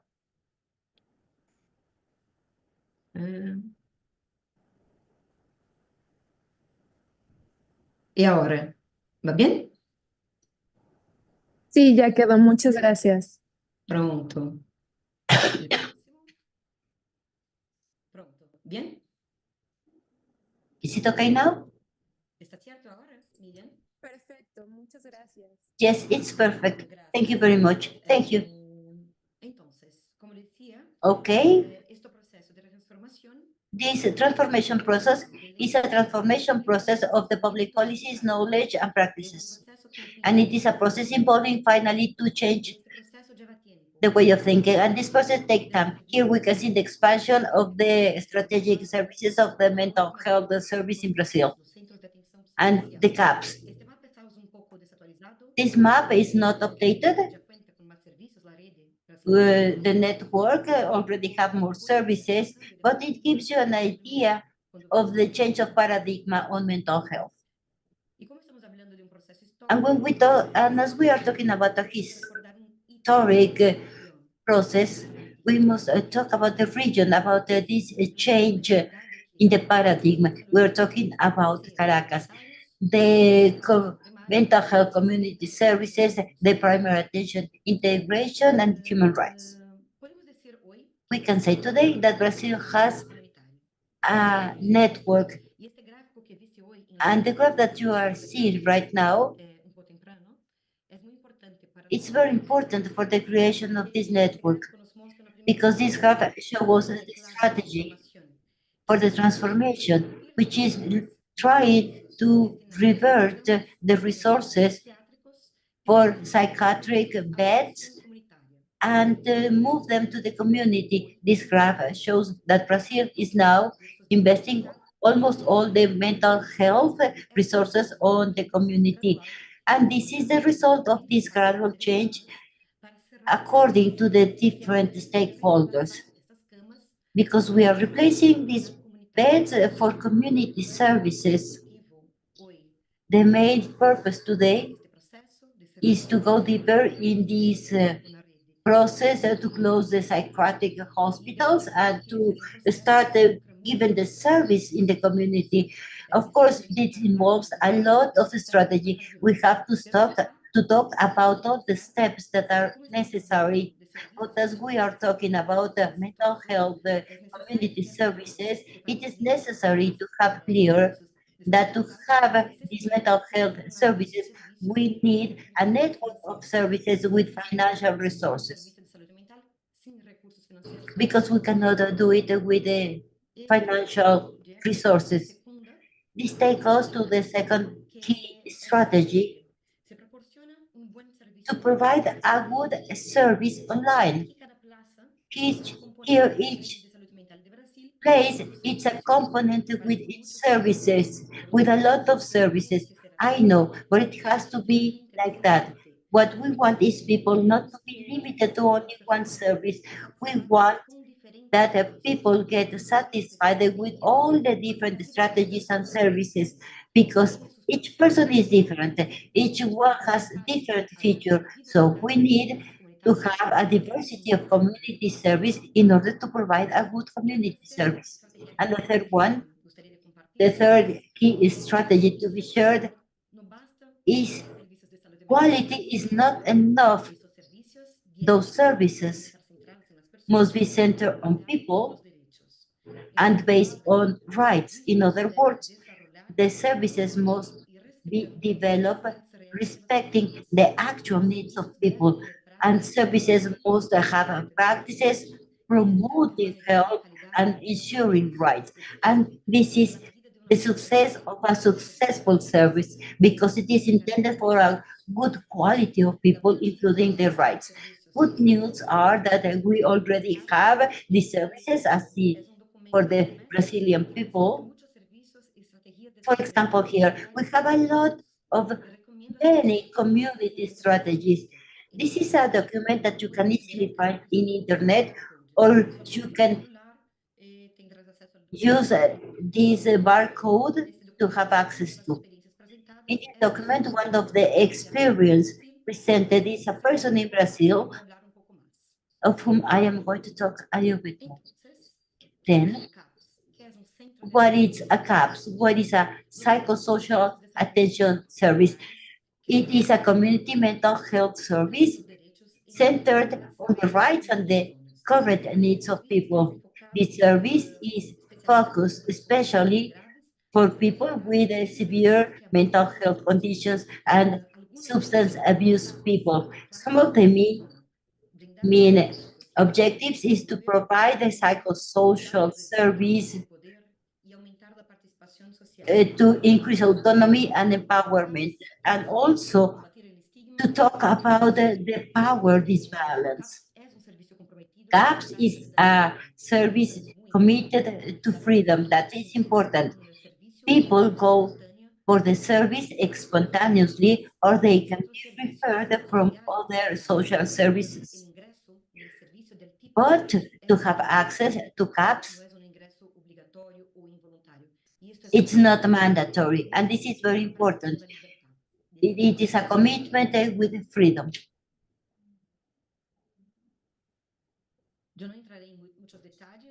I'm not going to provide you with many details, but for information, we have different types of CAPS according to the specific needs of people that are the users of the services and according to the influence areas. CAPS is mainly to provide services. So we have CAPS for 24 hours and others only for commercial hours. We have one for children and adolescents and another one for drug abusing adults. It is important to say that despite these features, all CAPS share the same principles. Therefore, it has a common base of principles, but at the same time, they are according to the actual users of the services. In the WHO documents, they talk about this specific CAPS number 3. And I'm going to talk a little bit more about these CAPS. This is a specific CAP because they talk about the specific service provided a CAP, because it varies according to the features of the people being attended. So this is an actual CAPS that really works fine promoting the rights of people. Those services are provided with open door, with no restrictions about who can use the service. The people in crisis can be taken, supported, and there is no forced service provision. They have processes to ensure that nobody is denied access according to the capacity of the center. And by this, I mean that nobody is left behind. Everybody is taken care with these services. People may go without an appointment or a first visit, or they may come from a different medical service or social service, or they can be visited at their home. For example, we are trying to reduce the stigma on mental health and to provide the mental health services, creating positive attitudes so that people participate in the community. This CAP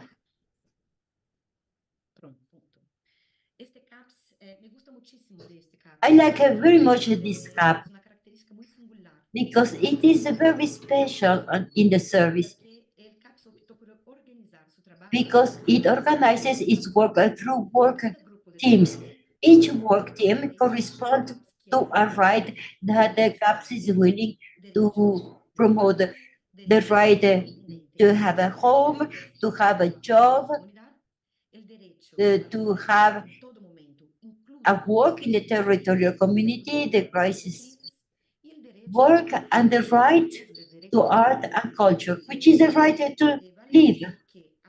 It is worth saying that we have some differentiations because sometimes they are centered in the people at the worst times, but in all the other teams, they involve all the people providing the service. This is a characteristic that called my attention about these gaps because we have a social participation and to understand and to involve the associations and the community.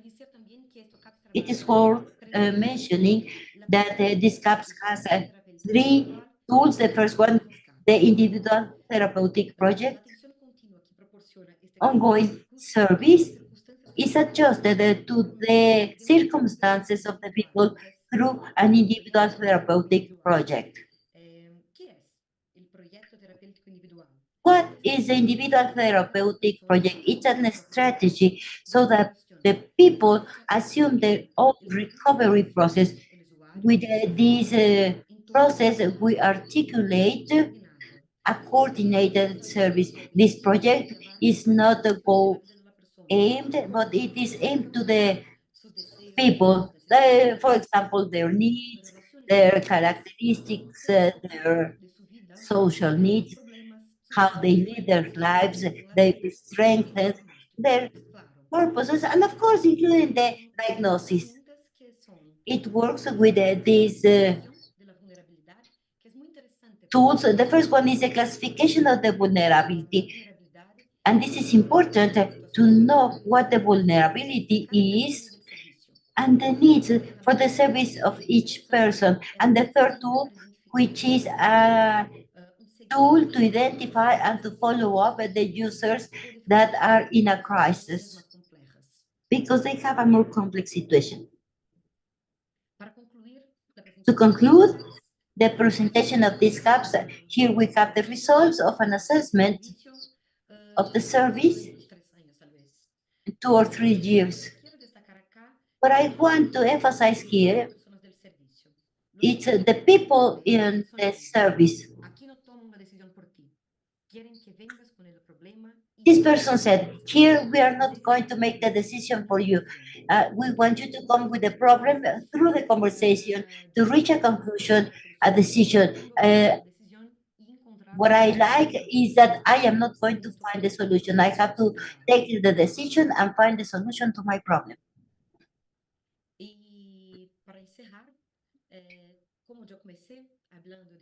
And as I started talking about an important document for the Latin American region, I want to talk about another project or document that is very important, which is the Brazilian consensus. This document is a result of an encounter made 10 years ago involving associations of people with mental health issues and their family, and it is a document containing concrete proposals to promote and to ensure the rights performed by people with mental health issues. Therefore, if you have a doubt about what are the path to follow, how to get the community services, how to get your rights, then see this document. Here, you will find the right path because they are telling you which way to follow. Thank you very much. And this is my contact. This is very important progress in the country where when it comes to promotion and mental health care should be based, as you mentioned, on the respect to the rights. And you essentially accompany the person and advise them. I think this is very important. And after the presentation of the other speakers, we will be sharing the questions. Okay, now we have Mrs. Blanca Monica Bravo. She has a degree in clinical psychology from UNAM.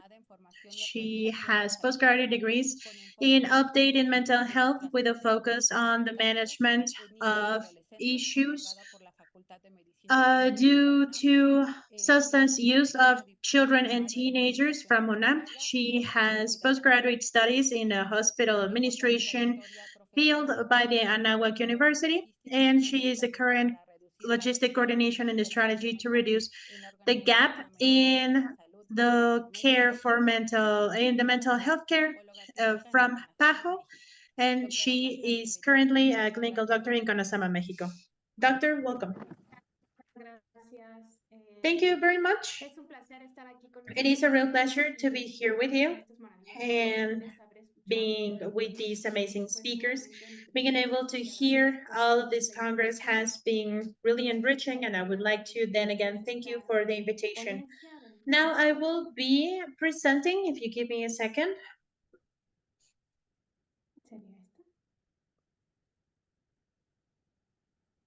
Listo, ahí ven la pantalla completa. So, can you see my full screen? Así es, maestra. Yes. Excelente, entonces voy a dar. Yes, we can see it. Okay, I'll start. I loved hearing Dr. Pellegrini and everything she mentioned because Mexico has been working on this presidential term to carry out an integration of this community-based service in our care units. Being out there in the community and linking them with other sectors has been a huge part of the work done on this presidential term. And despite us just starting in this movement, I don't think there is any way to back this up. I think that everything that our country has done so far is going to keep pushing us towards this new community-based model, because this is what the Mexican citizenship needs, but also not only what the Mexican citizenship needs, but also what the mental health professionals need. So let me introduce this matter. When we talk about community, I would like to ask the people hearing to think about their own community.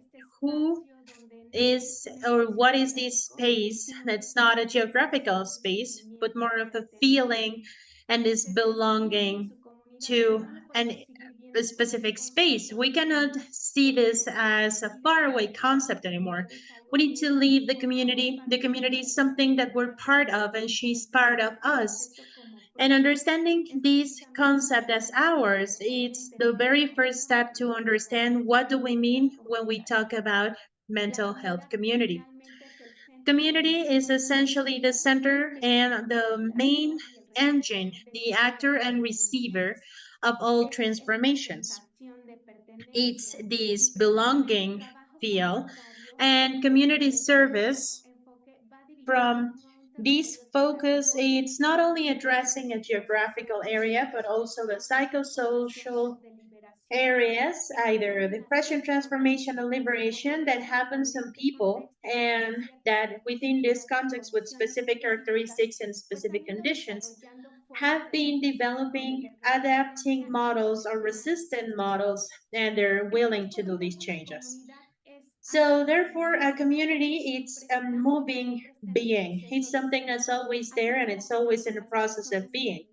Just like what happens with the people that are part of it, which allows us to define it as a social identity and the sense of community that's built from their members, their story, but it's also building in itself throughout this process.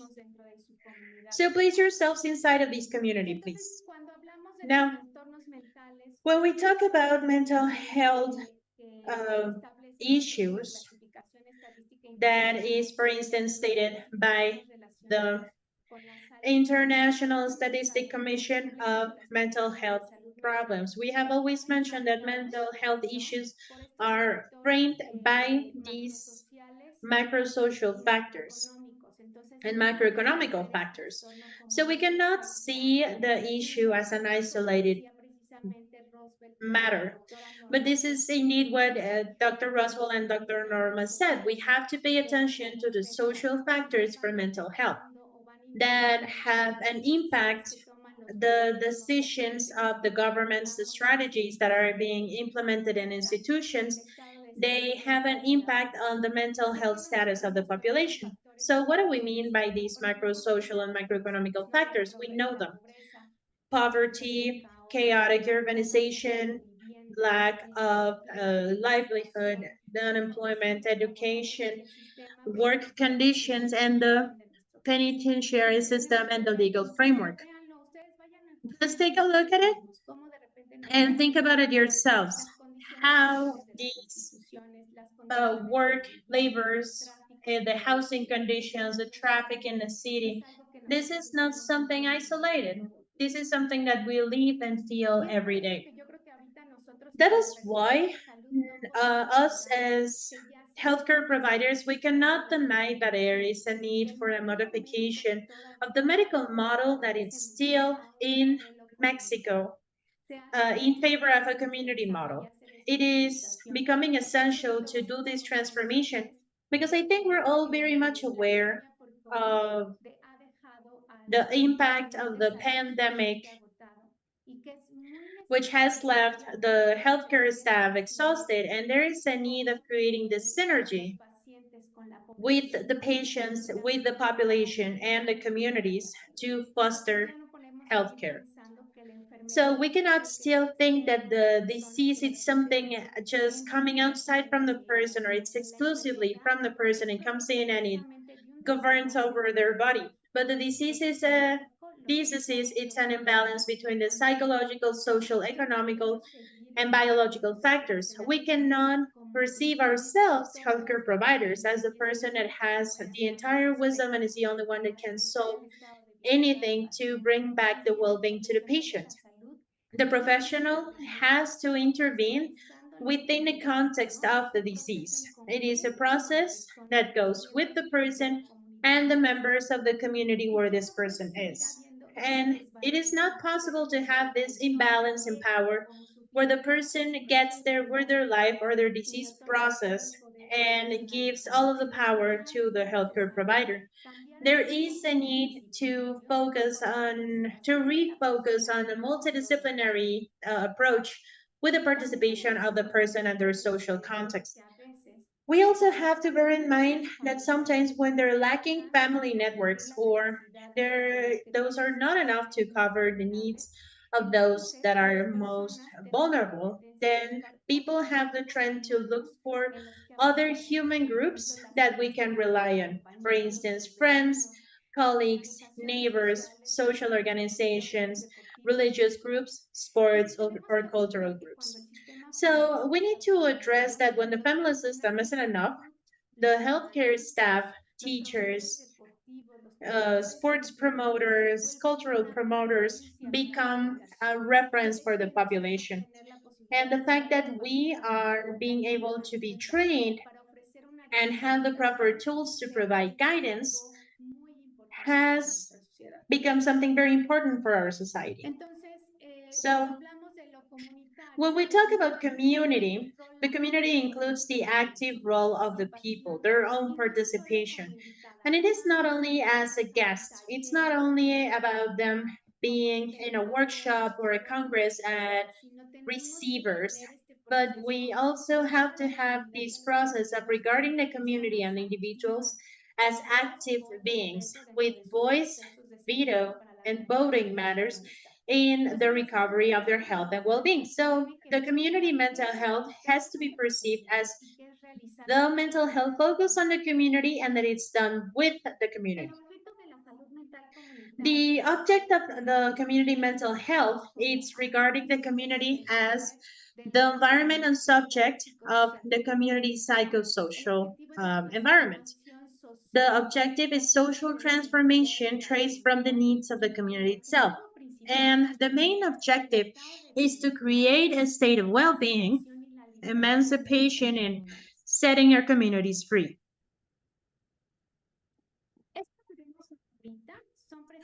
What we can see on screen are indeed the new moral beliefs and the new oral urgencies under which the community mental health is based.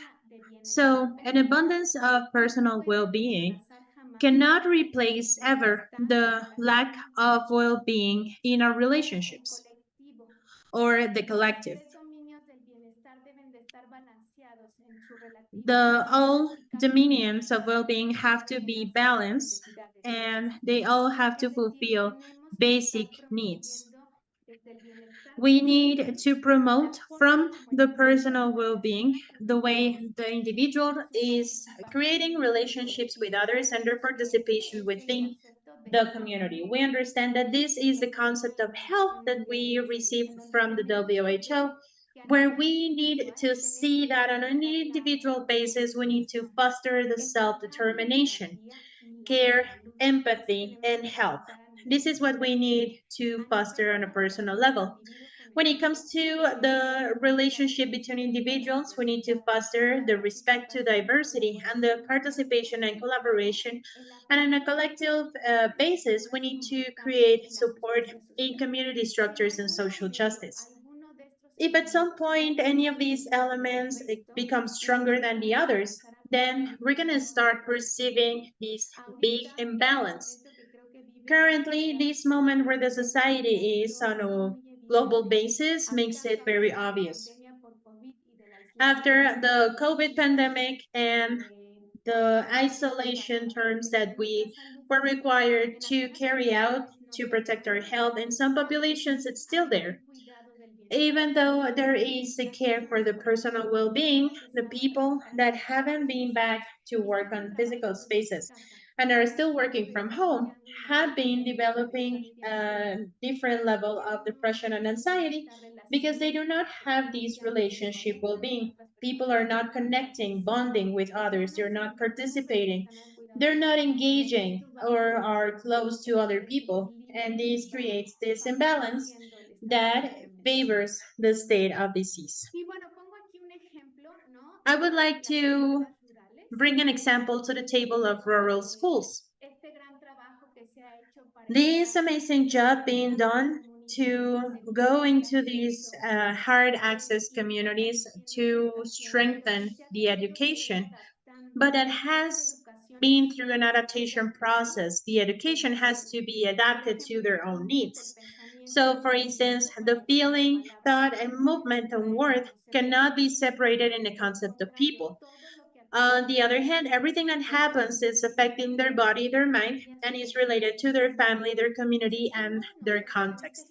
So it is us in this context where in education we have reached an adaptation point for these people. I believe that the healthcare system has also needs to undergo these adaptation of their strategies for the most vulnerable populations. I'm going to start now talking about a little bit on the experiences that we have had in this presidential term. You have probably heard from Catherine and Ellie with the peace clubs, but I want to show you this success case that we have had in our work, and I'm going to be talking about my experience in the Corazon de Maria municipality in Chiapas, really close to San Cristobal, and it's one of the least populated municipalities. So our experience in Corazon de Maria was with the participation as in Jube. We carried out this territorial-based action to promote specific actions towards the youth. This collaboration had as a result that through these connections, we're promoting human rights, thinking about chauvinism and gender violence that was present in this population. Despite this population being with their own traditions, and these traditions essentially rule everything, we have created trust with these people, and we have been working all together to meet their needs. So this has led us through the Injube activities to achieve a reflection or a second thought on those matters that were affecting their mental health. Sorry, I didn't mention this part, but one of the most important elements that we achieved was through these spaces, a small debate that was offered to the population. And they started thinking about these subjects. And what we have achieved is for the government, the local government, to allow some women to start studying, because in this space it was not allowed for them to continue with their education. So through these restrictions, we managed to have this chance for them. So now I would like to show you in this population the impact that the strategy on the training of the MH gap guideline and how it has helped. This is some of the feedback that we have received. It says that one of the challenges that we face is that psychologists and doctors have updated information, mainly applying to the context where we are, because it is very often that in indigenous communities, this guide is not applicable. Therefore, we need to adapt the material so we can replicate and have people understanding that the shaman won't always cure everything, and that herbs won't always cure everything, but always bearing in mind the culture of the population. Another important element that was mentioned was the violent side.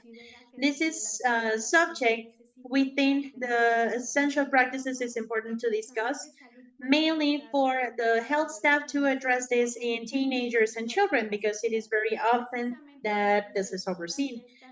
After all of these feedback that we receive from the different populations across the country, is how we have been doing the modifications in the MH gap intervention line, including the violences in the modules, because on a national level, this is something predominant.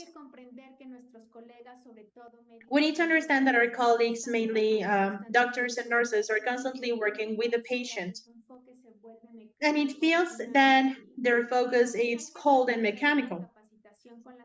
So we need to open up the training with basic actions from the human and psycho-emotional side and personal side.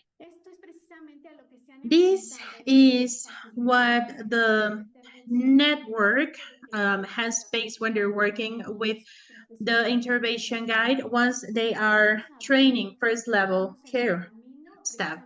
So we are undergoing, just like was mentioned in the previous lecture, we are looking at being able to observe how important it is to absolutely respect human rights and working continuously against stigma and discrimination that can be seen when it comes to mental health, so that this information gets to the community and the health staff is a lot more motivated to carry out community-based actions inside of their practice. In my experience, this has been very enriching, because a person that is training will not only live with being able to identify, but they can also receive and live the guidance. We need to learn how to empathize with our patients and understanding that when they're with us, it's because they feel sick, and it's not about a finger hurting, but what it hurts is their soul and their heart and their emotions. So all of this sensitization work that has been done by the coordinators of mental health and addictions has been huge to provide proper training and to have the first level of care staff to be sensitized on the impact that their care will have on the life of the human beings that they're providing medical care to. Another success story that we have had in these 6 years is what was done in the San Felipe, Baja California municipality, where we have observed that there was a large consumption of methamphetamines. There was a lot of mental health issues due to unemployment. There were a lot of issues because there was clandestine fishing and pollution based on the waste disposal. There were a lot of missing people, and this is a population in an extreme weather. They banned 2 species and the fishing of 2 species, and this is what complicated the economic situation of this municipality. So even the weather is a very important factor to bear in mind when we're doing these sort of interventions. So what we did in this state, then again, thank you to the cross-sectional Within the frame of the National Strategy for the Prevention of Addictions, we carried out a situation-based diagnosis through a civil organization, and we carried out a participation with a citizen participation with Semarnat, the Ministry of Health, the Ministry of Tourism, the Ministry of Labor and Culture, to move the community so that them all together get to satisfy the needs of the community. So we carried out a recovery of spaces for the promotion of physical and mental health, and we carried out a connection and a work with the Psychiatry Institute, so they continuously monitor through brigades to provide proper mental health to the people that were through a crisis in that moment. And there were also many conversations with the municipality so that the people and the community were the ones promoting and indicating what were the actions that were to follow so that they could recover their well-being status. And just like these examples that I have mentioned on Chiapas and Baja California, I would like to bring to the table some of the efforts done by the states to carry out these community-based interventions and reach the furthest populations which are the most vulnerable. For instance, in Veracruz, we have had an adaptation of tobacco prevention of tobacco use in Nahuatl. We have the people of Incube working here to address the youth through Contacto Joven, of which you have heard earlier about. And Aguascalientes, the program, Los Residenciales, which is linked to other instances so that when they go back to the institution, they get to have all of their documents in order so they can go back to the society. And in Baja California, there is also the work with the unions of private companies to certify, because there was a high rotation due to mental health issues, and there was a promotion along with the institute to carry out these mental health and raising subjects for parents in the state that were overworked. So this is just a sample of the huge work that had been done by the states when it comes to community mental health. In Mexico City, for instance, we have the initiative we started, Yapabus. This was a connection done with the civil society and the Commission of Human Rights. This is something that was promoted here from CONASAMA. And sorry, Mrs. Blanca, you're running out of time. Yes, I'm sorry, I'll be done soon. We can see the different services provided, like an approach to risk populations to offer different services, like damage reduction, quick HIV test, counseling, first psychological support, and this is something that will also be seen on national level. You have seen these created activities that, along with us, we're very aware of the mental health of the youth that are participating in these cultural activities. And last but not least, we have our community mental health centers that have been carrying out this reconversion and transformation process. And what's next is to keep on going with this mental health, the community mental health process, so that they can open up their services to the community and we can achieve the standards that Dr. Pellegrini shared a minute ago for the community mental health in Brazil. It's pretty much, it's pretty advanced, but in Mexico, I believe we're on a good road. The communities for the peace, the clubs for the peace, and the reading clubs are part of these community-based actions promoted by mental health and addiction community centers for the community action, so that it is individuals themselves the ones looking for the recovery of the well-being. Thank you very much, and sorry for overdoing the time. Participación, los avances que se tienen en Thank you very much for your participation regarding the progresses made in Mexico. Now we are introducing Dr. Valerio Villamil Salcedo, psychiatrist from the Psychiatrist National Institute Ramón de la Fuente, by the National Autonomous University Mexico Master in Public Mental Health by UNAM, and Doctor on Medical Sciences on Public Mental Health by the same university.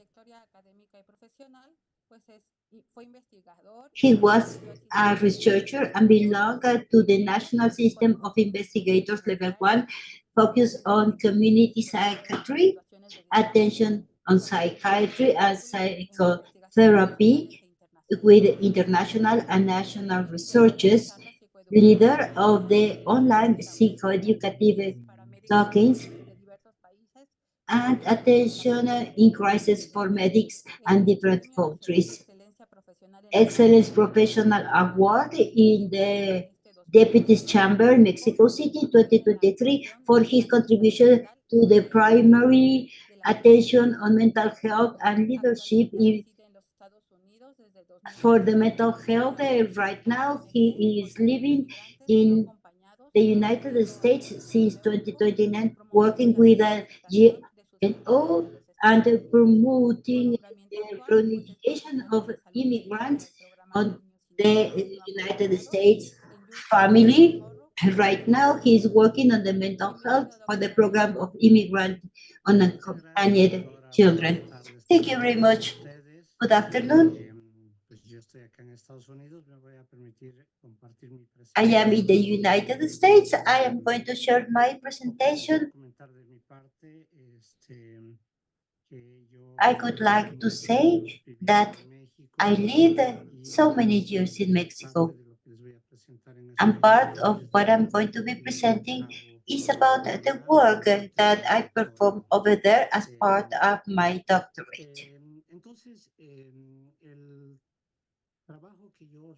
The work that I performed there was using a brief intervention called diminution of depressive symptoms and anxious, and what was impact in the control of metabolic variables in patients with type 2 mellitus diabetes.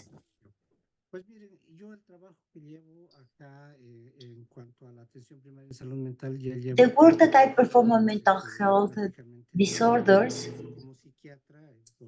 since I was graduated on psychiatrist, I was always interested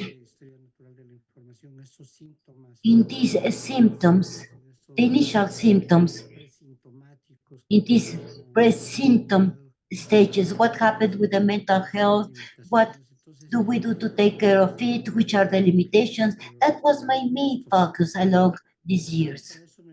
And of course, on that, I took as a basis two statements that most of you know. The Alma Ata Statement, 1978, and Caracas Statement, 1990. Those were the main materials that I used for my investigation.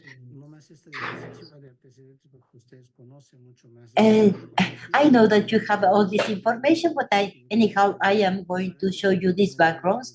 These epidemiological studies identify that the prevalence on mental health disorders are 25 to 40% in the total of patients. 70% of the patients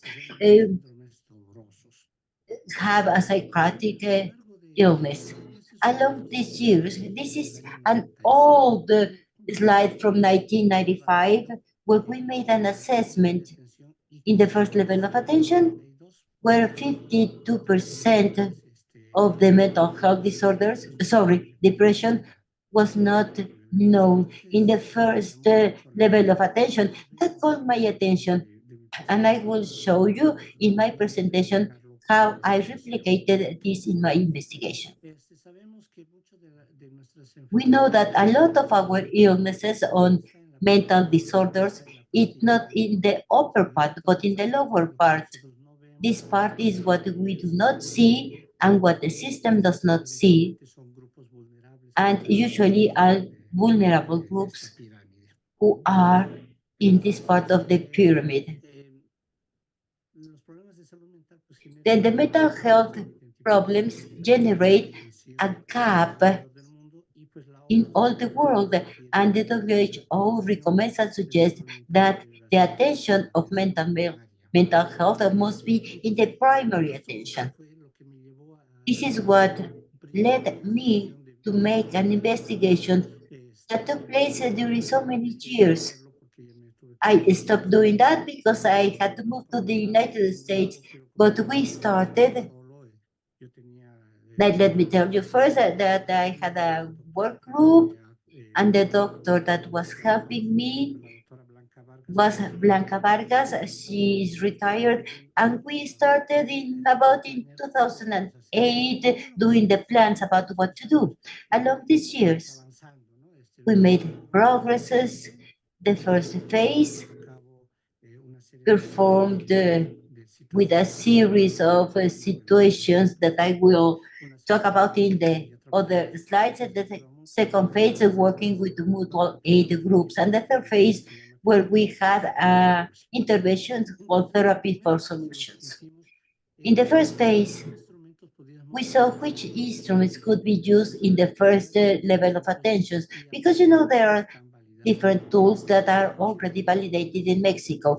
But we decided to use this tool called the emotional illnesses of Kessler, made by Dr. Roman Kessler, and we liked it because it only has 10 questions.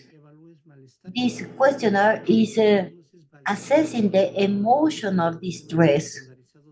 And then we use standardized questions with the DSM-4 and the CM-10, and we saw the rating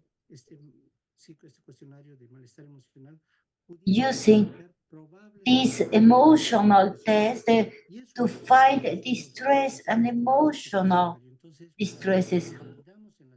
Then we validated in Mexico City in primary attention population, and the results will be mentioned along this presentation. In the second phase, well, once we already have identified and that the questionnaire, because as I mentioned, 52% was not identified, well, we identified that with this questionnaire, 100% of the people going to the health center, 42% may have a potential mental disorder as anxiety that was not identified in the first level of attention. This was really very interesting. We started to train all the health staff.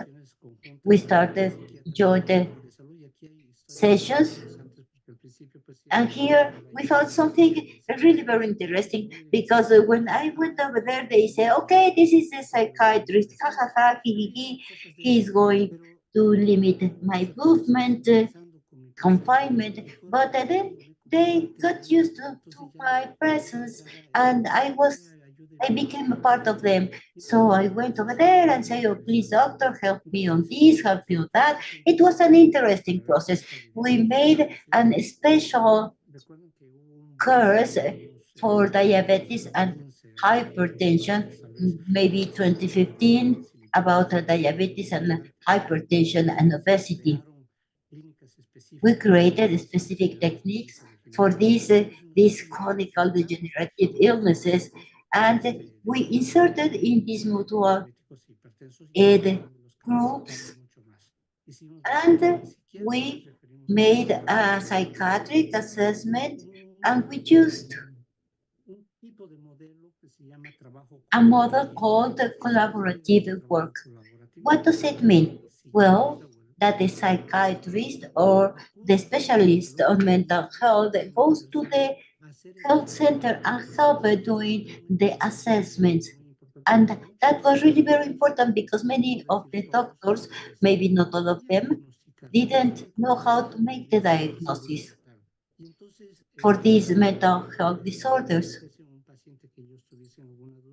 So when I have a doctor, I took the patient, I made a questionnaire, and I asked them to practice with the questions. And then I said, okay, this patient has a depression. And they say, why? And they say, okay, because when I made this question, the answer was this and that. And then I reached the diagnosis. This helped a lot.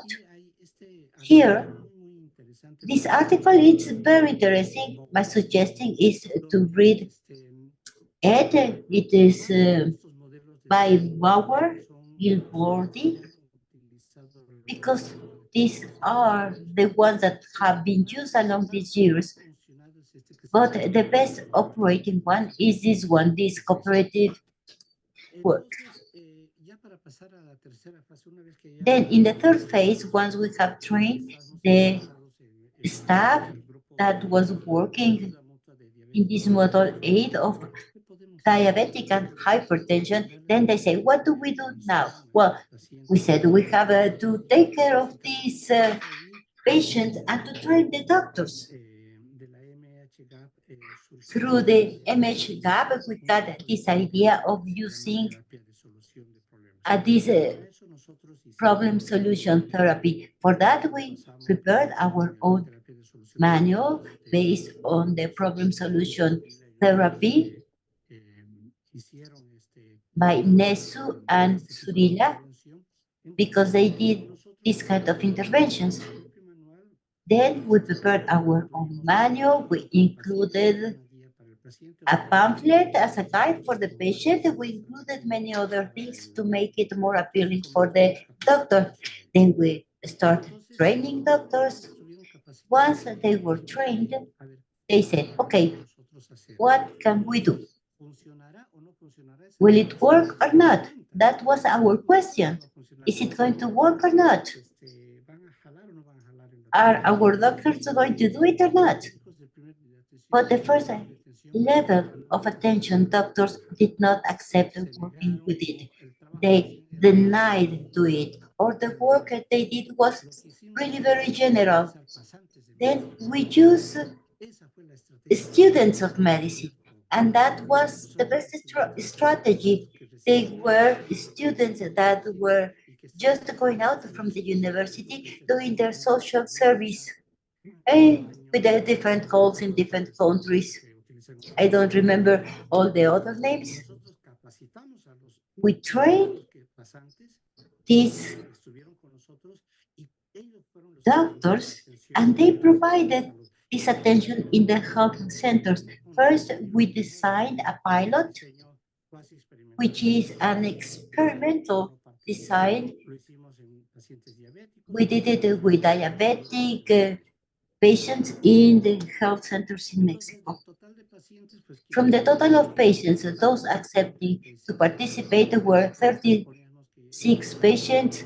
The proposal was to spend 6 to 8 weeks on therapy. Some of them accepted, some others didn't. I am just going to show the ones who ended the therapy, although I have the information for all of them, because I want to know why they did abandon the therapy, but what happened with the patients accepting to end the therapy? We made this test, and we saw that at the end of the therapy, they decreased their rating, and the 6-month follow-up, they still maintain the decrease, and their statistical probability was 0.001. The therapy was really helping them.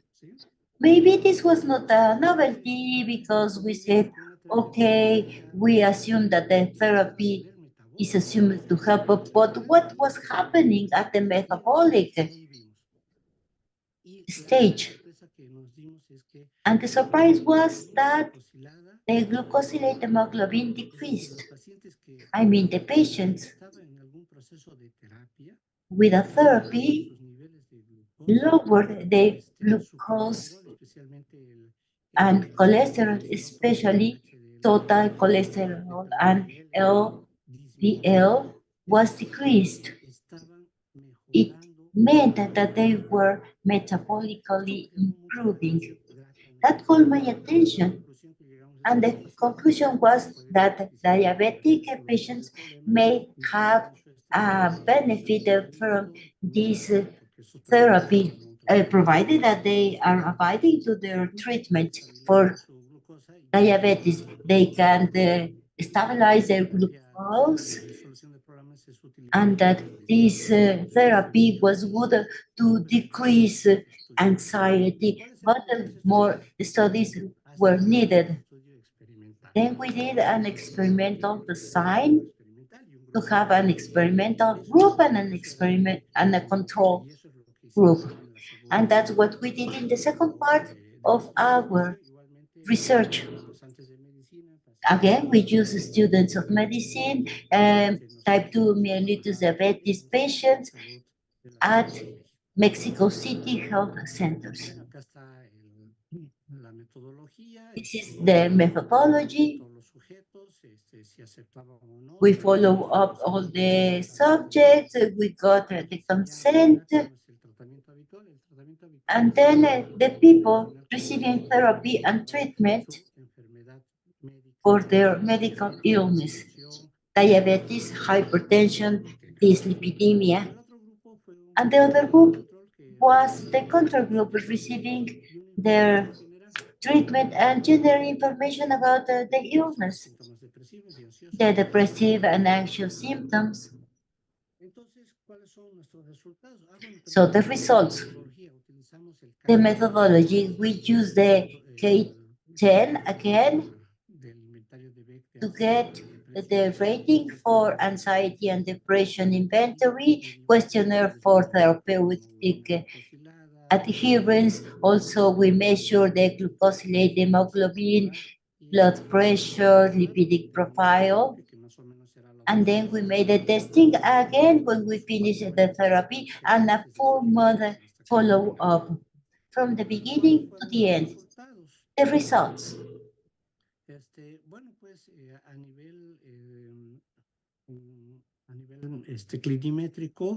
At clinimetric level, patients receiving therapy decreased their ratings for depression and anxiety.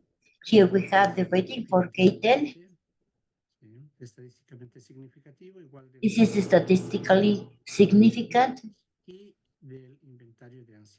and the anxiety inventory.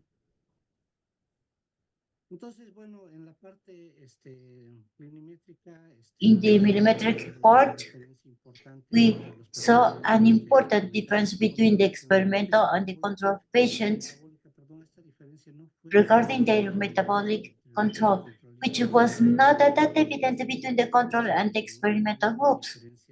We couldn't see important differences between the groups. Some of them did less glucose, where they showed a decrease more in the experiment than in the control group, but it was not statistically different.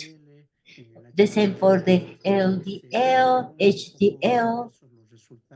Results varied a lot, but it helped to say that the problem solution therapy helps this kind of pressures. It helps to stabilize glucose, although it does not help in all the lipidic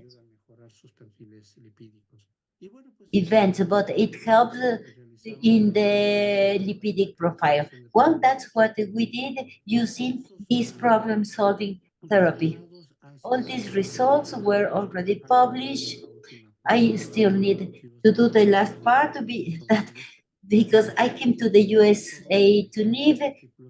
I couldn't finish, but everything is published with free access. Part of the results is that many of our medicine students like this area of mental health so much that they did their residency on that area. For example, these are the residents.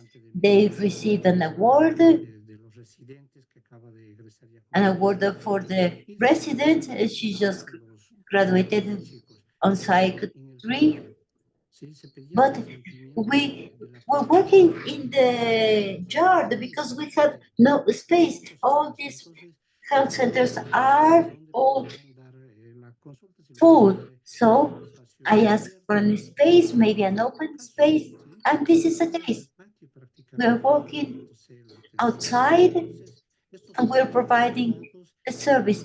These are our results, and the experience was really very pleasant and very interesting along all these years, with a lot of stories that are so enriching that maybe we'll be sharing at some time. This is my presentation. I'm going to stop sharing, and thank you very much. Thank you very much, Dr. Valerio.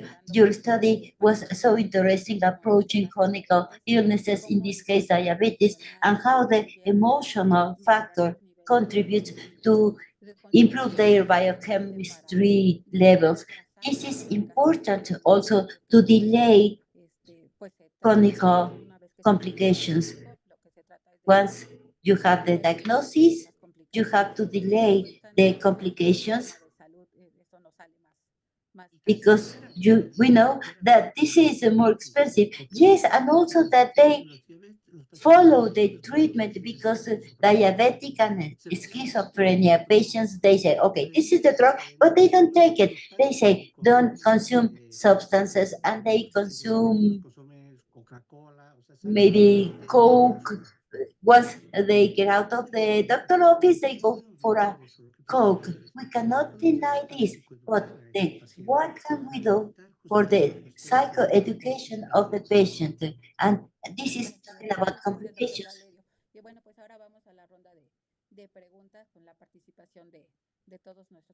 Now we are going to the Q&A part. Thank you very much for all your participation. All the works were so interesting regarding Claudia Pellegrini. Dr. Claudia Pellegrini, in a country with over 200 million inhabitants, I can imagine that these community centers for care, psychosocial care, have been really hard to enforce. You mentioned that this is a government participation as well. Do you have any external participation? Thank you for your question. First, I should say that these are government services. The entire mental health network in Brazil comes from the public service for mental health. This is a very important element. So as long as the government is offering public mental health services, there's obviously private, but that is a different story. They're offering this for the entire country. We have other collaborations, yes, indeed. For instance, from the academy, the university, civil society, organized civil society, and whatnot. And always in this perspective of a work that it's done together between the different stakeholders and the different people that are involved with the process of the psychiatric reform, the Brazilian psychiatric reform, or the transformation of the mental health services. It's different things, but somehow they're convenient. They work across the different factors. So yes, there is an external participation, and you could also say that they have a participation in the level of influence. So what happens in the other countries on a regional level, it's important. That is why I started the training talking about the Caracas statement, because it's a very important milestone for Brazil. Based on this statement, we carried out an advocacy to change the situation. It's not true because it started as the movement of workers and the people with mental health issues that are complaining about the human rights violation in the psychiatric hospitals. But the Caracas statement is very important. So there are different levels of influence that meet into a point to create a mental health network based on the community that grants human rights. Thank you, Dr. Claudia. For Mrs. Blanca, have you considered the participation of NGOs, private actors, stakeholders, and other efforts of the organized civil society, and how do you link these efforts across the different actions that were carried out to improve the quality of mental health services? I think that part of the community work has to address the participation of the civil society. Of course, all of these associations, the private media. So yes, we do bear them in mind. We have been focusing on the cross-sectional linking, closing or more like tightening the teams. I believe we have all seen this humongous effort to carry out a strategy that crosses IMSS, PEMEX, the Ministry of the Navy, the Ministry of Health, and that everybody gets to align their strategies of bringing together bringing mental health services to the society. But we do have to work with the civil society in a continuous synergy to address the different mental health issues. So I believe that's the next step. I think that Mexico has seen this revolution in the last years, but we're still behind when it comes to the consolidation of this work on mental health, community mental health. We need to work a good amount in the sensitization of the healthcare providers and non-specialized healthcare providers so we can open up the spaces properly. So I believe that right now, the fact that we have a reconversion of our units of community centers of mental health and addictions, this is a first step towards what Dr. Pellegrini mentioned of these units that are all across the country that are open door communities. The system that's based on the promotion of human rights in creating well-being, and this factor that we mentioned that we're going through in Mexico, this emergency in Guerrero State, having the staff available that can address crisis. And that, just like you mentioned, the participation of the civil society is also going to be very important to cover a country that is so large and so complex, like Mexico and Brazil. They have quite large populations, so there is a big part of this population that we haven't reached. So of course, we're going to have to work together so we can reach them. Thank you, Mrs. Blanca. For Dr. Valerio, do you consider the training of medical healthcare providers? Do you consider that the training of healthcare providers is relevant when it comes to the natural evolution of the disease, in this case, diabetes or hypertension? And how can we have these efforts adding up from you as a source resource training, human resource trainer? What can we do from our side when it comes to mental health providers? This is quite an interesting question, Doctor. Thank you very much. So what we have identified, the doctors are already working in health centers that have a specific number of years working. It's harder to train because they understand if there is a psychiatrist in the health center, everything is going to go to this person. So, oh, okay, they're crying, go to the psychiatrist. And there is no clinical effort.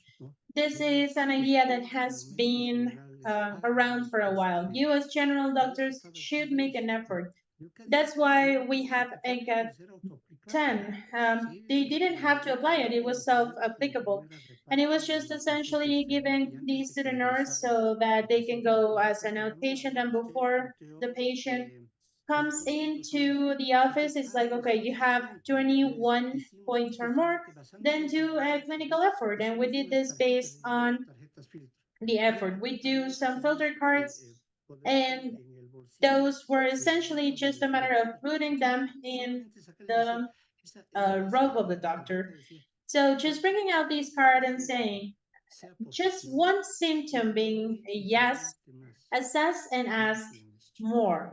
They didn't do that. It was really hard.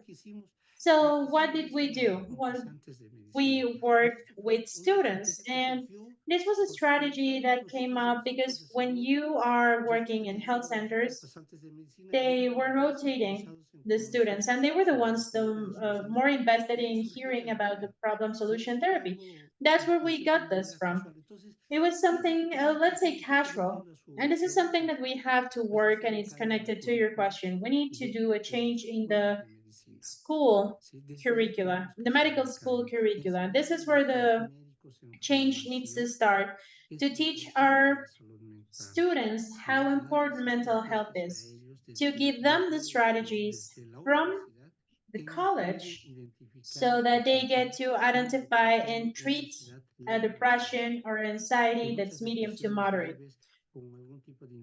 There are some light anxieties that can be addressed with simple therapy like problem solution therapy. This is identified in the MHCAP as one of the brief psychotherapy interventions. There's three: behavioral therapy,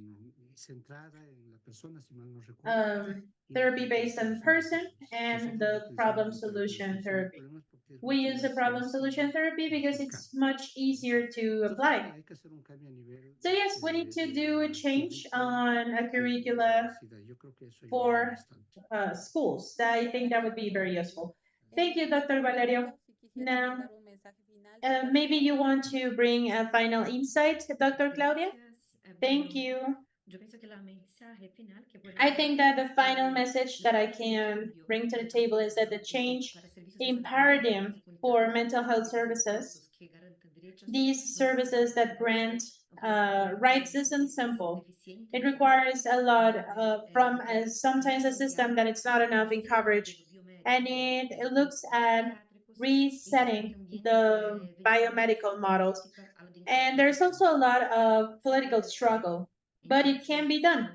So let's do so. Okay, thank you very much, Doctor. Mrs. Blanca? I think we're heading the right path. We have made a lot of progress in the last years. We won't be able to go back from this. I think that the Mexican society needs this, and the human resources and the health system does require it as well. We need to work along with our patients, with the community, so that we are actually creating a well-being state, not only for the population, but also for the medical staff that actually needed after the amazing response during the COVID pandemic. So this is something that we should all think about, that the work as a community is essential. Thank you very much, Mrs. Blanca.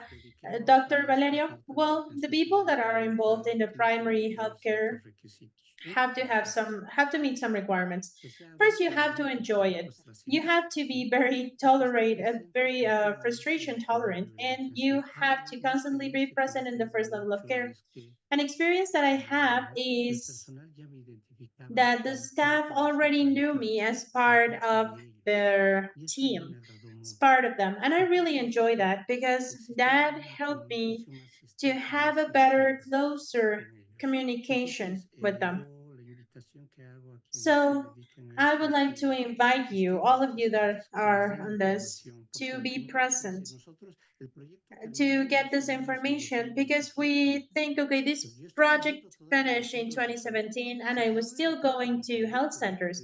I was not part of the project was done, but I was still there because I felt committed to the staff, to the workers, to the patients. So I was still supporting, even if it wasn't part of my job anymore. That was very much appreciated by the staff. So I think that's what we have to do. Do not drop. Do not just say, okay, I did my training and that's it. We need to know if this training worked. What do they need? What do these colleagues need? But not only the doctors, the entire non-medical staff, nurses, social workers, all the way to the people that guards the door. he is also important to receive training. We need to carry out a training on different levels. This is going to be very useful. So we all know that the first thing is the respect for human rights, participation in the community, the participation of the health staff, and changing the curricula. So I think this is essential so we can all strengthen this kind of care for vulnerable groups. Thank you very much, all three participants. Thank you. Have a good day. Thank you to our panelists for their intervention. Thank you, Dr. Miriam. We will start briefly after a short break.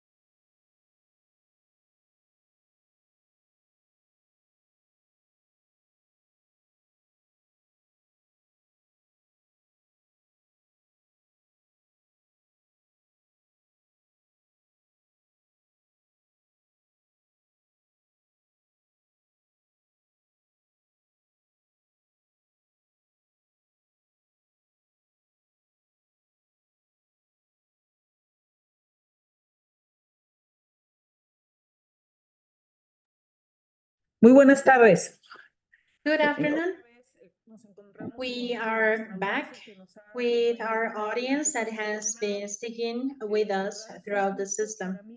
I am very excited to close up with this roundtable because we will be sharing right now the work that we have been carrying out in a sector-based situation directly in our territory.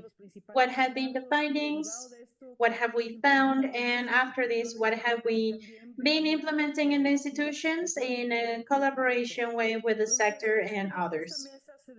So this roundtable is called Interinstitutional Command Post of the Health Sector, Challenges in Mental Health and Addictions. And I have with us today Dr. Javier Mendoza Velázquez, who I'm going to be introducing right now. Dr. Mendoza is a psychiatrist. He has a high specialty on psychiatry from the La Salle University, and he has a master's in public administration and medical sciences. He is currently the general director in CONASAMA. So he will be our first speaker. What would be the dynamic of this table? All of the people that are going to discuss are going to be talking about our findings on our visits throughout different states as part of the work done with this command. Let me tell you that this first started as a pandemic strategy. We realized how relevant it was to directly go to medical units, how the reconversion process was going, how the interventions around looking after the people with this disease was going. And then we had other health issues that became relevant. In terms of needing to have a global vision and cross-reference reason. So last November, we had the mental health component, and after this, we started the task with the people that are here and are sharing this space. Go ahead, Dr. Jose Javier. Thank you very much. And with your permission, Vanessa, it's great to see you to the distance, Dr. Norma. Particularly, we will be talking about this starting point. Dr. mentioned this before. Comment, we had black hair, and just look at how the gray hair has been showing the effort that we invested in this. Again, my name is Dr. Jose Javier Mendoza Velázquez.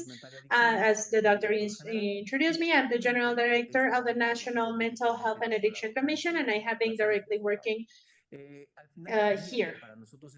At the end of the day, it is important for us to understand that mental health is not only a health space that is connected to the sanitary component itself, but it's more related to other elements. I think that in this process, it's important to understand that there are many situations that we have to identify in the process for each and every one of the individuals, and 3 more clicks. And in this process, it's important for us to understand each and every one of the ways that the individuals connect with the media, and that is why mental health has a different system when it comes to the rest of the health areas, from which we have to learn a lot of things. Most of diseases have a mental health component that we need to secure when we're providing care. Providing the right to healthcare has to be in the social, but also mental and physical aspect. And this is an essential component so that our society evolves the way we expect them to. So on this regard, one of the processes that we have been talking and working from the beginning of the public policy in mental health is the identification of gaps. The main gaps that we have identified was related to the care gap. There's very few people, the ones that are healthcare professionals, and many of us do not have the proper trainings. And after this, we tried to look into strategies that would allow us to break this care gap. Most of the people that are diagnosed in the process do not receive the proper diagnosis, and many of them do not receive any diagnosis at all. Therefore, it is important to understand that we know that just 1% of the professionals are working in mental health, and that this is a deficit situation. And just like Dr. Manuel Quijada mentioned, and I would like to read him from here, a National Commissioner on Mental Health and Addictions, we cannot break this based on psychiatrists only, but on the community and the health. So therefore, it is important to set the points where we can optimize the staff that we already have and have a better approach. It is important to understand in this reconstruction of the health system that one of the most important points is not exclusively specialized care, but the construction of a community that understands how to take care of themselves, and through the self-care process that has to permeate throughout time, not only for the population, but also for the healthcare staff, built upon complexity levels that are not categorized, but collaborative, in a way that we get to understand that community care is going to be strengthened by the first level of care, and this first level of care along with second levels of care, and consequently throughout the third level of care. The command allows us to identify what is the status of all of this in real time, and this allows us to have a real-time screenshot of every state. And say the states, it might be a lot, but it's essentially a representation of how these things are working in some hospitals and in some units of these states, and to identify what the national policy is doing along with time. This is important because it reduces cost and it improves the requirements to cover all the needs or to meet every need. It is important to mention that the mental health component, just as mentioned by Dr. Norma, and I'd like to mention why was this relevant and why this command was created in the mental health area. When we were visiting a hospital, one of the main issues that we realized when it came to mental health is the large amount of people arriving to the hospital due to suicidal behaviors. And this is something that was really interesting to us because this is a situation that it's a severe public health issue. However, in general hospitals, there was no automated process or a specific program for the suicidal behavior care. We identified similar needs like intoxication and other situations that are connected to mental health that, if identified, you will not be allowing for the population to go back in a process that we call health unless we identify this issue, mental health issue. So the component is also embedded in this comprehensive element. Another important thing of mental health is to consider that this is across the life cycle of the person. So it is important to think that a person that has chronic disease that has good mental health might have generally good health than the person that doesn't have good mental health. It's also important to ground the care in hospitals. The focus on the people is important because we're not treating diseases, we're providing health services to people. And when we're providing health services, we need to understand that there is a need for a comprehensive care. So what hospitals can do is reset those spaces that belong to the first, second, and third levels of care so they get sensitized and we can achieve a proper implementation. An important area of opportunity came from the beds that were addressing only mental health. We're a general hospital that, at least inside of their own structure, might have a specialty present, and I'm talking about mental health and not care necessarily. When we're talking about care, the mental health team has a structure in the hospital, and this will allow the people to go and request this care. If we identify this gap, we could use these spaces. We usually use virtual beds that are used when needed, so we don't take the physical spaces from the people that require biological care.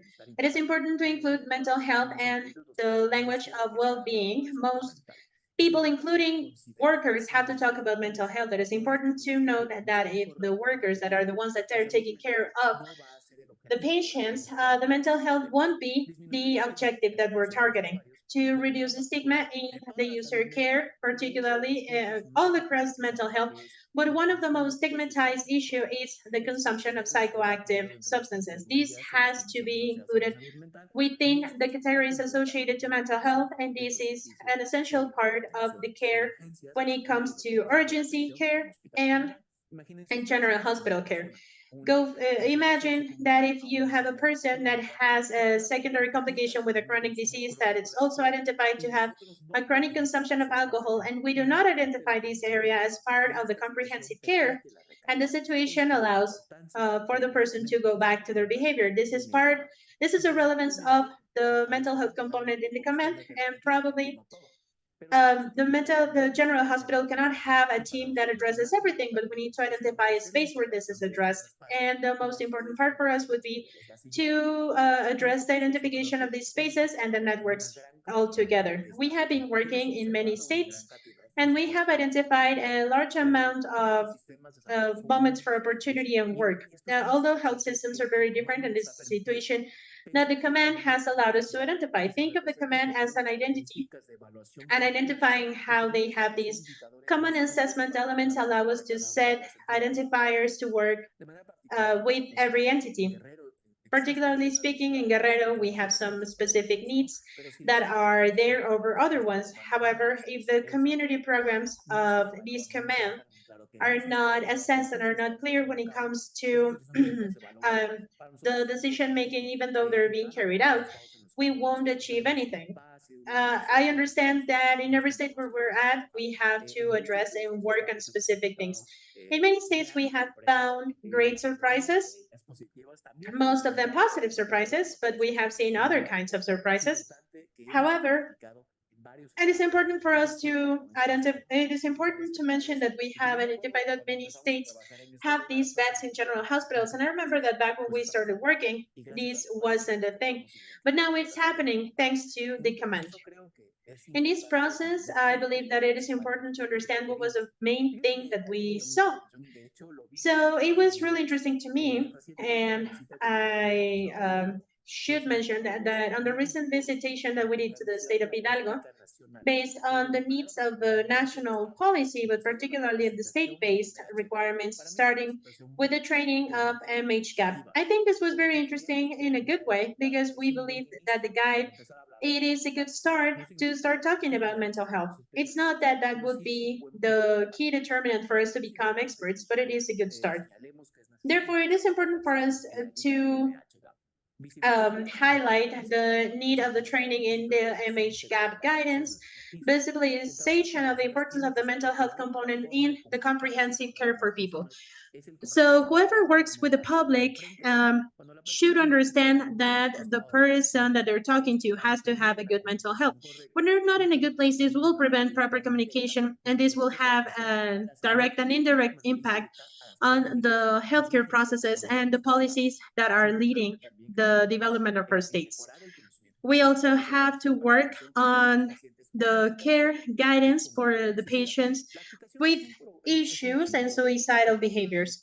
This is a syndrome that usually happens in emergency spaces. We have been working in hospitals, so we know that we will have patients in ER that comes with this agitation. This can come from different elements, not only from intoxication or psychosis, but a simple situation related to their emotions or a loss or any circumstance that would affect my balance could lead to this issue depending on where I am mentally. And this is something that requires specific guidelines and triage elements that would allow us to have a priority triage to address this. Some institutions doesn't really have the beds yet, but we believe that it's important for us to mention that it is important for this bed to be there so we can ponderate the relevant or the need for this comprehensive care, particularly in general hospitals.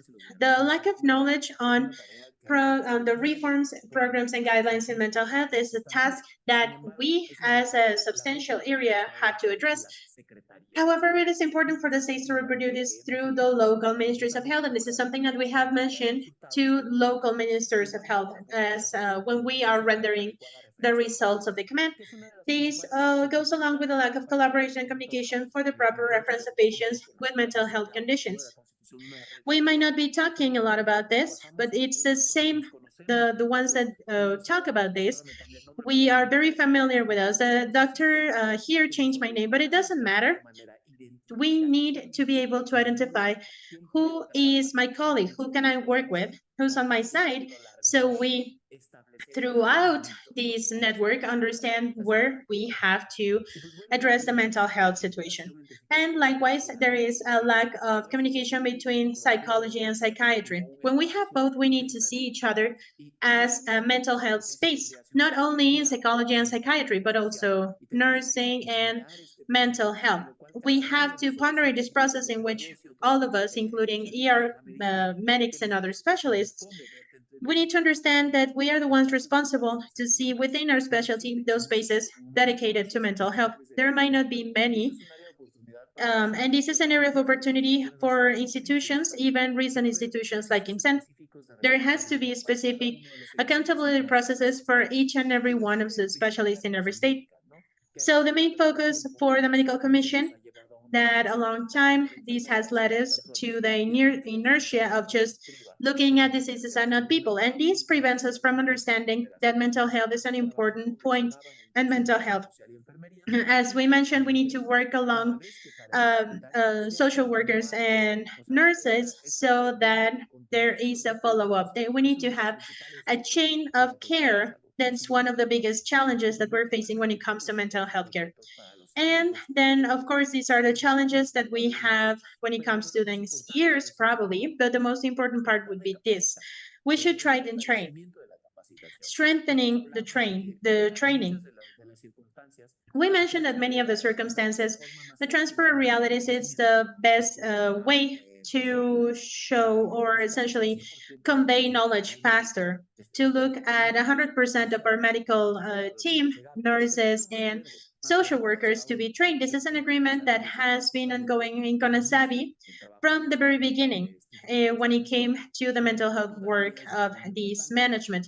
However, it hasn't lost its relevance, and we have seen at some trainings, we have taken a look at some trainings, particularly the one in suicidal behaviors, where we can grant an improvement a long time. The training, specific trainings for mental health, open specialized hospitals and open them up for the community so that people see them as spaces free of stigma and they can go there and own them.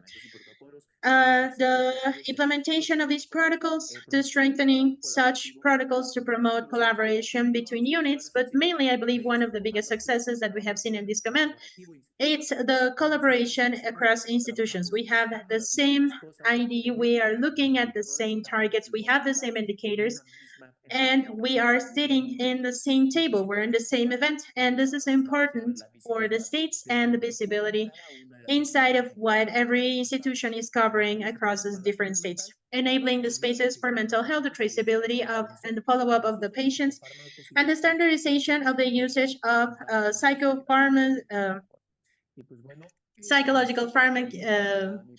drugs and the analysis kits. So that would be it for my side. So we can continue with the program. Thank you, doctor. Now I would like to give the floor to Dr. Vanessa Vizcarra. First, I would like to introduce a doctor. She is a specialist in quality of clinical care from the ITESM. She also has a master's degree in health services management from the Guadalajara University. Doctor has had different roles. She was a director of professionalization of human resources in health. She was also the director in quality assurance and the first accreditation process for the state and medical healthcare systems. And Dr. Vizcarra is currently the deputy director in prevention and health protection in the medical direction of ISSSTE. Doctor, please, the floor is yours. Thank you very much, doctor. First things first, I would like to thank you for the invitation on the third Congress of Mental Health. And I am very honored of sharing this panel with friends and professionals on this subject that we are convinced and we believe in this transformation and we are convinced in changing the paradigm of mental health care.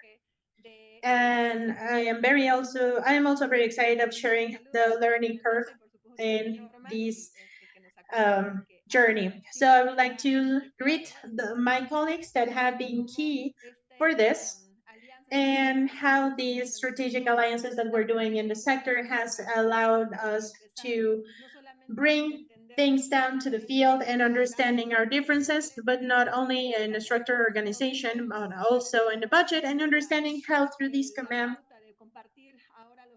we can now share the state commands and deliver this message to the states, regardless of the institution that you're representing. The fact that you can have this collaboration, work understanding the needs of the patients and the people with any sort of mental health issue. And as I mentioned in my speech this morning, to bring to the table the relevance of starting at home, starting with our mental health professionals and other institutional strategies, and understanding and sharing the best practices with these experiences towards the sector. And rather than saying who's moving faster, it's more about this is where things are, sharing particular strategies, and if they're well received, we can implement them in private and public care and in all of the institutions of the sector, and as well working in the volunteering side in other areas of the public sector. Can you help me with my presentation, please? Okay, next one. Can you help me with the first one? We can see the screen, doctor. Okay, thank you. De salud mental, pues ha permitido ir avanzando en la materia en México. Lo hemos dividido, digamos, we have divided with what was made by the ISSSTE, but how through the commands we have detected the strengths and weaknesses, not only in the execution, but in each one of the delegation or in the Ministry of Health now with the IMSS Bienestar, but how the programs are integrated and which are their differences in culture, which may be barriers that will stop our progress or that may also identify what we have to see.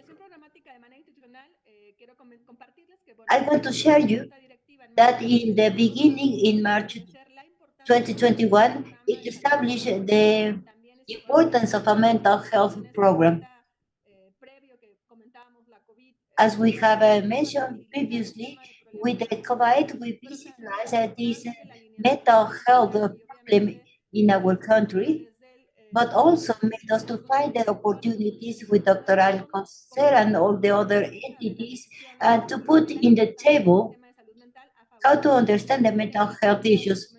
We also have created other regulating documents, for example, September 2029, which is an operating guide, and in September 2023, the operating guide for the operation of mental health services.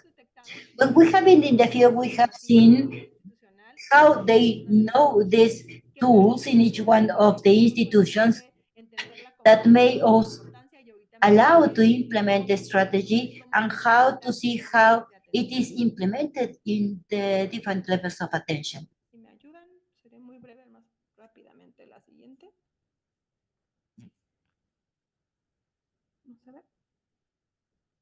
Y si no, paso la mía, porque digo, continuamos por tema de tiempo. Well, maybe we continue. With the strategic alliances, along these years, we have been working with different strategies that took us to this sectoral mental health plan. This shows a clear path, especially for the governability of this administration, how the decisions of the sector are put on the table as well as for addictions and how it is moving downward. It is not only something that we have to see in the table or in a public presentation. It should not be only a discourse. It should be based on the actions and consequences together implemented. Here we have this campaign that it's called Live Healthy, that was coordinated with David and now with CONASAMA, with Dr. Hijama and his team, Dr. Gabriel Lopez. This is allowing us to find these strategic alliances and through the command to share the responsibilities with the different levels of the management at the central regulating in all the institutions, and then in the state of delegations level so that they can have a clear strategy, because this is a decision from the government, but it must lead us to the action. We know that we have differences in the budget, human resources, but we are understanding that the most important, based on the commands, is to create strategies. One of the things that we have mentioned about the great advantages of the command, from a point of view, I think they are three, which are going to be shared in this Congress, because this allowed us that all the states, regardless how they see this college, can accept it. And number one is a working collaboration. It involves that you have a voice and vote, regardless of their position, regardless of their profession, and to include nurses and social work, and include others, not only a biomedical plan, which is only for the doctors, because it was only centered on the doctors and the specialists. We know that we have problems there. We need to break this paradigm. Everybody has to learn and know about mental health. Number two, this working collaboration should be critical and proposing to understand these operating differences in the field, how they interpret and how they implement it, how many human resources do they have, how can they lead the strategy, not implementing everything. Of course, we understand that we have to be working together and all the stakeholders are taken into consideration. Number two.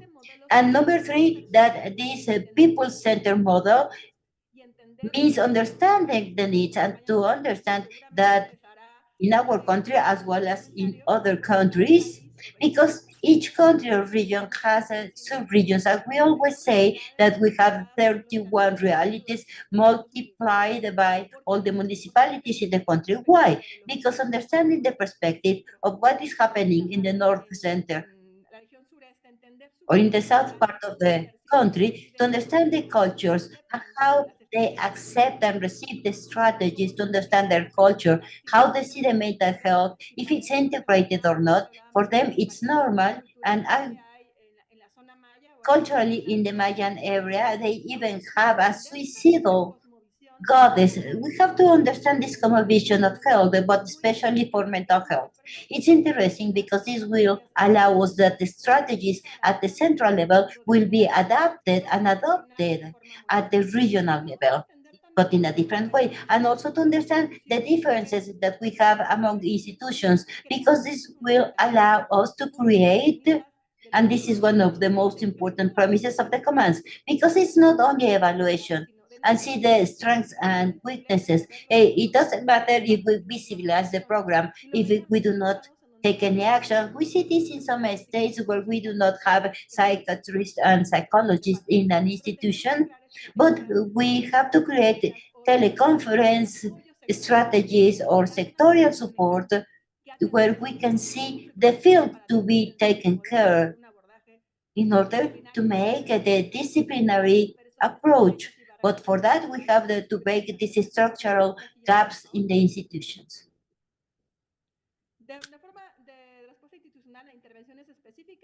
Respond from the institutional and interventions. This is not only according to the law, and I would like to tell you that I already know the results of the anti-tobacco survey and the tobacco consumption in Mexico and how it is perceived.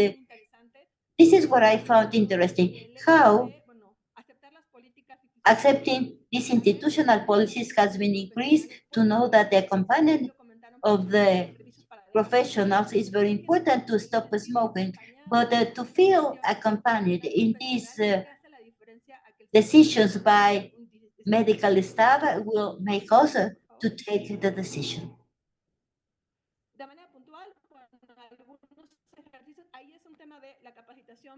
This is regarding training for the infraction code. As mentioned before, we must understand the cosmovision and how the groups are receiving, or the general population, how are they receiving training even in their own language, and to understand how they see the process of health and to be healthy. This will allow us to be successful. Another response to the interventions this morning with Harley and his friends, and how COVID allowed us to accompany patients in treatment, and how it has followed the strategy. I was saying that I can see this strategy when I see, for example, to the airport, when we see these dogs. I didn't know, but these accompanying dogs, if somebody has depression, they have to be like feel accompanied by the dog. It means understanding how the animals can help us. And this is understanding that the social emotional aspect is important when we have a relationship with other groups and with other humans that allow us to feel human. In order to feel again the emotions, because sometimes we lose them. We must have these policies, but not rigid. We must have this contact with the nature and with the animals to understand what the others are needing in order to feel this affection. As I mentioned, when you go to the health service, maybe it's not later, but maybe we are not having all these tools at the community level. Once we have a case in the field, we must know how to find it. This sectorial command visits when we go to the emergency rooms to identify how is the response to the response to illness. One of them is mental health, and we found a teenager, 16-year-old, with a suicidal patient, and it was an emergency room. So to see him in this waiting room, it was so surprising because he couldn't be in that place. It was not saying, I have a stomach pain versus I am trying to commit suicide. Dr. Mendoza already talked about the sensibilization of the problem and to provide a space, a safe space to prevent other risk situation or stigma and discrimination when he asks, why are you here? Why is he together with another patient? But we have to understand this is normal and that these situations must be changed. Another important participation is not only to work inside the sector. We did a lot of learning, but we have to see to the future. We have to change the history. We have to make some interventions in the communities, especially in our system as an entities or as our partners. We must have these interventions, and we had the opportunity to do these interventions in the National Commission of Banking. And over there, they were talking about how important it was to start this because of suicidal behaviors. When we did this, they invited us to go and talk about prevention because as they have cameras and security systems, well, they couldn't detect that. It's important to identify the populations and subpopulations in the social security because this will allow us to understand which interventions and which mechanisms can be used in this group of population. Obviously, there are differences, cultural, social, and also regarding the type of work they are performing, it's important to talk to the community, to sensibilize them, to educate them, to start identifying where are the messages need to be addressed, and also to create strategies with third parties from outside the health system in other sectors.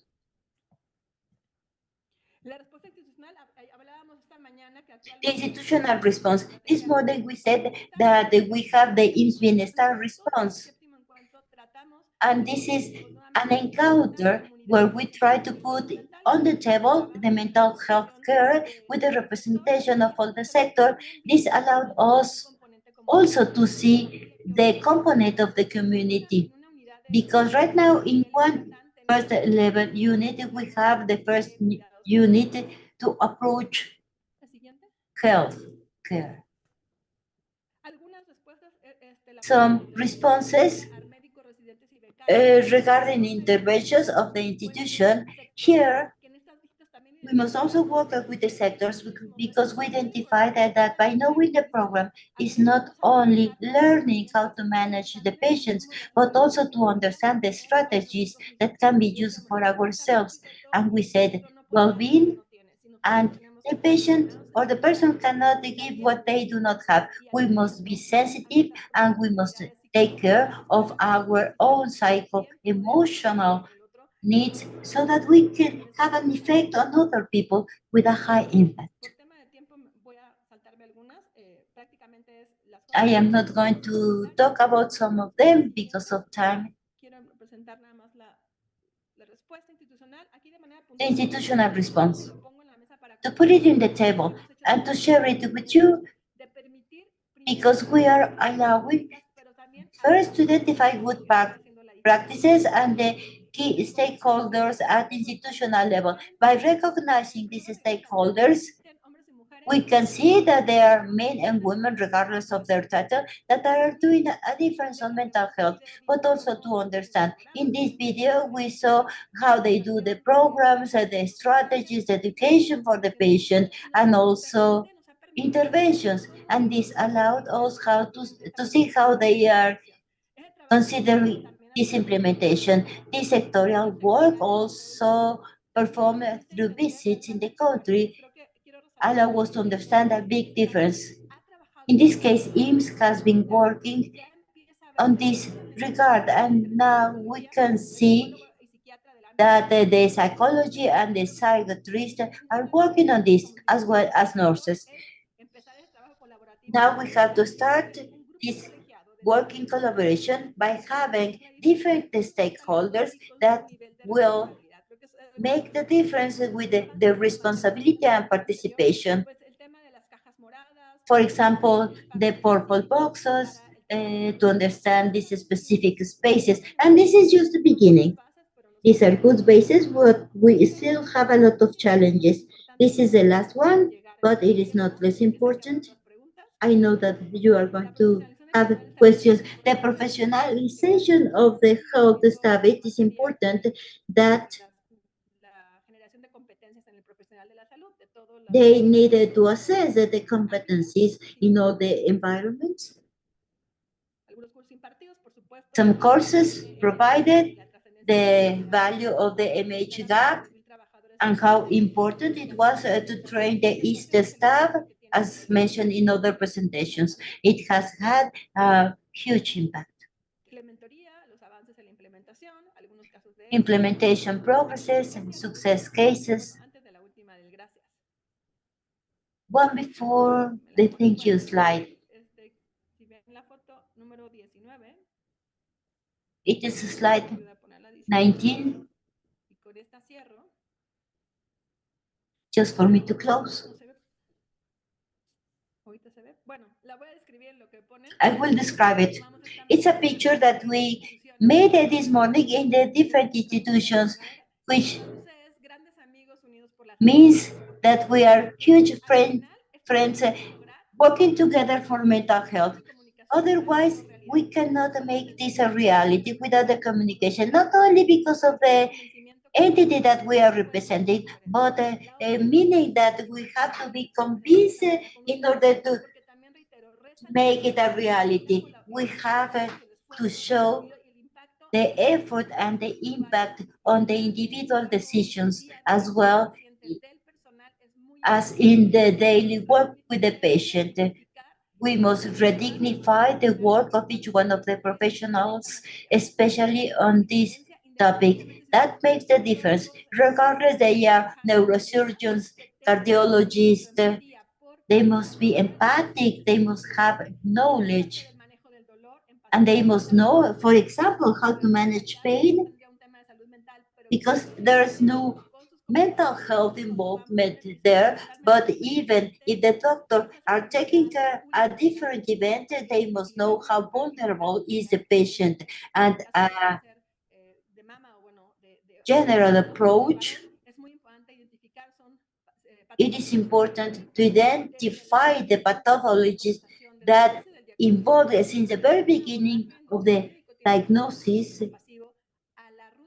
a compassive approach from the doctor. Knowing mental health is not only containing crisis in a psycho-emotional event, but to detect and to be visible. I think that combined by having us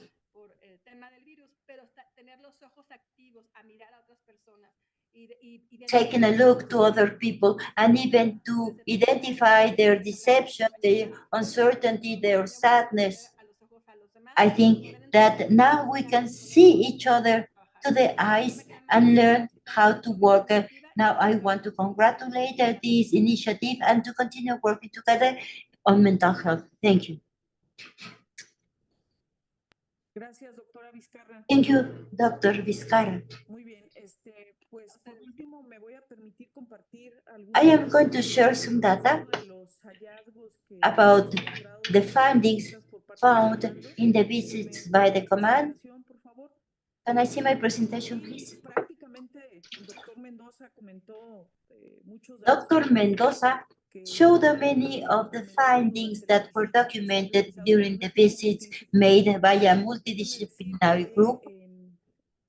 Let me tell you that in the visits, we integrated sometimes medical staff, psychology staff, nurses. The idea is to have a global vision from all the disciplines. It is quite enriching to hear our colleagues when they provide their contributions. The command, the health sector interinstitutional command that was created by the Ministry of Health on July 27, 2021. In fact, there is an agreement of collaboration among all the institutions that are part of this command. When the command was born, the purpose was to take the attention in the hospital and everything associated to provide. Then other priority health topics were involved. The idea was that this group of doctors form an strategic command formed by the high management level and a group of people in the multidisciplinary group of health that are directly making the assessments of the medical units, both first and second level. Regarding the component of mental health, it was integrated in November 2022, and it was integrated during a health emergency lived in Durango. And some of the people that have participated today, Dr. Mendoza, and other people from the sector, were integrated to prepare at that time a protocol to take care of a crisis that was incurred in the state. Here we saw the importance of including mental health. Everything that is assessed by the command was associated to mental health, was associated to health, but they didn't consider the mental health. As we said, there is no health without the mental health. And this is not only words, because it is involved in all the attention services. We, IMSS, since we started to integrate the component, we considered that it was really very important to make an assessment and a field verification at the first level. We thought that it was congruent with the model that we are trying to promote, a model focused on primary attention, emphasizing prevention, promotion at the first level. And it has to be assessed by the command. Therefore, we included this part. We have visited by the assessing group formed by the command. We visited 14 states since February this year, visiting 41 family medicine units. These are the states that were visited in this assessment. And as my colleagues mentioned, we work in a schedule to assess the critical items. In the first level, what we are really interested in the field is how much promotion for the mental health is being done by the health team. Are they trained or not to perform this type of interventions? What do they need to strengthen their competences to work optimally? Another thing that is important is on-time detection of mental health disorders. We deployed nationally a questionnaire to detect the most frequent mental health disorders. And this is not different in other institutions. We have to identify anxiety and depression. And we also have another component. Something that we assess is how are they doing this detection, if the nurses are trained or not, what do they need to perform it properly, and this was also assessed and taken into consideration. Another thing is if the family doctors are really doing an on-time diagnosis and a proper treatment for the problem identified. It is important, for example, to know if a person has a society or depression, to know if the doctor is finding the same diagnosis or if the diagnosis is different. This is also important. Another item is if we need psychology or psychiatry for the patient, and if all data is being captured, as well as the role of the management staff, how much are they involved in order to perform this mental health process properly. And here, the detection. It is made by the nurses in the PBNIMS and in the family specialists. And something that we have checked was to verify if it is well done, if the nurses are trained, if they are referring the patient so that they can visit the specialist as a priority, and if they are being helped by the assistant. We also assessed all the activities made by the nurses, the doctors, assistants, family, social workers.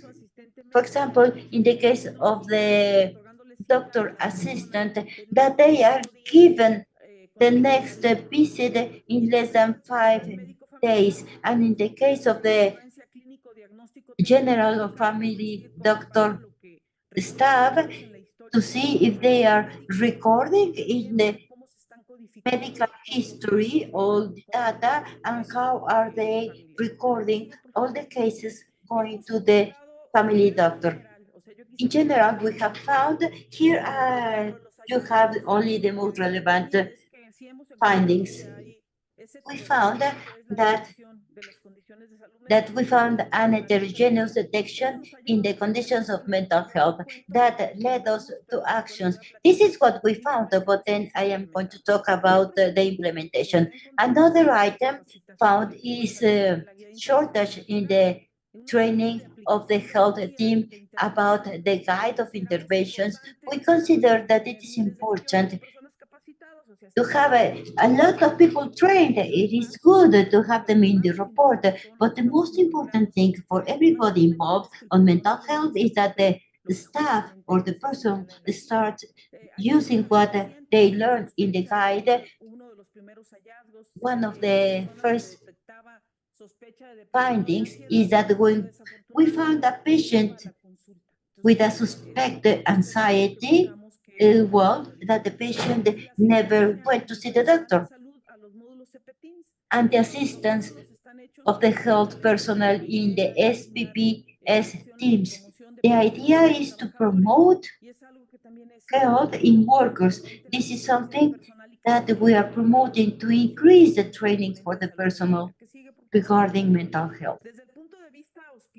From the hospital point of view, together with all the command, we visited these 14 states and we visited 14 some regional general hospitals. Here you can see all the visited states.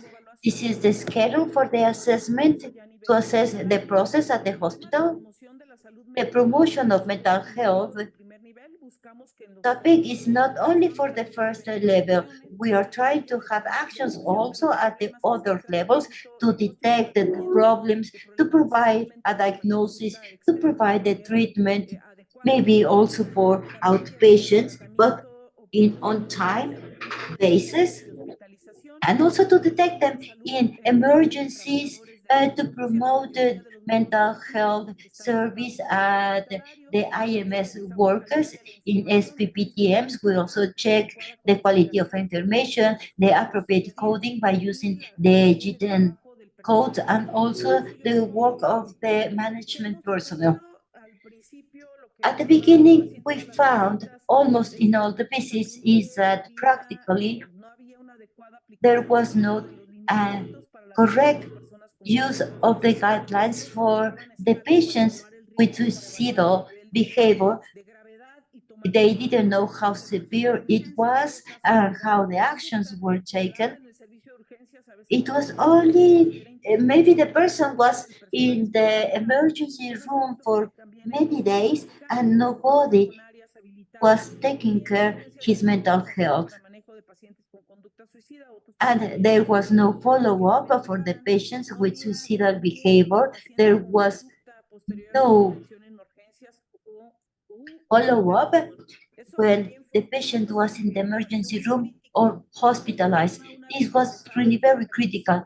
Once the person was discharged, we asked if he was taken care of by the psychiatrist, and frequently they were not taken care. And then shortly after, he was in the emergency room again. We have to ensure that the patient's discharge is followed up, mainly if they do not go to the doctor visits. We also found that the psychology and the doctors in the SPP teams had a different information about the application of different tools and about the training on MHGAP. What did we do as a result of all this? First, we made interventions regarding the findings. Each state needed a different intervention. We designed interventions according to what was found among them, and we call them clinical pearls. It is just working directly with the main items of the MHGAP and to reinforce some concepts, because sometimes the medical, the general, the family doctor are afraid to use the guide because they have some concerns. We have been supported by specialized staff to solve these problems with the clinical pearls. We also have this distance training for the medical staff. And now we can see a change in the indicators, for example, in the number of trained personnel, the number of detections made by the nurses, the percentage of people trained on MHGAP regarding suicidal behavior, and we can see that we are increasing these detections. Yes, the interventions are influencing them. Also, in all the visits, the equipment has a kit. Personal para que pueda replicar las acciones. Por ejemplo, siempre se les entrega material para que puedan llevar a cabo acciones de promoción a la salud. Tanto son materiales digitales que se entregan de manera directa. También se les otorgan los lineamientos para la atención de personas con conducta suicida y para la atención de niñas, niños y adolescentes.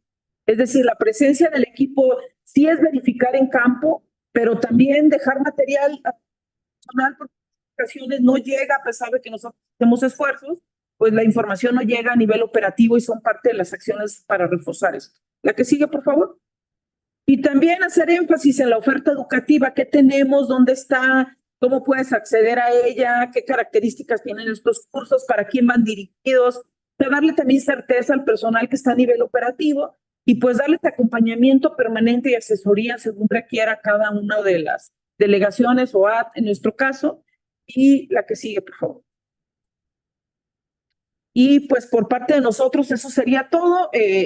Quería yo compartir algunos puntos que hemos encontrado de manera muy específica en el IMSS, pero como ven no es diferente a lo que había compartido ya el doctor Mendoza y prácticamente los hallazgos son iguales. O sea, hemos compartido derivado de estas evaluaciones que la necesidad es la misma y que justo lo que tenemos que hacer es sumar entre todas las instituciones para lograr pues modificar algunos de estos aspectos que hemos ido identificando. Entonces, abriría yo a la parte de preguntas. Tenemos algunas preguntas por parte de la audiencia. Doctor Cuadro, si me ayuda con alguna pregunta en lo que puedo abrir mi máquina, por favor. Bueno, aquí me preguntan para el doctor Mendoza, ya la encontré. ¿Dónde podemos consultar lineamientos para la conducta suicida? Muchas gracias. De manera particular pueden encontrarlos tanto en la página de la Comisión Nacional de Salud Mental y Adicciones y hay un apartado específicamente del Programa Nacional de Prevención del Suicidio que es el PRONAPS. Entonces están ahí disponibles para ustedes. En general, cualquier duda específica estatal la pueden comentar directamente con nosotros en la página de la Comisión Nacional de Salud Mental y Adicciones. Muy bien. Doctora Vizcarra, doctor Mendoza, me gustaría... The required sections. We are now on time to wrap up. This was the last session, but what we have shared is the results and outcomes that we have carried out from the high directors and the boards, the stewardess, and the people in the field that have found elements that have allowed us to improve strategies, consolidate alliances, and work closely. I think this is one of the most important interventions that we can carry out as a section. I would like to hear a final comment from Dr. Vizcarra and Dr. Mendoza, and then just to greet our audience and close this third International Mental Health Congress.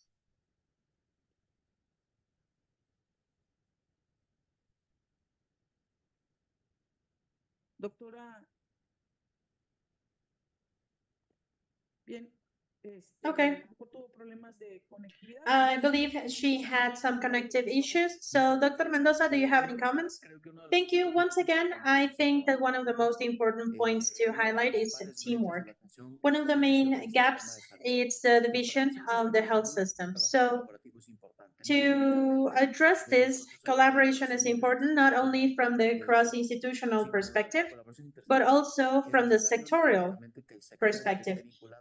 The sector has to be linked, and not only from the Ministry of Health, but the entire healthcare sector with all of the related positions. And cross-sectorial work is a need that we have developed, and we have seen its relevance in the last years.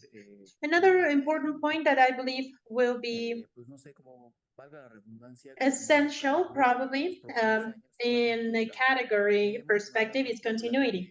We believe that if the institutions get to identify some of the points and needs, being able to develop this in such a way that where we can write down all of our points and point makers is transcendental. That's why I celebrate that the constitution of the essential areas in the mental health area is comprehensive. It is important, I believe, to mention this work that is being done across the sector, including the Institute for Healthcare for the workers, the Ministry of the Navy, and the Ministry of Defense. They have given a specific guidance across the different programs. So more specifically, I would like to use my time. Of course, this is the closing of a Congress where I had the chance to participate from the very first time. This space is essentially one little piece of the success of all public policies. The stating the establishment of forums that can be free and easy to access for most people that will allow us also to create a community of continuous training that will also allow us to create a network that we have been fighting for. Mental health is a first step for help, but it's also a very important step for the development of our communities. Thank you, Doctor. Dr. Vizcarra? Oh, she lost signal? Okay. All right. So we would like to thank Dr. Vizcarra. We are sorry that she couldn't do a final comment. And now I would like to thank on behalf of the National Institute of Social Security, Dr. Zoe Robredo, who have been pushing forward and have backed up all the work that we have done inside of the Institute when it comes to mental health and addictions. These days, we have identified the really big challenges that we have ahead of us, all the progress done, and how much we still have ahead of us. But I think the most important part, I'd like to mention this, is that we have found people, institutions, groups, organizations that are truly invested and concerned on the mental health matter. And I think it's essential what we have done when it comes to alliances and the collaborations that Dr. Mendoza mentioned. And on my side, I would like to thank all of the people for being so generous. I'll always say this to the speakers that gave us their time in these days from different parts of the world, despite of the time changes. And the people that were here willing to share. Some people traveling, for instance, the doctor here comes from Acapulco, and so on and so forth with everybody that has done this large example. Dr. Vizcarra, we're wrapping up. Can you please give us a final remarks? Yes, of course. Thank you very much. I would like to reiterate the fact that this collaboration and alliances are very important. This is the start of a great transformation in this matter. And this has allowed us to understand each other and understand especially what does our healthcare professional need to work on the mental health of the population and the workers as a whole. And of course, starting the creation of strategies so we can meet their needs and as institutions to favor and create spaces that are reliable, full of compassion, and free from stigma. I think this is essential, and thank you very much. Thank you very much, Doctor. I would like to say goodbye. I would like to thank our team, the team behind the curtain that are the ones that do not get to enjoy the Congress. They have to rewatch this afterwards in the recordings because it's so complicated to trying to get everything going well. I would like to thank everybody for the amazing job done in these 3 days. And for us, it has been an amazing experience. Thank you very much, everybody. Have an amazing afternoon, and we'll see you next year with more surprises. Thank you. Gracias a todos.